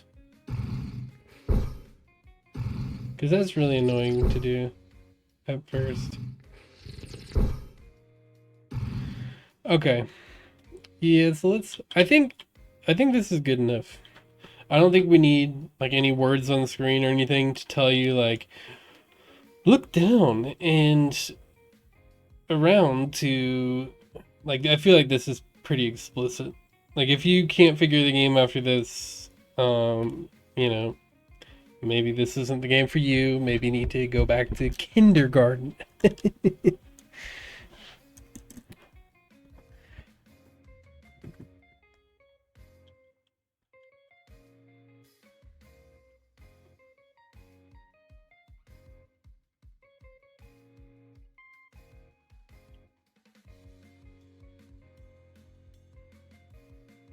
Yeah, so let's just create like a basic like stair step here.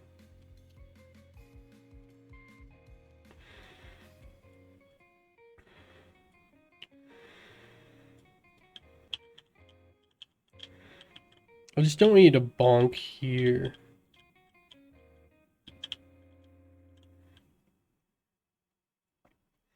Let's test that out.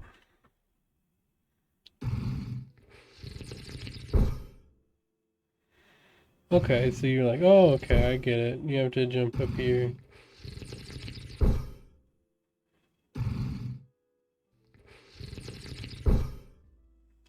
Maybe we'll create ledges or like ramps that bring you to the middle every time.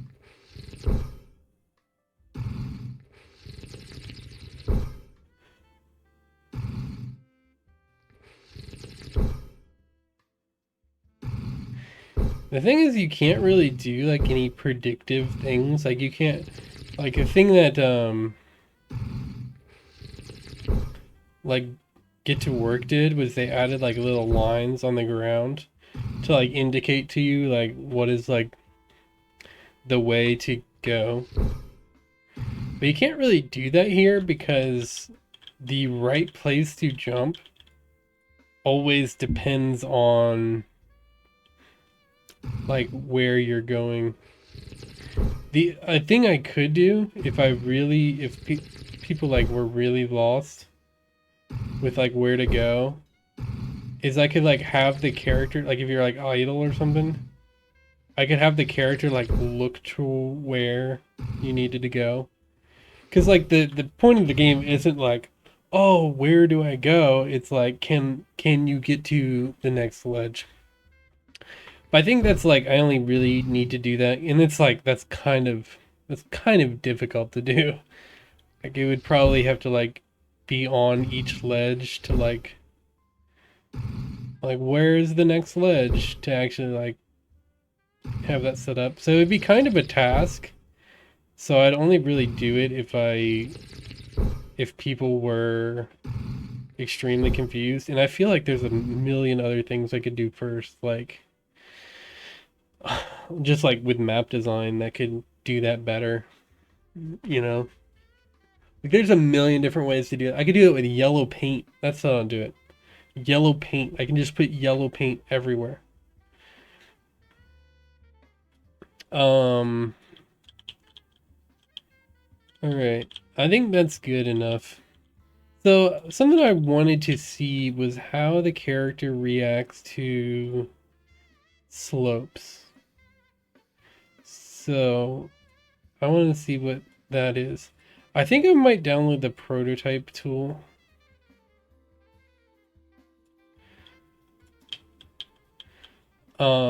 Because that can, there's like more creative things I could do. What's that? 40, let's say that just 48. We'll do negative, oh my god, negative 48. Okay. Let's just see how it reacts to that. Because I don't really know. Rigid bodies, like, they can sometimes act weird with slopes. Like they'll. What I'm predicting is that it's just going to just stand on it like a ledge. Oh, okay. That is kind of what I wanted.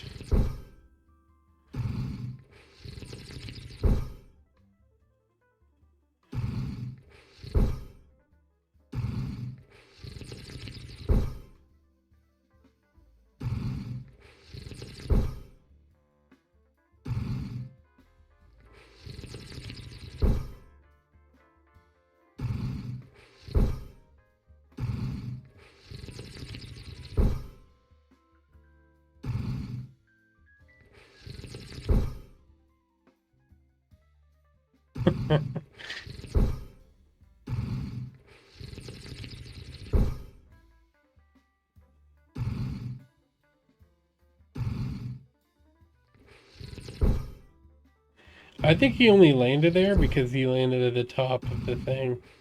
I think if it was a ledge all the way down, like if it was a slope all the way down, I don't think he would have landed. Like he might have landed. This is kind of like a difficult fucking video.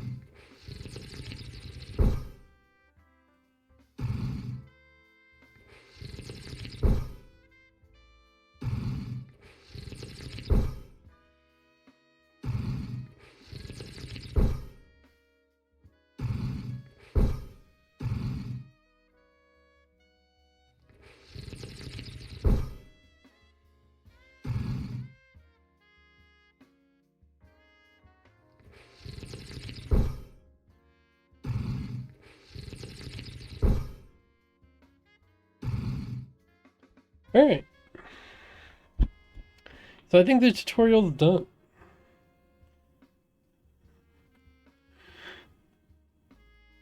Yeah, I feel like it's really simple. I think it's like I think I did that in the simplest way you could. But I think it's also an incredibly effective way to do it.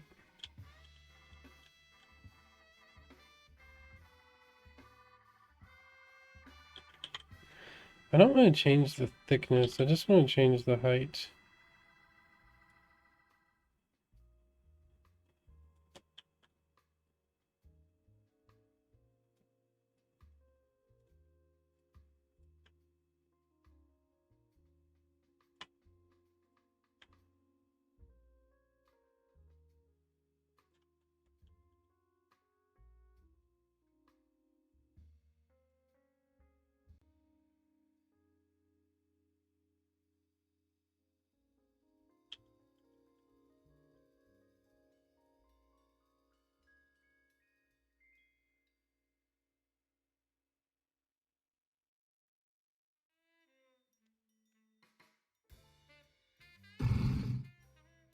Yeah, I kind of like how he starts out looking up like that.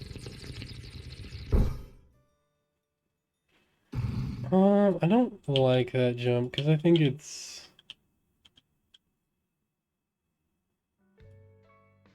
What I'm wondering though is like if you are here, can you see that that's your next spot? Okay, you can. I think something I'll create is like some kind of system where it zooms out because I want the character to be really readable. Here's the thing though, is like the character is really readable right now.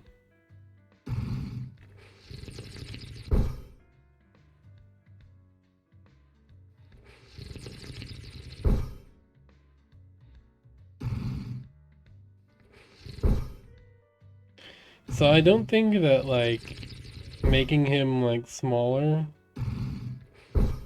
is going to like change how readable he is.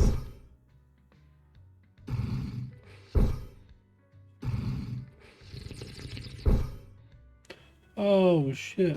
Oh, what a safety net.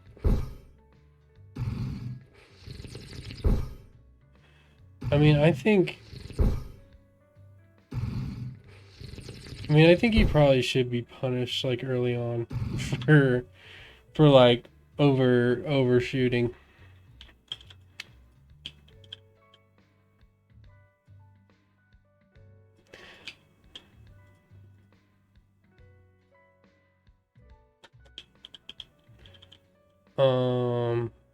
Yeah.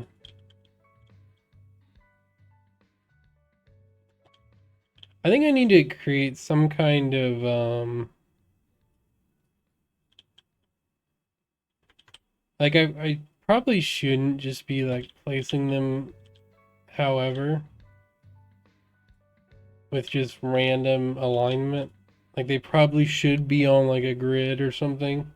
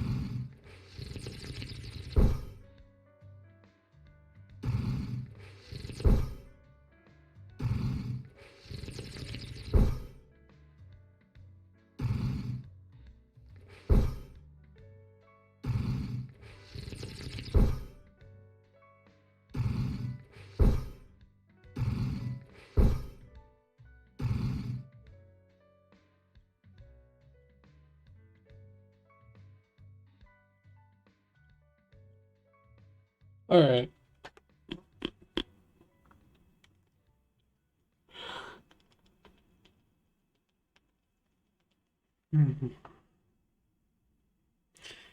So the thing with slopes is because you can't jump while you're in the air for obvious reasons. You can't jump off slopes. So like all of like the idea of like jumping off slopes, that doesn't really work. So just all ideas like that are just not gonna work. That also probably eliminates fitting ledges if I make them cylinders. I probably can't do cylinders because you might not have like a good enough foothold on cylinder to be considered grounded.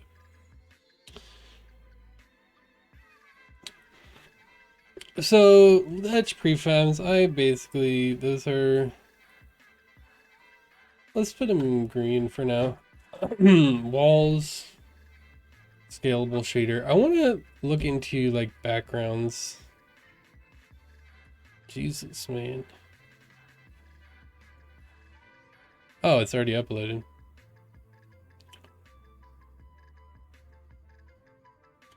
Oh, wait. I probably wanted to upload that to the VODs channel, I feel like. I don't know. I don't know how I want to do uploading yet.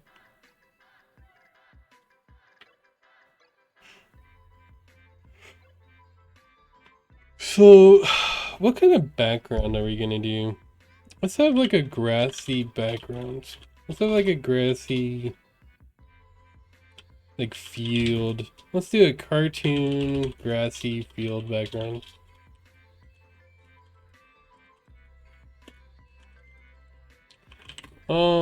Thing about it though is that like the final one,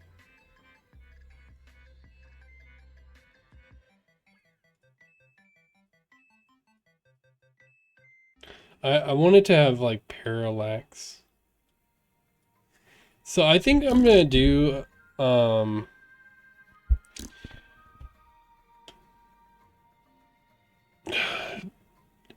parallax is more for moving side to side. I don't know how much it would work in a vertical based game. Maybe we can do like clouds, like foreground clouds. Thing is, we need like some kind of foreground, not foreground, but like background element. So we kind of need like the background image, and I think I want the background image to be like a scalable, so you can like your progress is basically measured by the background. Maybe I'll make it like one texture or something. I don't know. I don't know how I want to do that yet.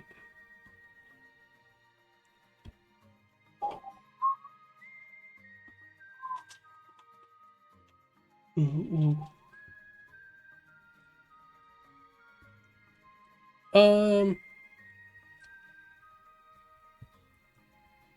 Let's just do this one for now.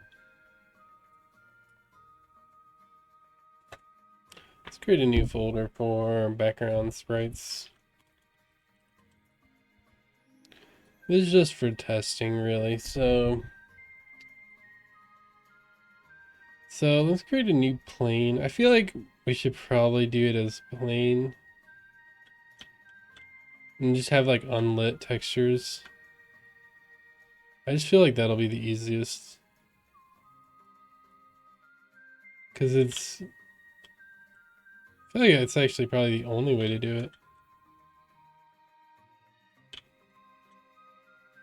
I mean, there's probably other ways of doing it, but it's just...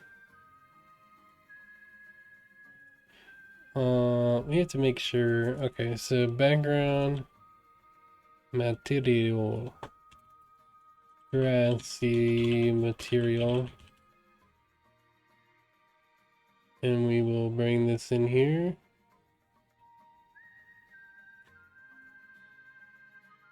So, receive shadows. We needed to not receive shadows,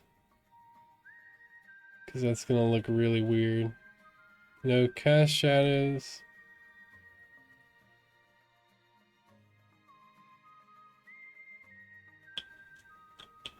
Okay. How do we have it set to not receive shadows? Can't you do that? I thought you could.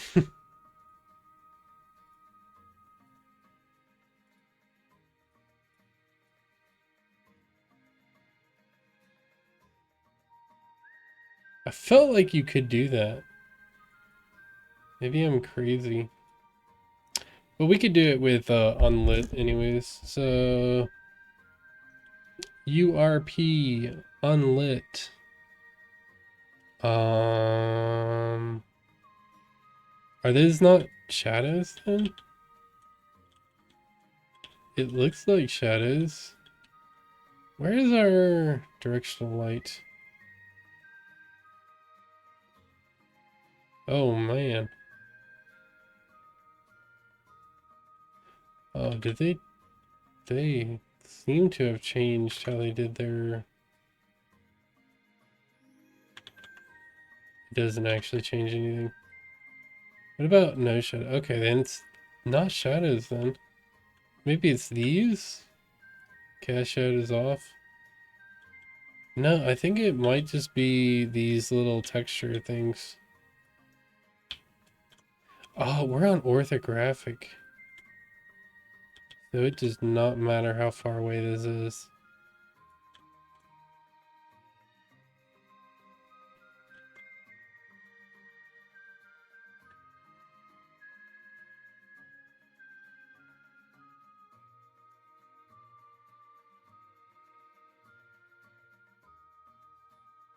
Maybe...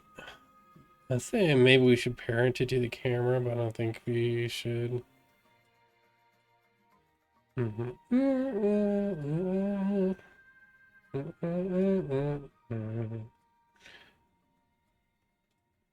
Okay, let's see how this looks. The problem I think we'll have is that doesn't look bad actually.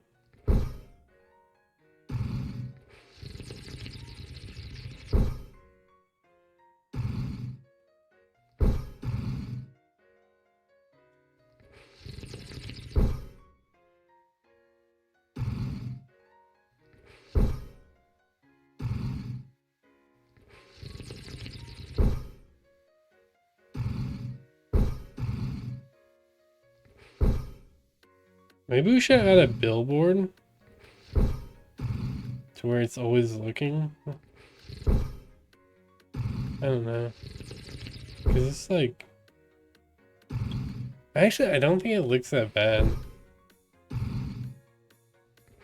Like when it like kind of does that little rotate thing.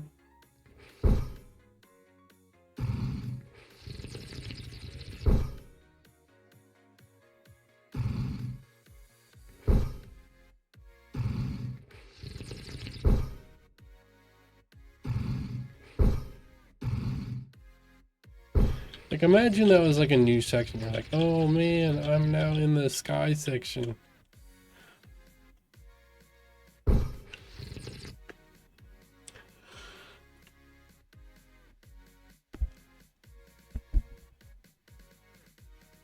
This is funny. Hey, thanks, man.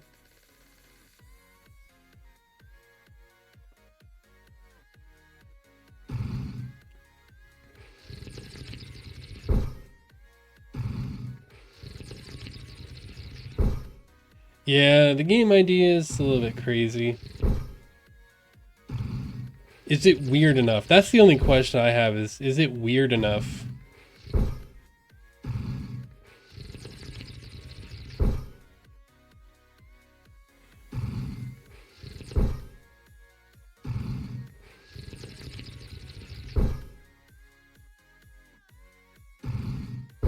Why is that jump so difficult?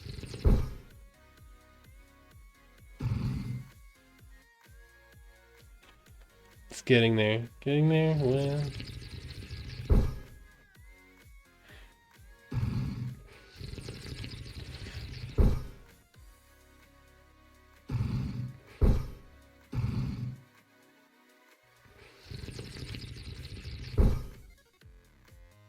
Dang, that's way more difficult than it needs to be. Alright. This section is gonna be the hardest, like the map design section, because it's all just like it's all just guess and check, really. Like there is no there probably is like a strategy to it, but for the most part it's just like just run it a million times. And when it finally feels good, then you're there. Ooh.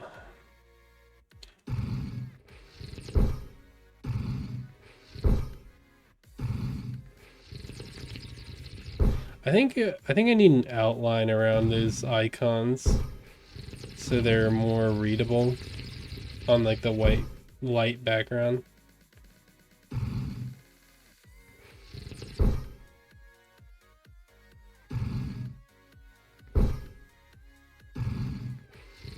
Oh, also,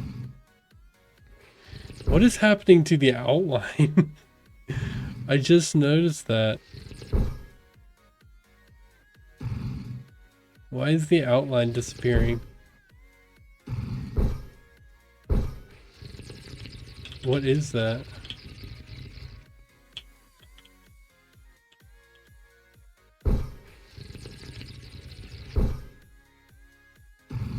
That's weird.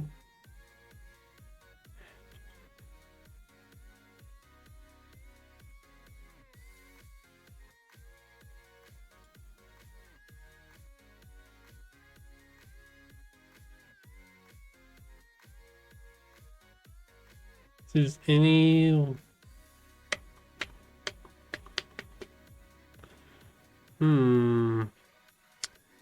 That's weird. Is it because it's unlit, I wonder?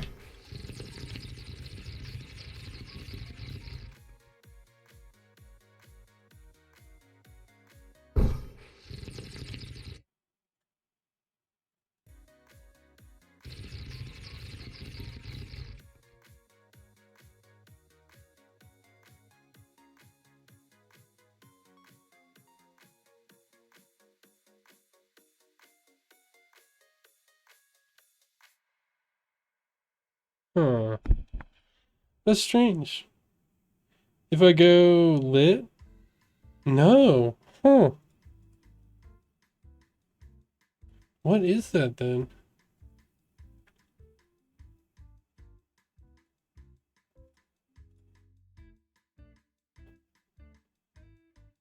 Hmm. That's really weird.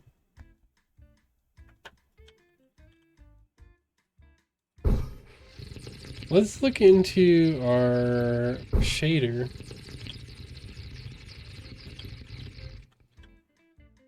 Why static shadow caster?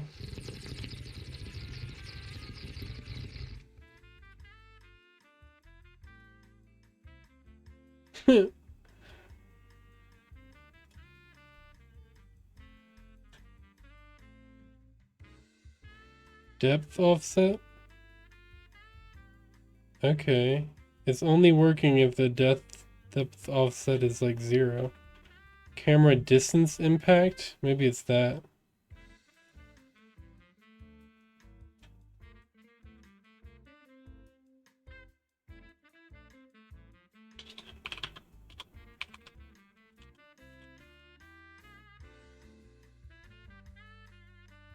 Okay. I think that's it. So 0.03 at 25. Oh, cool. And then let's change this to unlit and see what happens. Okay, there we go. Just some shader weirdness. They're really hard edges on those shadows. We'll adjust that at some point. It's like some places they're clean, and I think like around the calves they look really weird.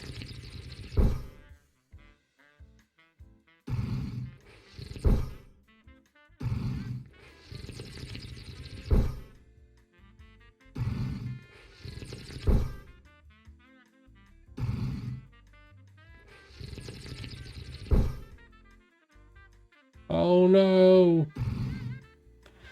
Okay, so he does land even. Well, the thing about it, it's like the higher you get up the slant, like it's not what am I trying to say? Like the higher you get up it, the more likely it is to. Oh, it's always 45 degrees. I don't know what I'm trying to say there. I almost thought that it was like it's less of a slant if you go higher up it, but I don't think that makes any sense.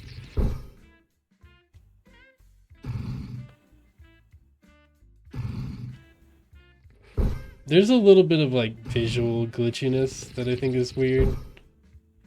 But it's like entirely because the camera shifts around a lot. It like the camera is actually not stationary.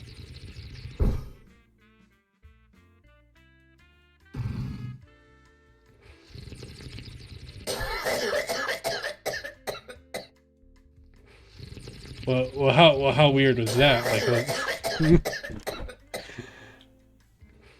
no, you didn't see that yet. You can't click on the background, right? Oh, you can. Okay. We need to make sure that it doesn't have a mesh collider. These don't have mesh colliders, right? In the boxes outside, they don't. Well, we need the boxes on the outside to have mesh colliders so you don't, on the ends to make sure you don't click the sides. Get thrown at a weird angle. All right, so let's make a new tutorial boxes. So these are for the tutorial boxes. This is the background plane.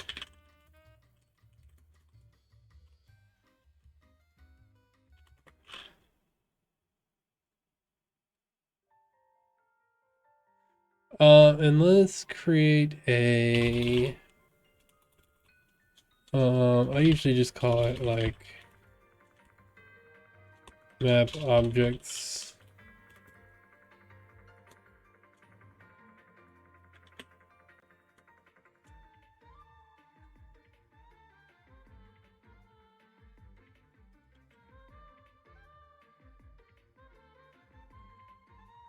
Okay, and then let's delete these two. Let's just get everything organized here.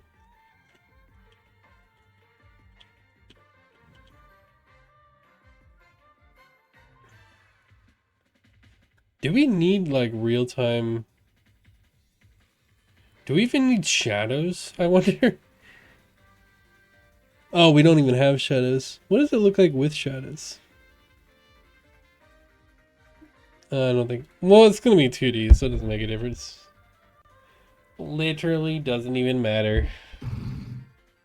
Don't even need to do the calculations.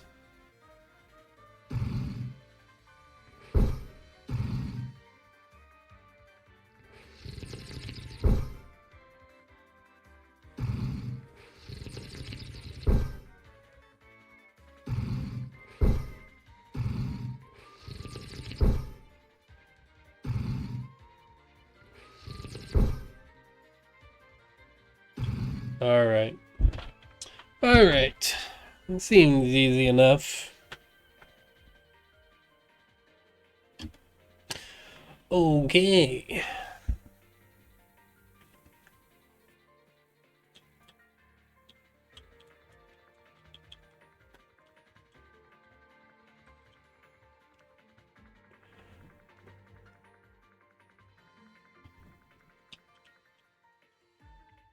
Let's delete these. Let's get rid of these.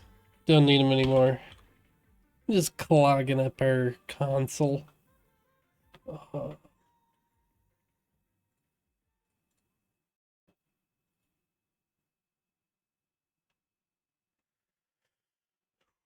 Okay.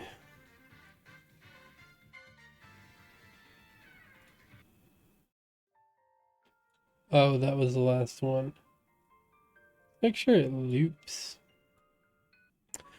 I'm gonna take a quick break.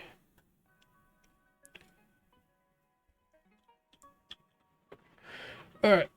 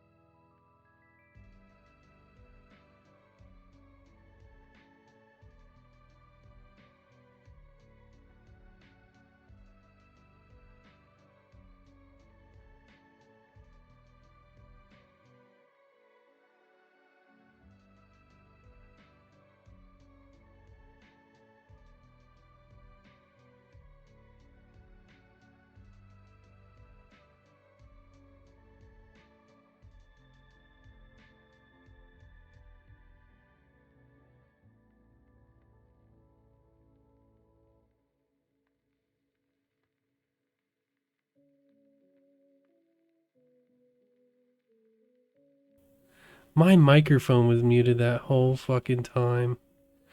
Oh my god. God damn it. All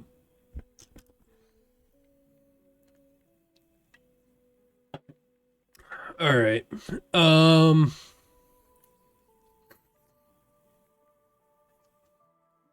So what I was saying was I was thinking about spinning platforms, but I don't think that really makes sense because if the game is all about like charging up to jump, then spinning platforms are just like they're kind of antithetical to that.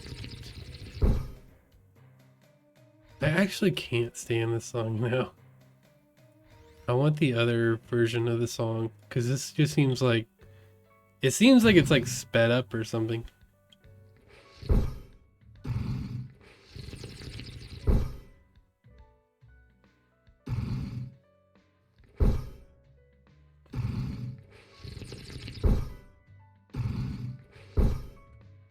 No. All right.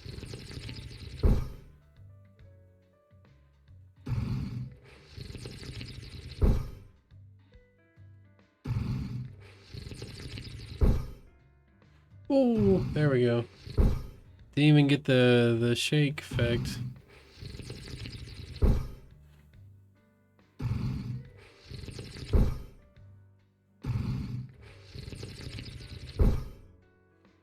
Ooh, nice.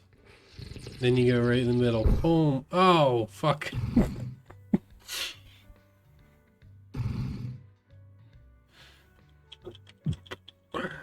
There's a way you could stop people from getting over this. I think it would be with like an even bigger ceiling.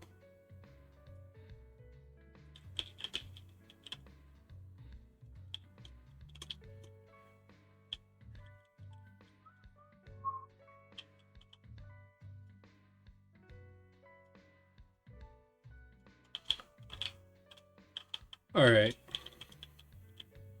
Make people think they can try, and then they try. And they're like, fuck. I wanted to skip it.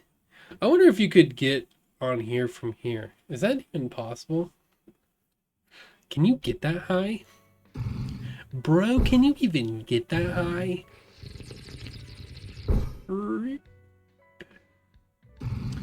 Alright, alright. Oh, shit.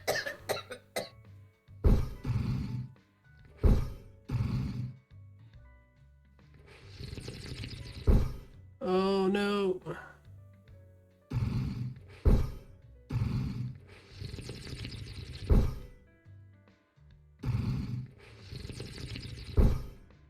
Oh, nice. Okay. So now we need like a max. We need like as high of a charge jump as we can. I don't think you can. I'm gonna say it. I don't think you can do it. I don't think it's possible. You would need the meth upgrade to do that.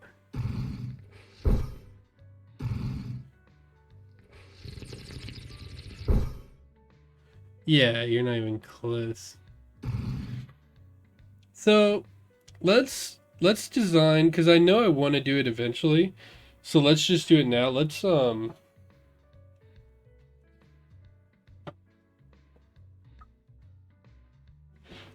design the system for what was I gonna say?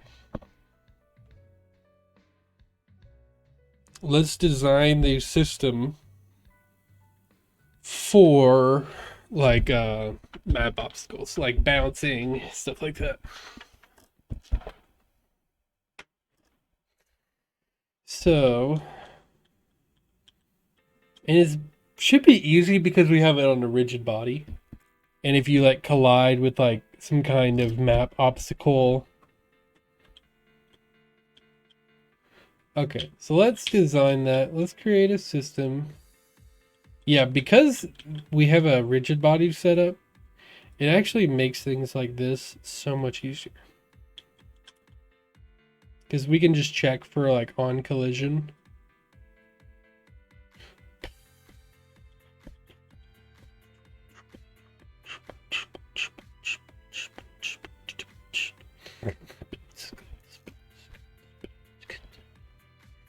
Let's create like a sphere.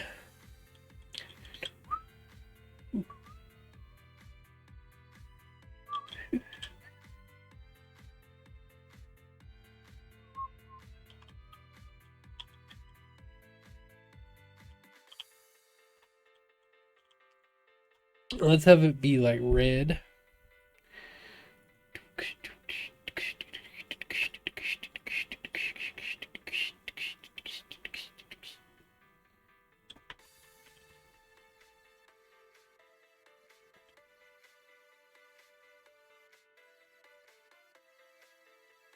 So that we bounce off of it when we step on it. We could have a mission too. We can make it a missive. I would rather just do unlit though. It looks a little wild, but it'll be fine.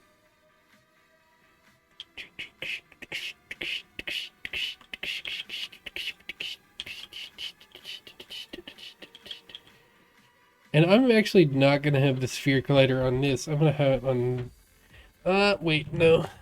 We actually need it to be on this.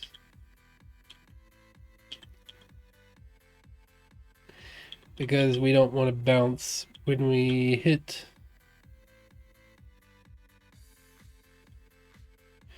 So actually, because we have it on we have a rigid body, we could just check on the obstacle. Let's create a map obstacle. Let's create a map obstacle script.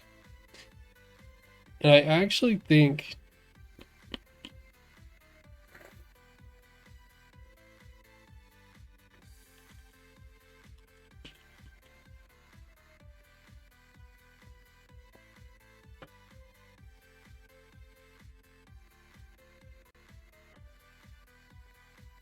so. Yeah. Void on trigger enter. Collider other. If other. Dot. Rigid body.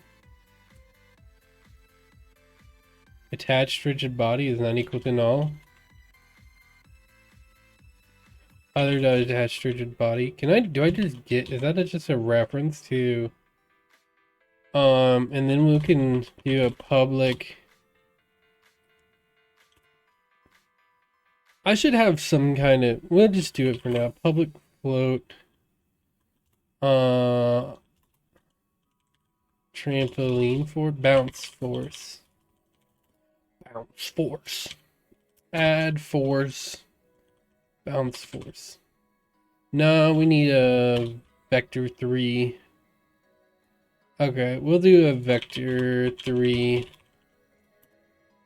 bounce force.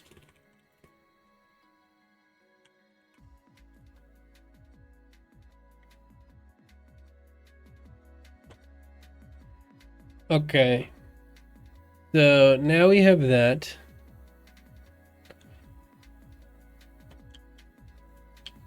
We'll make this look less weird. So it's going to be on the entire collider though, right? So we don't necessarily need to.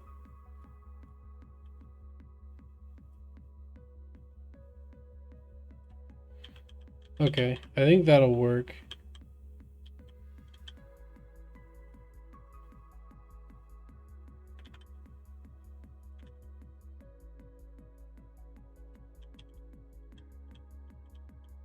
I think that'll work. Okay, and then we add map obstacle, and we'll add like 20, and we'll add like 10 on, no, not Z. We don't want to do Z. We want to do like 10 on the... I'm wondering. -10. Yeah.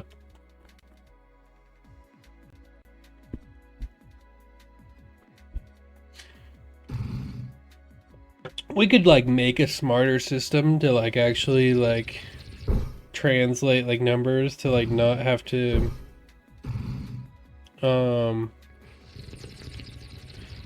like do weird stuff, but you know, don't really need to do what you don't have to do.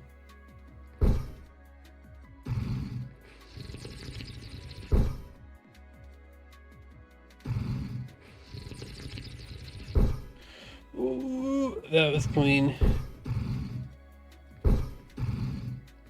Alright. Boom. Oh, missed it again. Ooh, saved.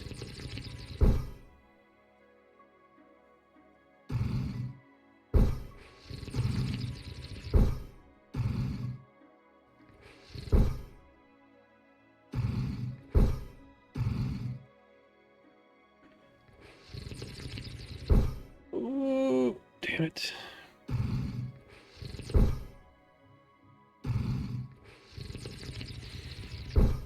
Oh, no.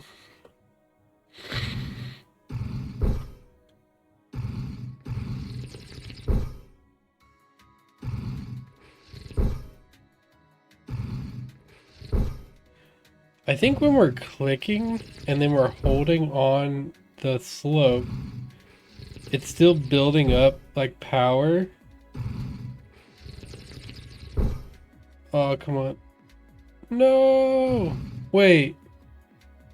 I know why. Trigger. It's set to on trigger enter right. I don't even know if this is gonna work yet. I still don't know.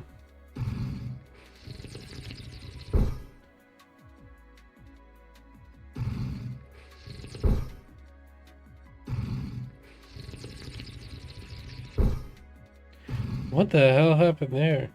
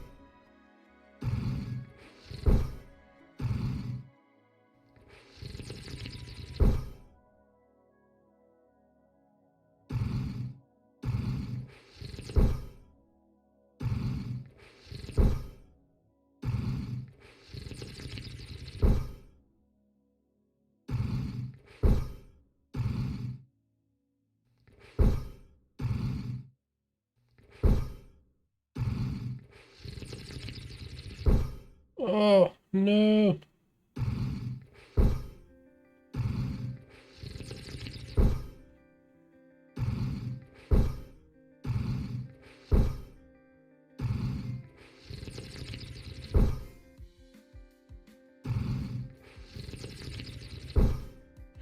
Come on, come on, come on. Oh.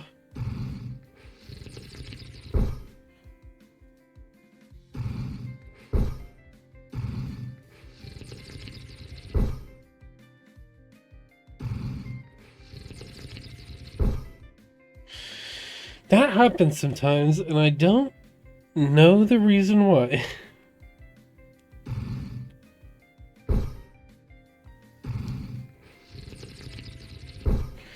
I'm wondering if ignore raycast, does it like allow like pass through?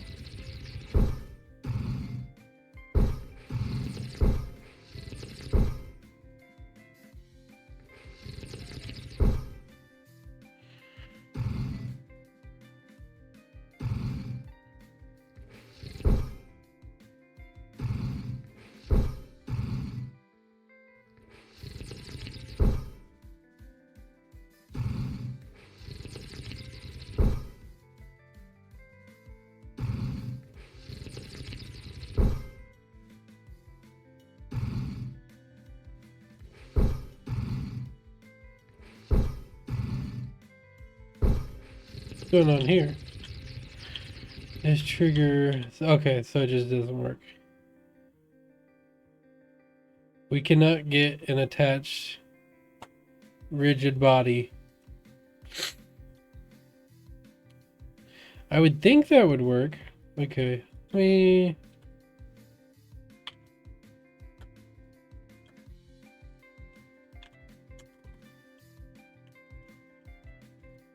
why is this not...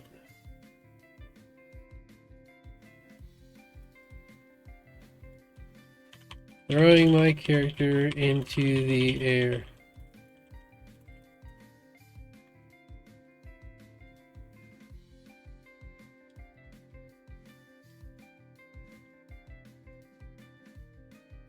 Oh, okay. So it might just need a larger number.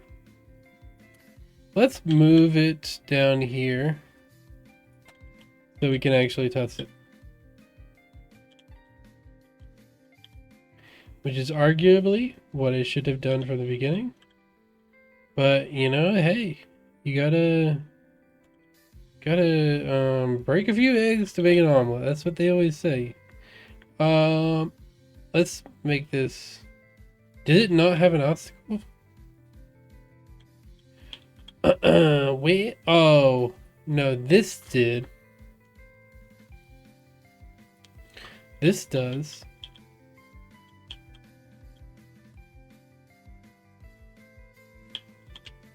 Okay. I think that should work still anyways. So let's try 1,000.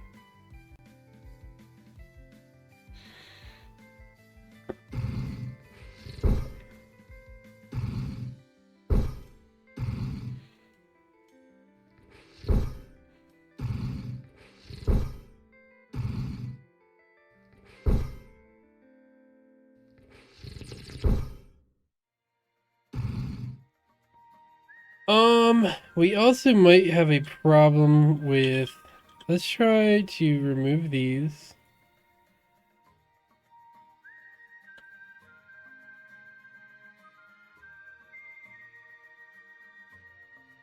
Let's remove the box collider from those. Maybe it's like having a collision issue where it's like constantly colliding with something so it doesn't trigger. No, it's just not working.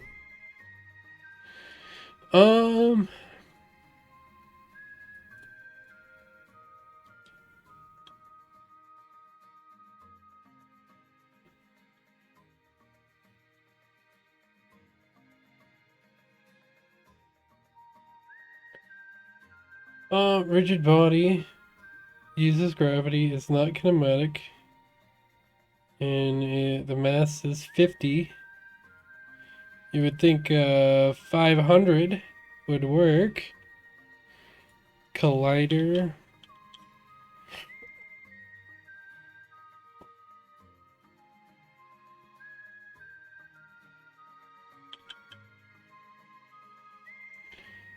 Ground. Maybe not have it set to ground.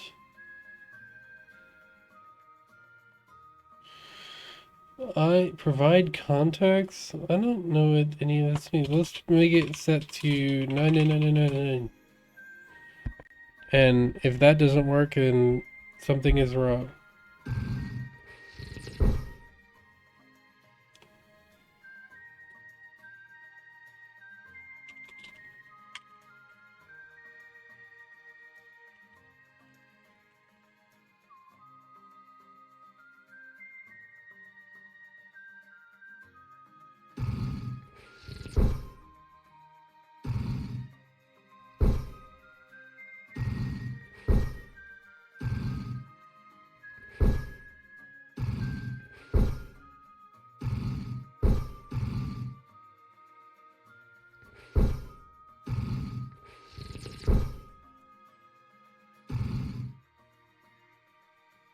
Why did 99999 work, but let's try 9,000.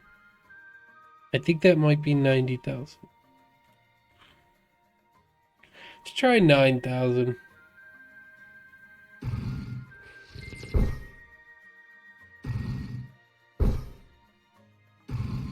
Whoa. That's how little 9,000 pushes me up.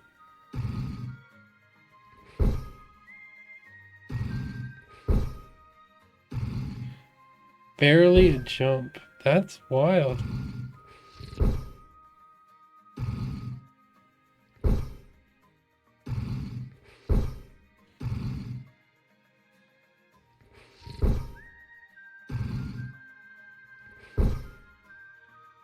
There we go. That felt like something.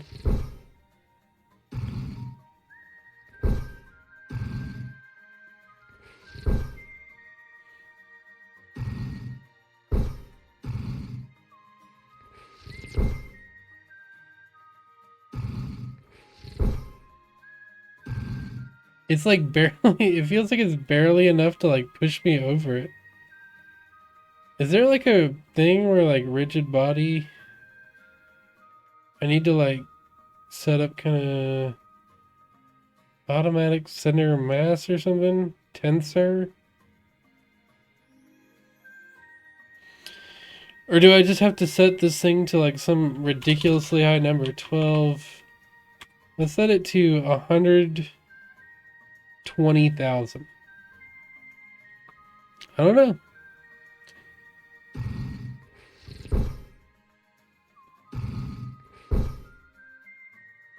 Oh, shit.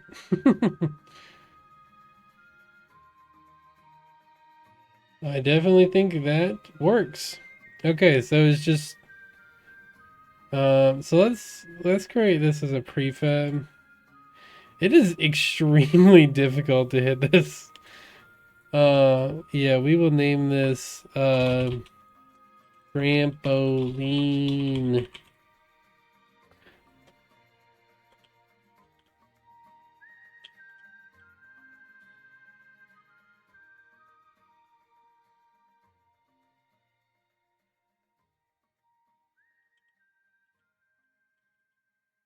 Okay.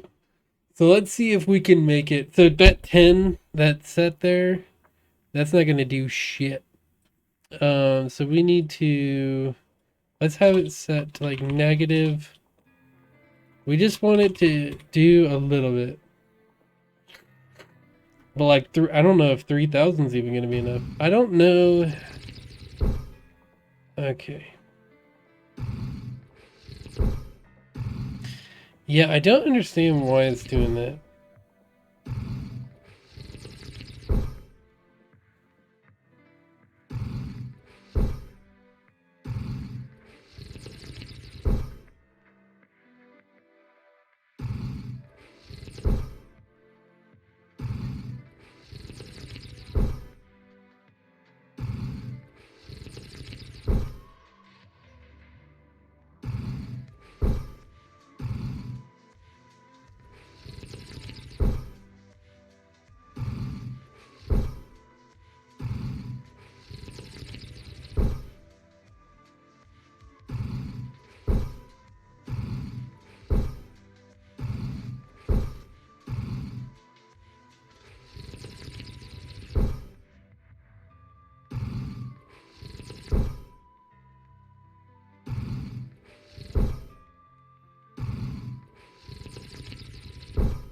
All right. Boom. Okay. I definitely don't think it was enough. Oh my god. I think it was high enough on the vertical. So let's try to bring this down a little bit. Let's try. I feel like we could go like. Let's try 3,300. 3,000. No, that's 3,300. And let's try.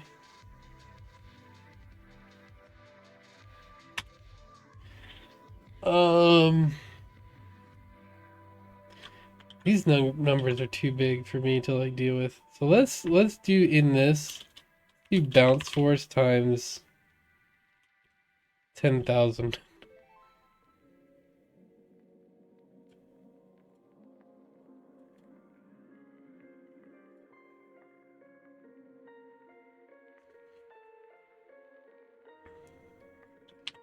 So if I make it 200 here and negative,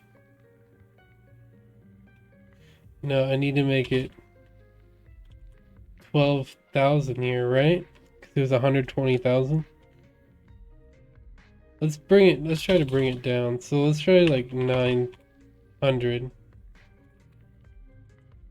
So it'd be 90,000. And let's make this 700. No, let's do like 300. Negative 300.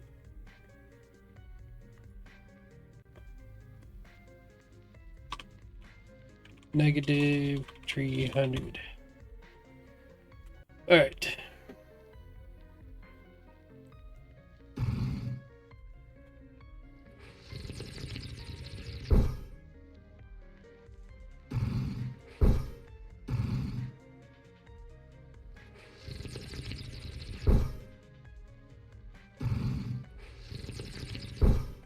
Oh, no!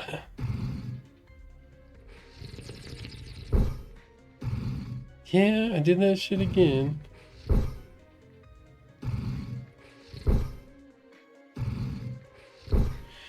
You know what I did?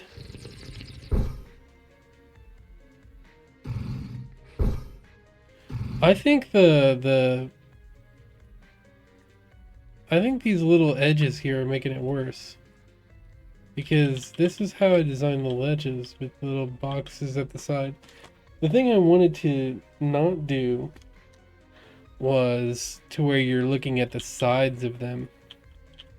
So I actually needed them like a little bit off.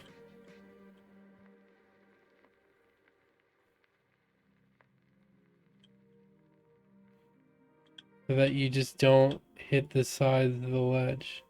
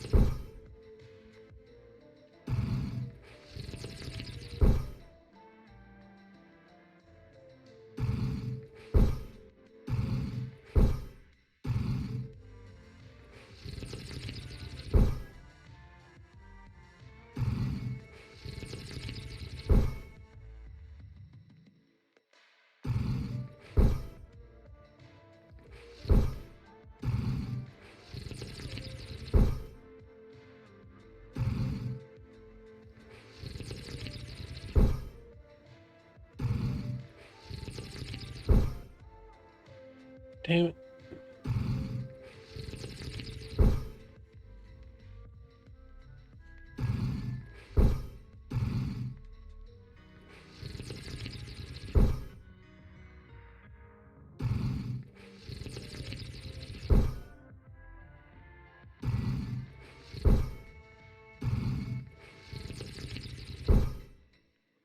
Ooh.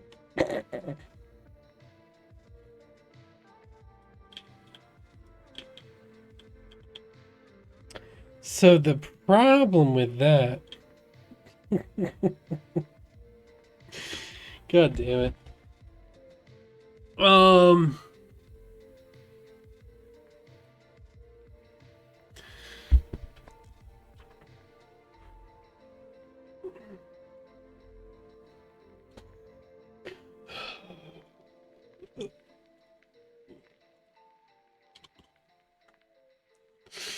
3 times 1,000. I don't know, man.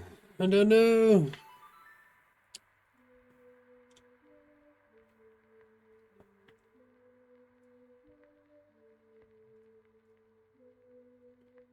Oh, yeah.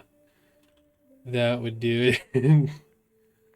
I had accidentally kept it at 100,000 and then added the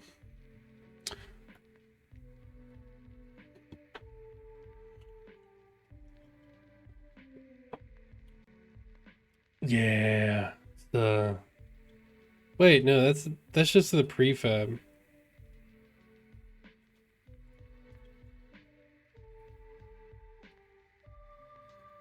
90,000? Is that not right? Probably 120, I don't know.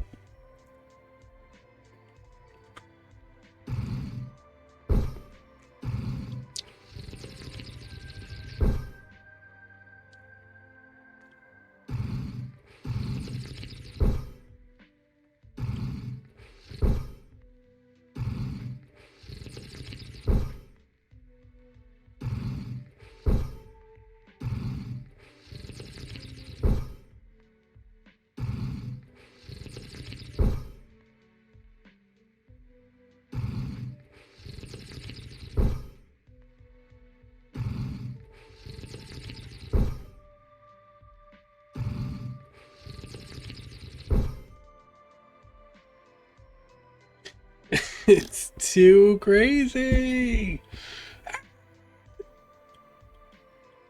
Where even is, how far away is he? He's like 120,000 away. I don't know. It's a fun idea.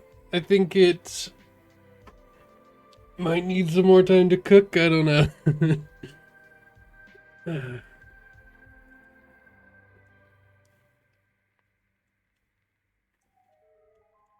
And the thing is, I think the problem is because the character is only used to force, like, I don't know.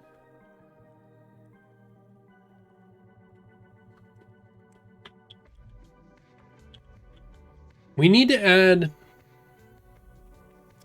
if we add the trampoline, we need to have some kind of system where it goes. Like if you land here, it needs to get this hit point and have like a center point so that it calculates the direction that it should send you depending where on the thing you hit it. So instead of a trampoline, it's more like a smash, like spring, or like one of the what is it, the obstacle.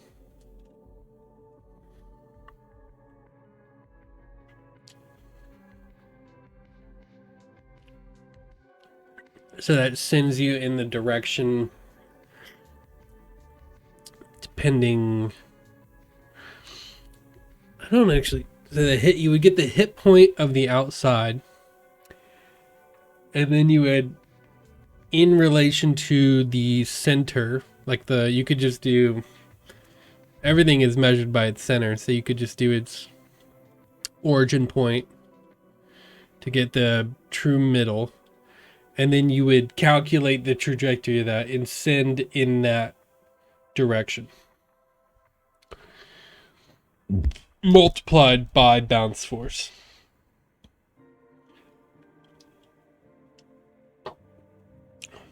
And remove Z.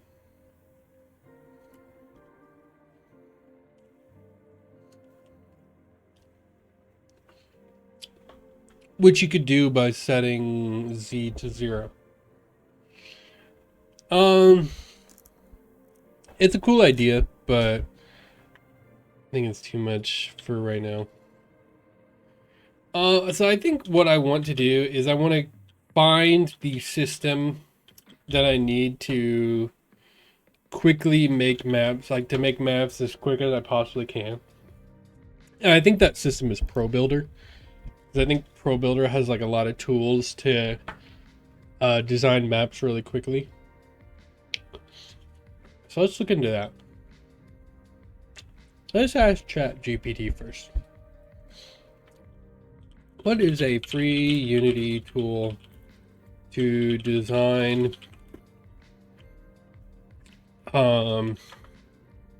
maps? You prototype map. It's gonna tell me that now. Prototype maps really extremely quickly. It's gonna tell me the Pro Builder. Pro Builder. Oh, it's an official Unity polybrush? No. That is like I know what that is. That is yeah, it's more for like sculpting, like adding sculpted bits to it. Grid framework. I don't like using the grid framework. I thought it was very clunky. It was very clunky when I first used it. It didn't seem extremely efficient. But maybe I was using it wrong. Quick prototypes, Blender plus Unity workflow, Dungeon Architect, Pro Builder for 3D maps, tile maps. You need powerful geometry editing. Yeah, so I'm gonna go with Pro Builder. Like I originally thought. So let's go download. Is it in the Unity registry? Pro Builder. Yeah, it is. Holy shit. I didn't even know about it. I don't really know how to work with Pro Builder. I've never used it. Usually I just work with like assets. And if I need a prototype, I just use blocks. So this will be a little different. It'll be a little bit of a learning process. But it should be fine. Let's do some. Find how to create and modify meshes. Yeah, so let's see. It doesn't add anything.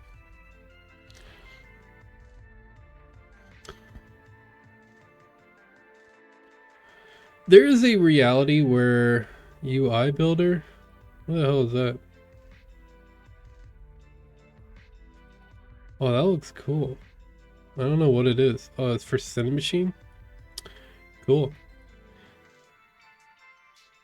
Ooh, arch, cone, cube, curved stair, cylinder, door, pipe, plane, prism, sphere, sprite, stair, torus.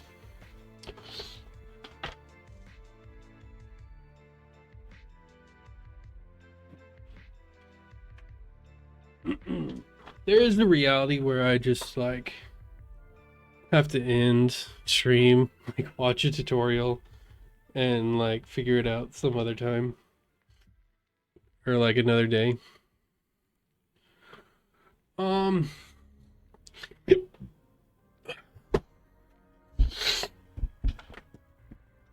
Because right now I feel like I'm just in like a testing phase.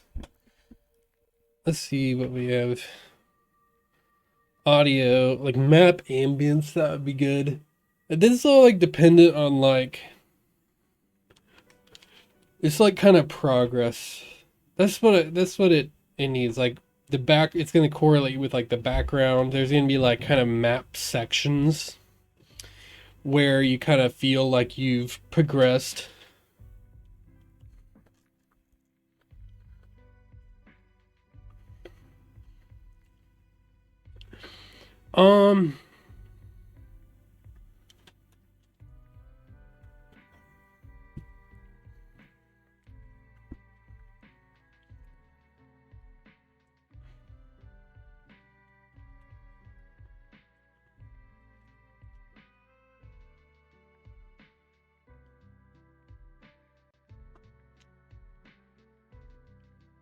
What happened?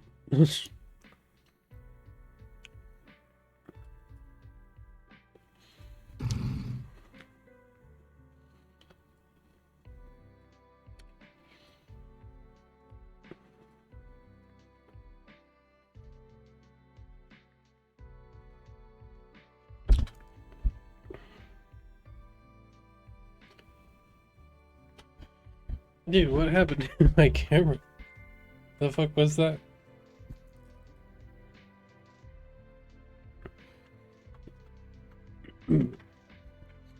Alright.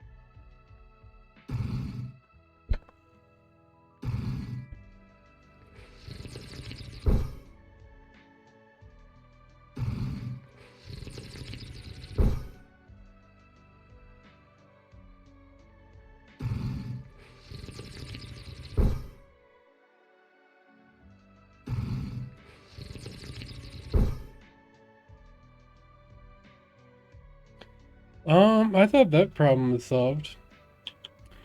Guess not.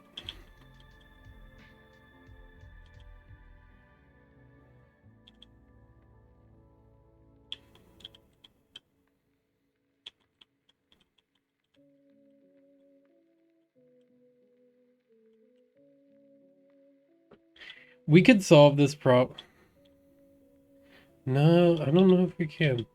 I was gonna say we could solve it by setting the fall animation to the feet, but I don't think that's the reason why it's happening. The reason why it's happening is because this foot position right here is not on the ledge. Here's what we can do. We can actually increase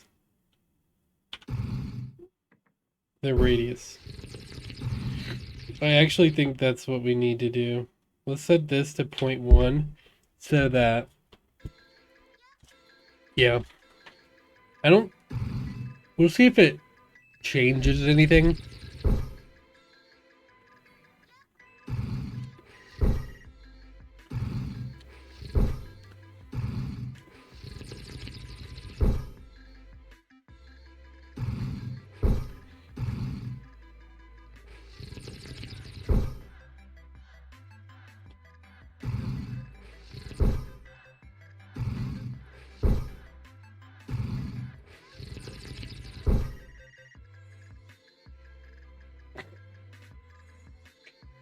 It's funny, but it's broke.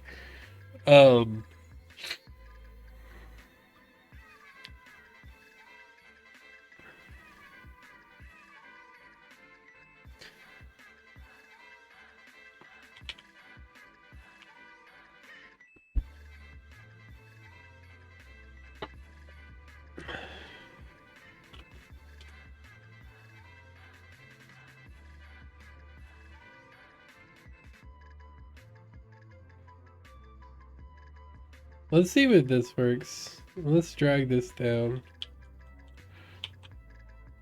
We might not be able to like move on the x-axis. We might just be able to move on the y-axis. That'd be unfortunate, but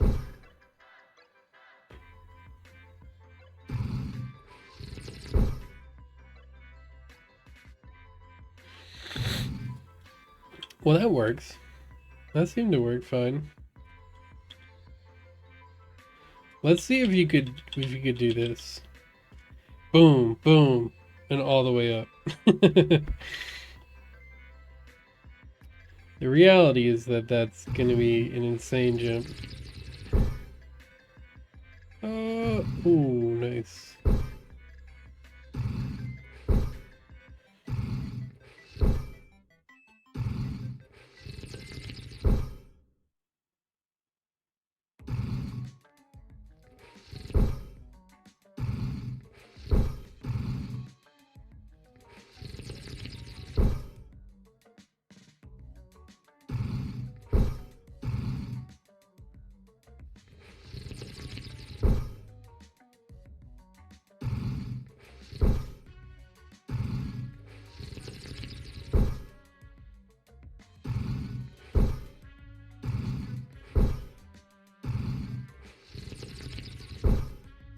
Oh. Oh. Oh my god. No, he just hit the first one. He didn't even hit the second one. And that was just by...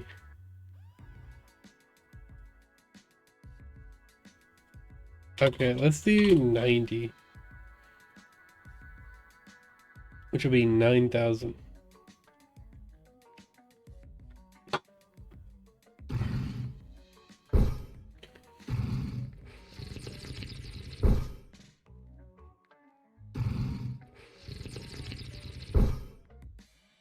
Oh. Oh.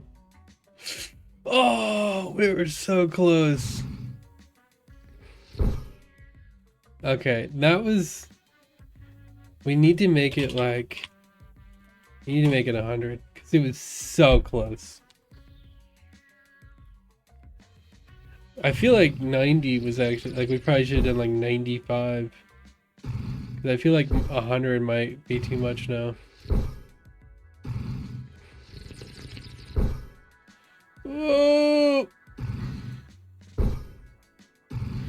Yeah, you can kind of bounce off ledges like... We need to make sure. Oh, we could do that really easily by setting them to not be ground.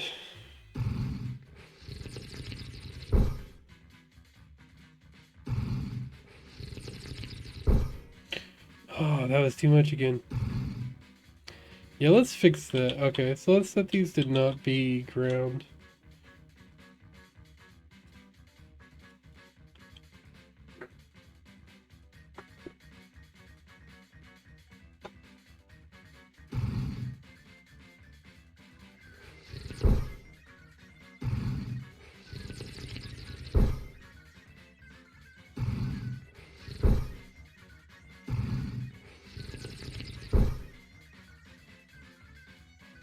Oh, nice.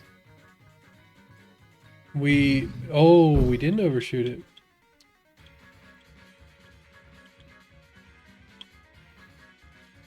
That works.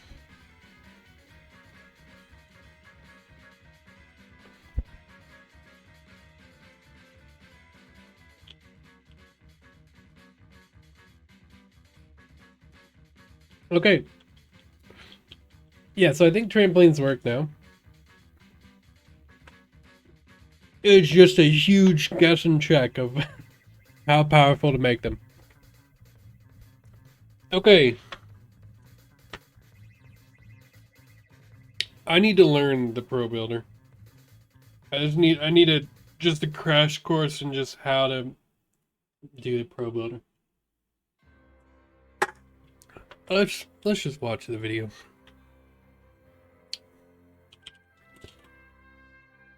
These are my own videos.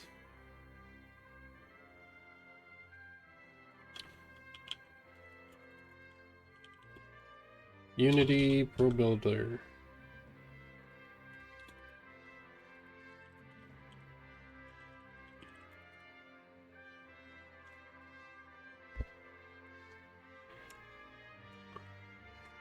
Yeah, we'll watch a Bracky's video.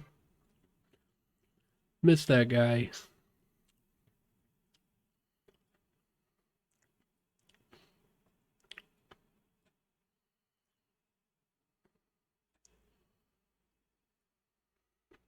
One of the most fun parts about game development is making your own levels. Luckily, Unity has an amazing tool for quickly creating and prototyping 3D levels called Pro Builder. So in this video, we'll have a look at how to use Pro Builder to create your own levels. I'm going to be making an FPS level inspired by one of my all-time favorite Counter-Strike maps. See if you can guess which one. Also, this video is sponsored by Unity. Also, That train or something? Community Game Jam are in. A huge congratulations to Beck and White for winning overall and to all of the category winners. You guys really did an amazing job on all of the games. If you're a winner, please visit the Bracky's Discord on information on how to collect prizes. Also, special thanks to Infinity PBR for his support on Patreon. And just a quick reminder that we will be rebroadcasting the Unity keynote tomorrow, the 23rd. Here's the time when the event will start if if you don't want to miss out on all the exciting announcements. So without further ado, let's make a level.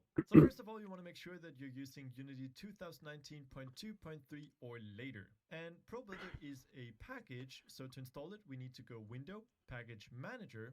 Here you want to select all packages and search for ProBuilder.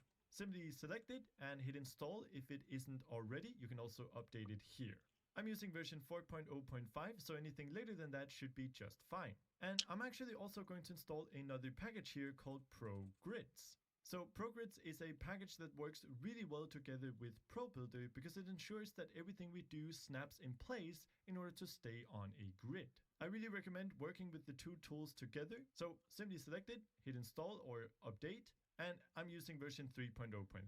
And with that set up, we're ready to open ProBuilders. Let's go Tools, ProBuilder, ProBuilder Window, and this is going to open up a window with a bunch of icons. You can always right-click and switch to text mode if you find that easier. However, I'm going to be working with icons. You can also go Window and change from a floating window to a dockable window if you want to place it inside the editor like this. However, I'm going to be using it as a floating window because it allows me to maximize my scene view and still have it here. And now we're ready to start creating the base of our level. So to do this, we want to create a new cube.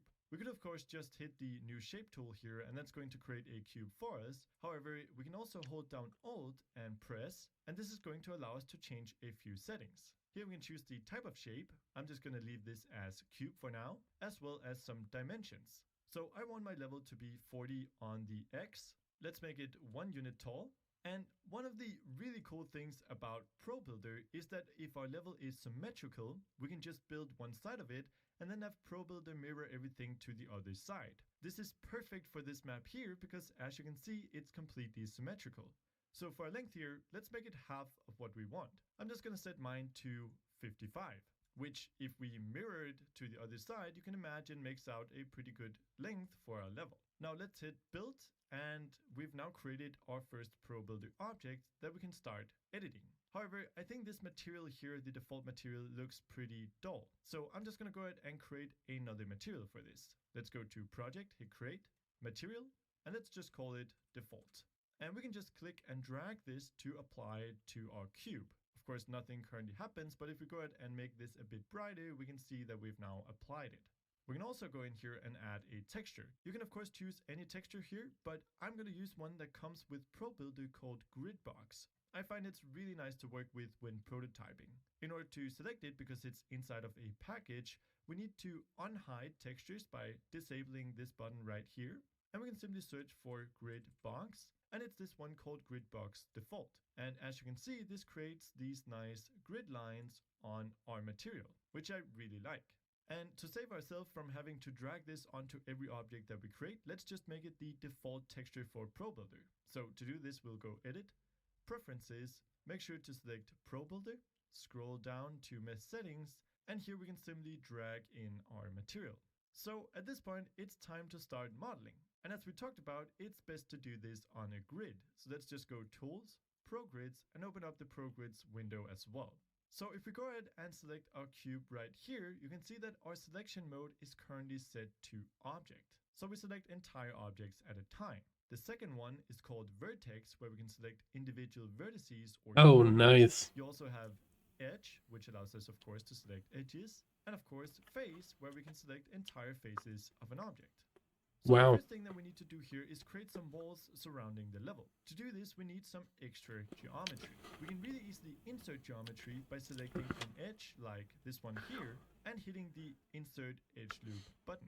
If we press this, we can see that What? we create a loop of edges that go all the way around our object. Oh my I'm god. just going to take this and move it all the way over here. Holy to cow. create a 1 unit wide wall.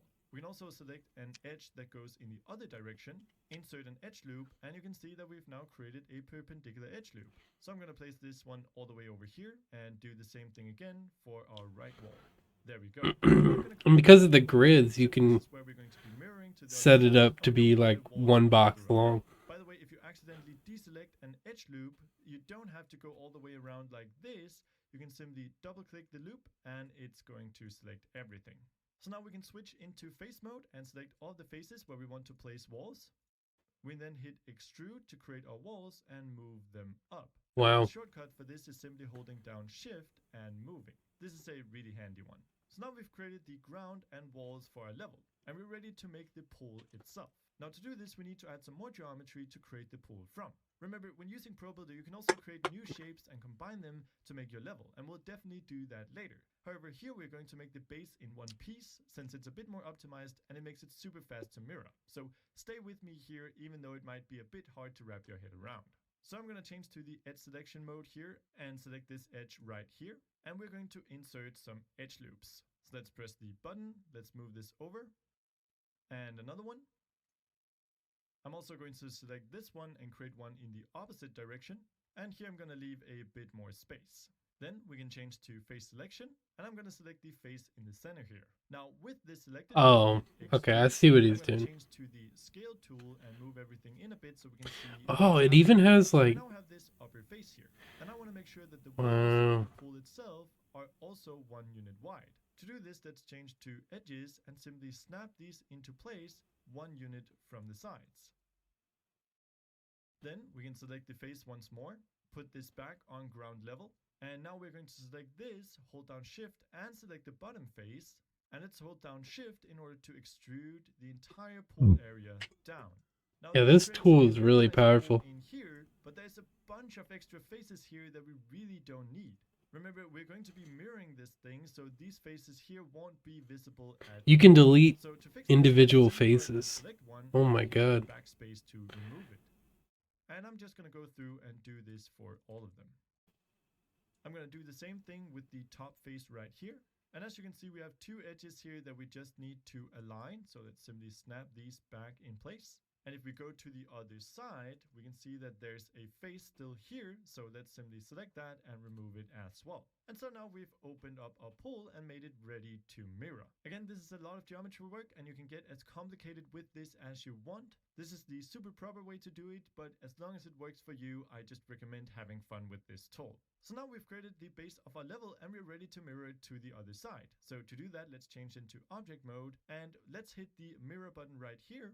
But let's remember to hold down Alt so that we can also choose a few settings. First of all, we need to make sure that duplicate is set to yes in order to make a duplicate of the object and not just flip it. And we also need to choose the right axis to mirror on. As you can see up here, we want to mirror on the Z axis. So I'm just going to hit Z and hit mirror. And there we go. It now actually starts to look like a level. Let's also create some quick placeholder borders. So let's hold down Alt and hit the new shape tool. Let's change the shape to plane. I'm going to set my width to 24 and my length to something like 74. And if we move this in place, and this is the really cool thing, is that we can move this while generating.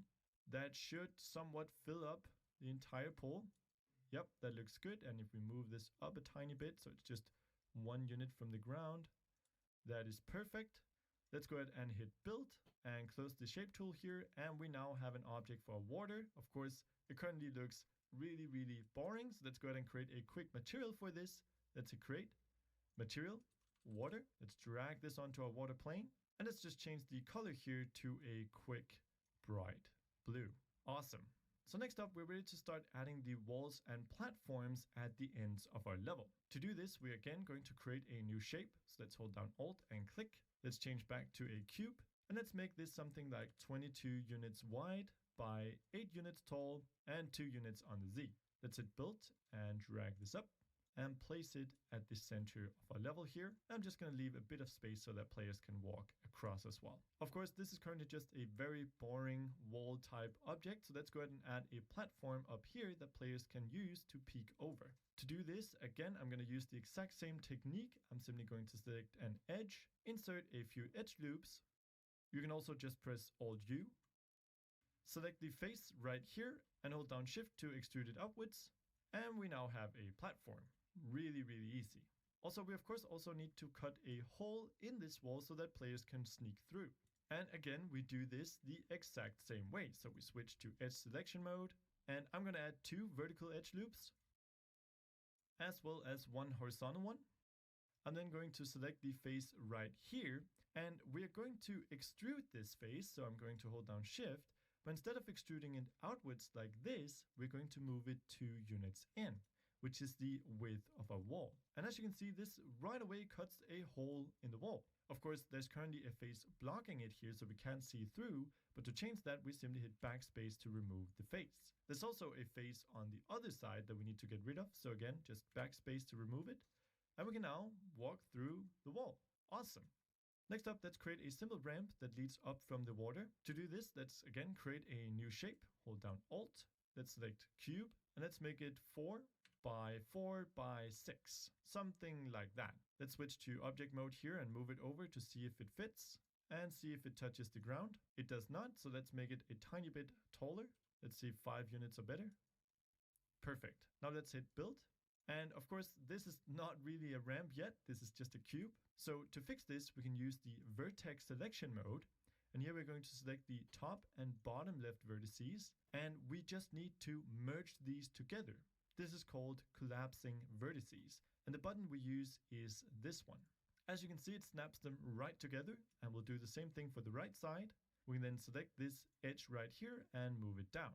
And we have a ramp. It's that easy. Wow. Of course, on the other side here, we need some stairs that lead up to the platform. So again, let's create a new shape. And there's actually a type of shape called stair that simply generates good-looking stairs. So let's go to object mode. Let's rotate this over. I'm holding down Control to make sure I snap in place. Let's place it somewhere around here. Let's have the width be actually 3 and 7 and 7. Let's also move it up so that it stands on the ground. And we can play around with the amount of steps here. I'm just going to leave mine at 12. So let's hit build. And I'm going to move it over a tiny bit. And I actually want to go ahead and extend the end here, so that's a tiny bit of space for the player to stand on. So let's select the face right here and simply move it over. And that's just what we need. We then take this entire object and duplicate it by pressing Ctrl D, and then simply rotate it around and place it on the other side. Awesome. So that's pretty much it for this entire part of the level. Now we just need to go ahead and mirror it to the other side. And I think the best way to do this is simply combine all the objects that we've created so far and mirror them together. So let's remove the mirrored object right here. And inside of the hierarchy, we can now select, first of all, our base here. Let's actually just call it level base. And here you want to make sure that the base of your level is currently centered on 0, 0, 0. So I'm just going to hit reset on this. I'm then going to just select all the objects and move them over. There we go. And we can now select the level base. And here you want to take note of where the pivot is. In my case, it's in the bottom right corner, as you can see here. If your pivot is just placed in the center of the object, you need to make sure that you've selected pivot up here. The reason why this is important is because when mirroring objects, it's based around the pivot. And sometimes when we merge objects, which we're going to do now, so let's select all the objects that we have except for the water.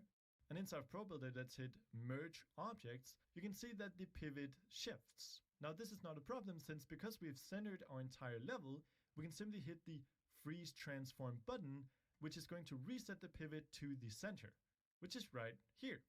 Awesome. So now that everything is merged, we can go ahead and mirror our level. And there you go. That's pretty much all we need to do for our base level. Now we can just scatter around a few obstacles. And to do that, let's go ahead and add a new object here. Let's create a cube. Let's make it 2 by 4 by 7. Let's hit build. So this is going to be a bit of cover that we can line up to the wall here. And I'm just going to go ahead and use the extrusion tool to model this out. There we go. Now we can just place this around our scene. I'm going to hit Ctrl D to duplicate and flip it around. And once we are happy with that, we can select all of them, duplicate, and move them to the other side. And I'm just going to flip these as well. So inside of the inspector here, I'm going to select the scale to -1 and just move them right in place. And that's pretty much all we need to do for our level. At this point, we're ready to pop in a first-person controller. Of course, we just need to make sure that all of our objects have colliders. By default, they should have a mesh collider applied. However, when merging objects, this might disappear. So let's just select our 2 merged objects. Let's hit Add Component and let's select a Mesh Collider. And that's all we need to do. We now pop in a first-person player. I've gone ahead and created a very simple and quick one right here. This is of course available as a download together with the rest of the project and of course this level. So let's just disable our main camera here and let's go into the game view and maximize and let's try and play. And as you can see, we can definitely move around. We can go upstairs, we can jump over obstacles, and the entire level is indeed working. So really, really cool. That's pretty much it for this video. If you enjoyed it, make sure to subscribe so you don't miss the next one. And Yep. it's up to you to start making your own levels. If you want to learn more about ProBuilder, we'll of course have a link for that in the description. On that, Yeah, it's obviously the way.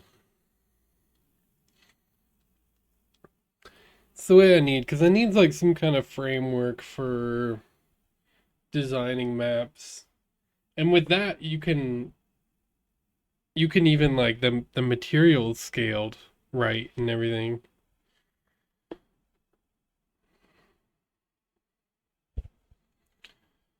So there's a world. I think it does like automatic mesh. I don't know what that's called. Where like, because if I set like a material for these boxes here, the materials are going to be all fucked up. And when you scale it out like this, it's going to scale the material. And it doesn't look good at all.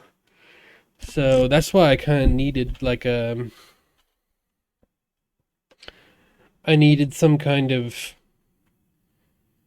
scalable shader. But if I use this, and if it does what I think it is, then maybe I don't need that. Yeah, I'm tired today, man. Oh my. Holy.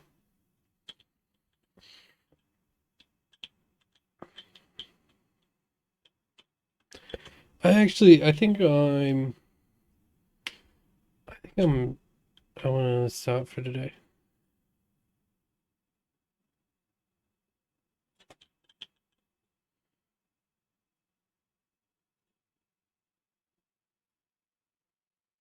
I think I did a little bit of testing and playing around with different map design. Did the tutorial. Tutorial's finished. And I think tomorrow I just need to dive into ProBuilder and just start hacking away at like first blocking process. All right. Yeah. All right. Peace out, guys. I'll see you later.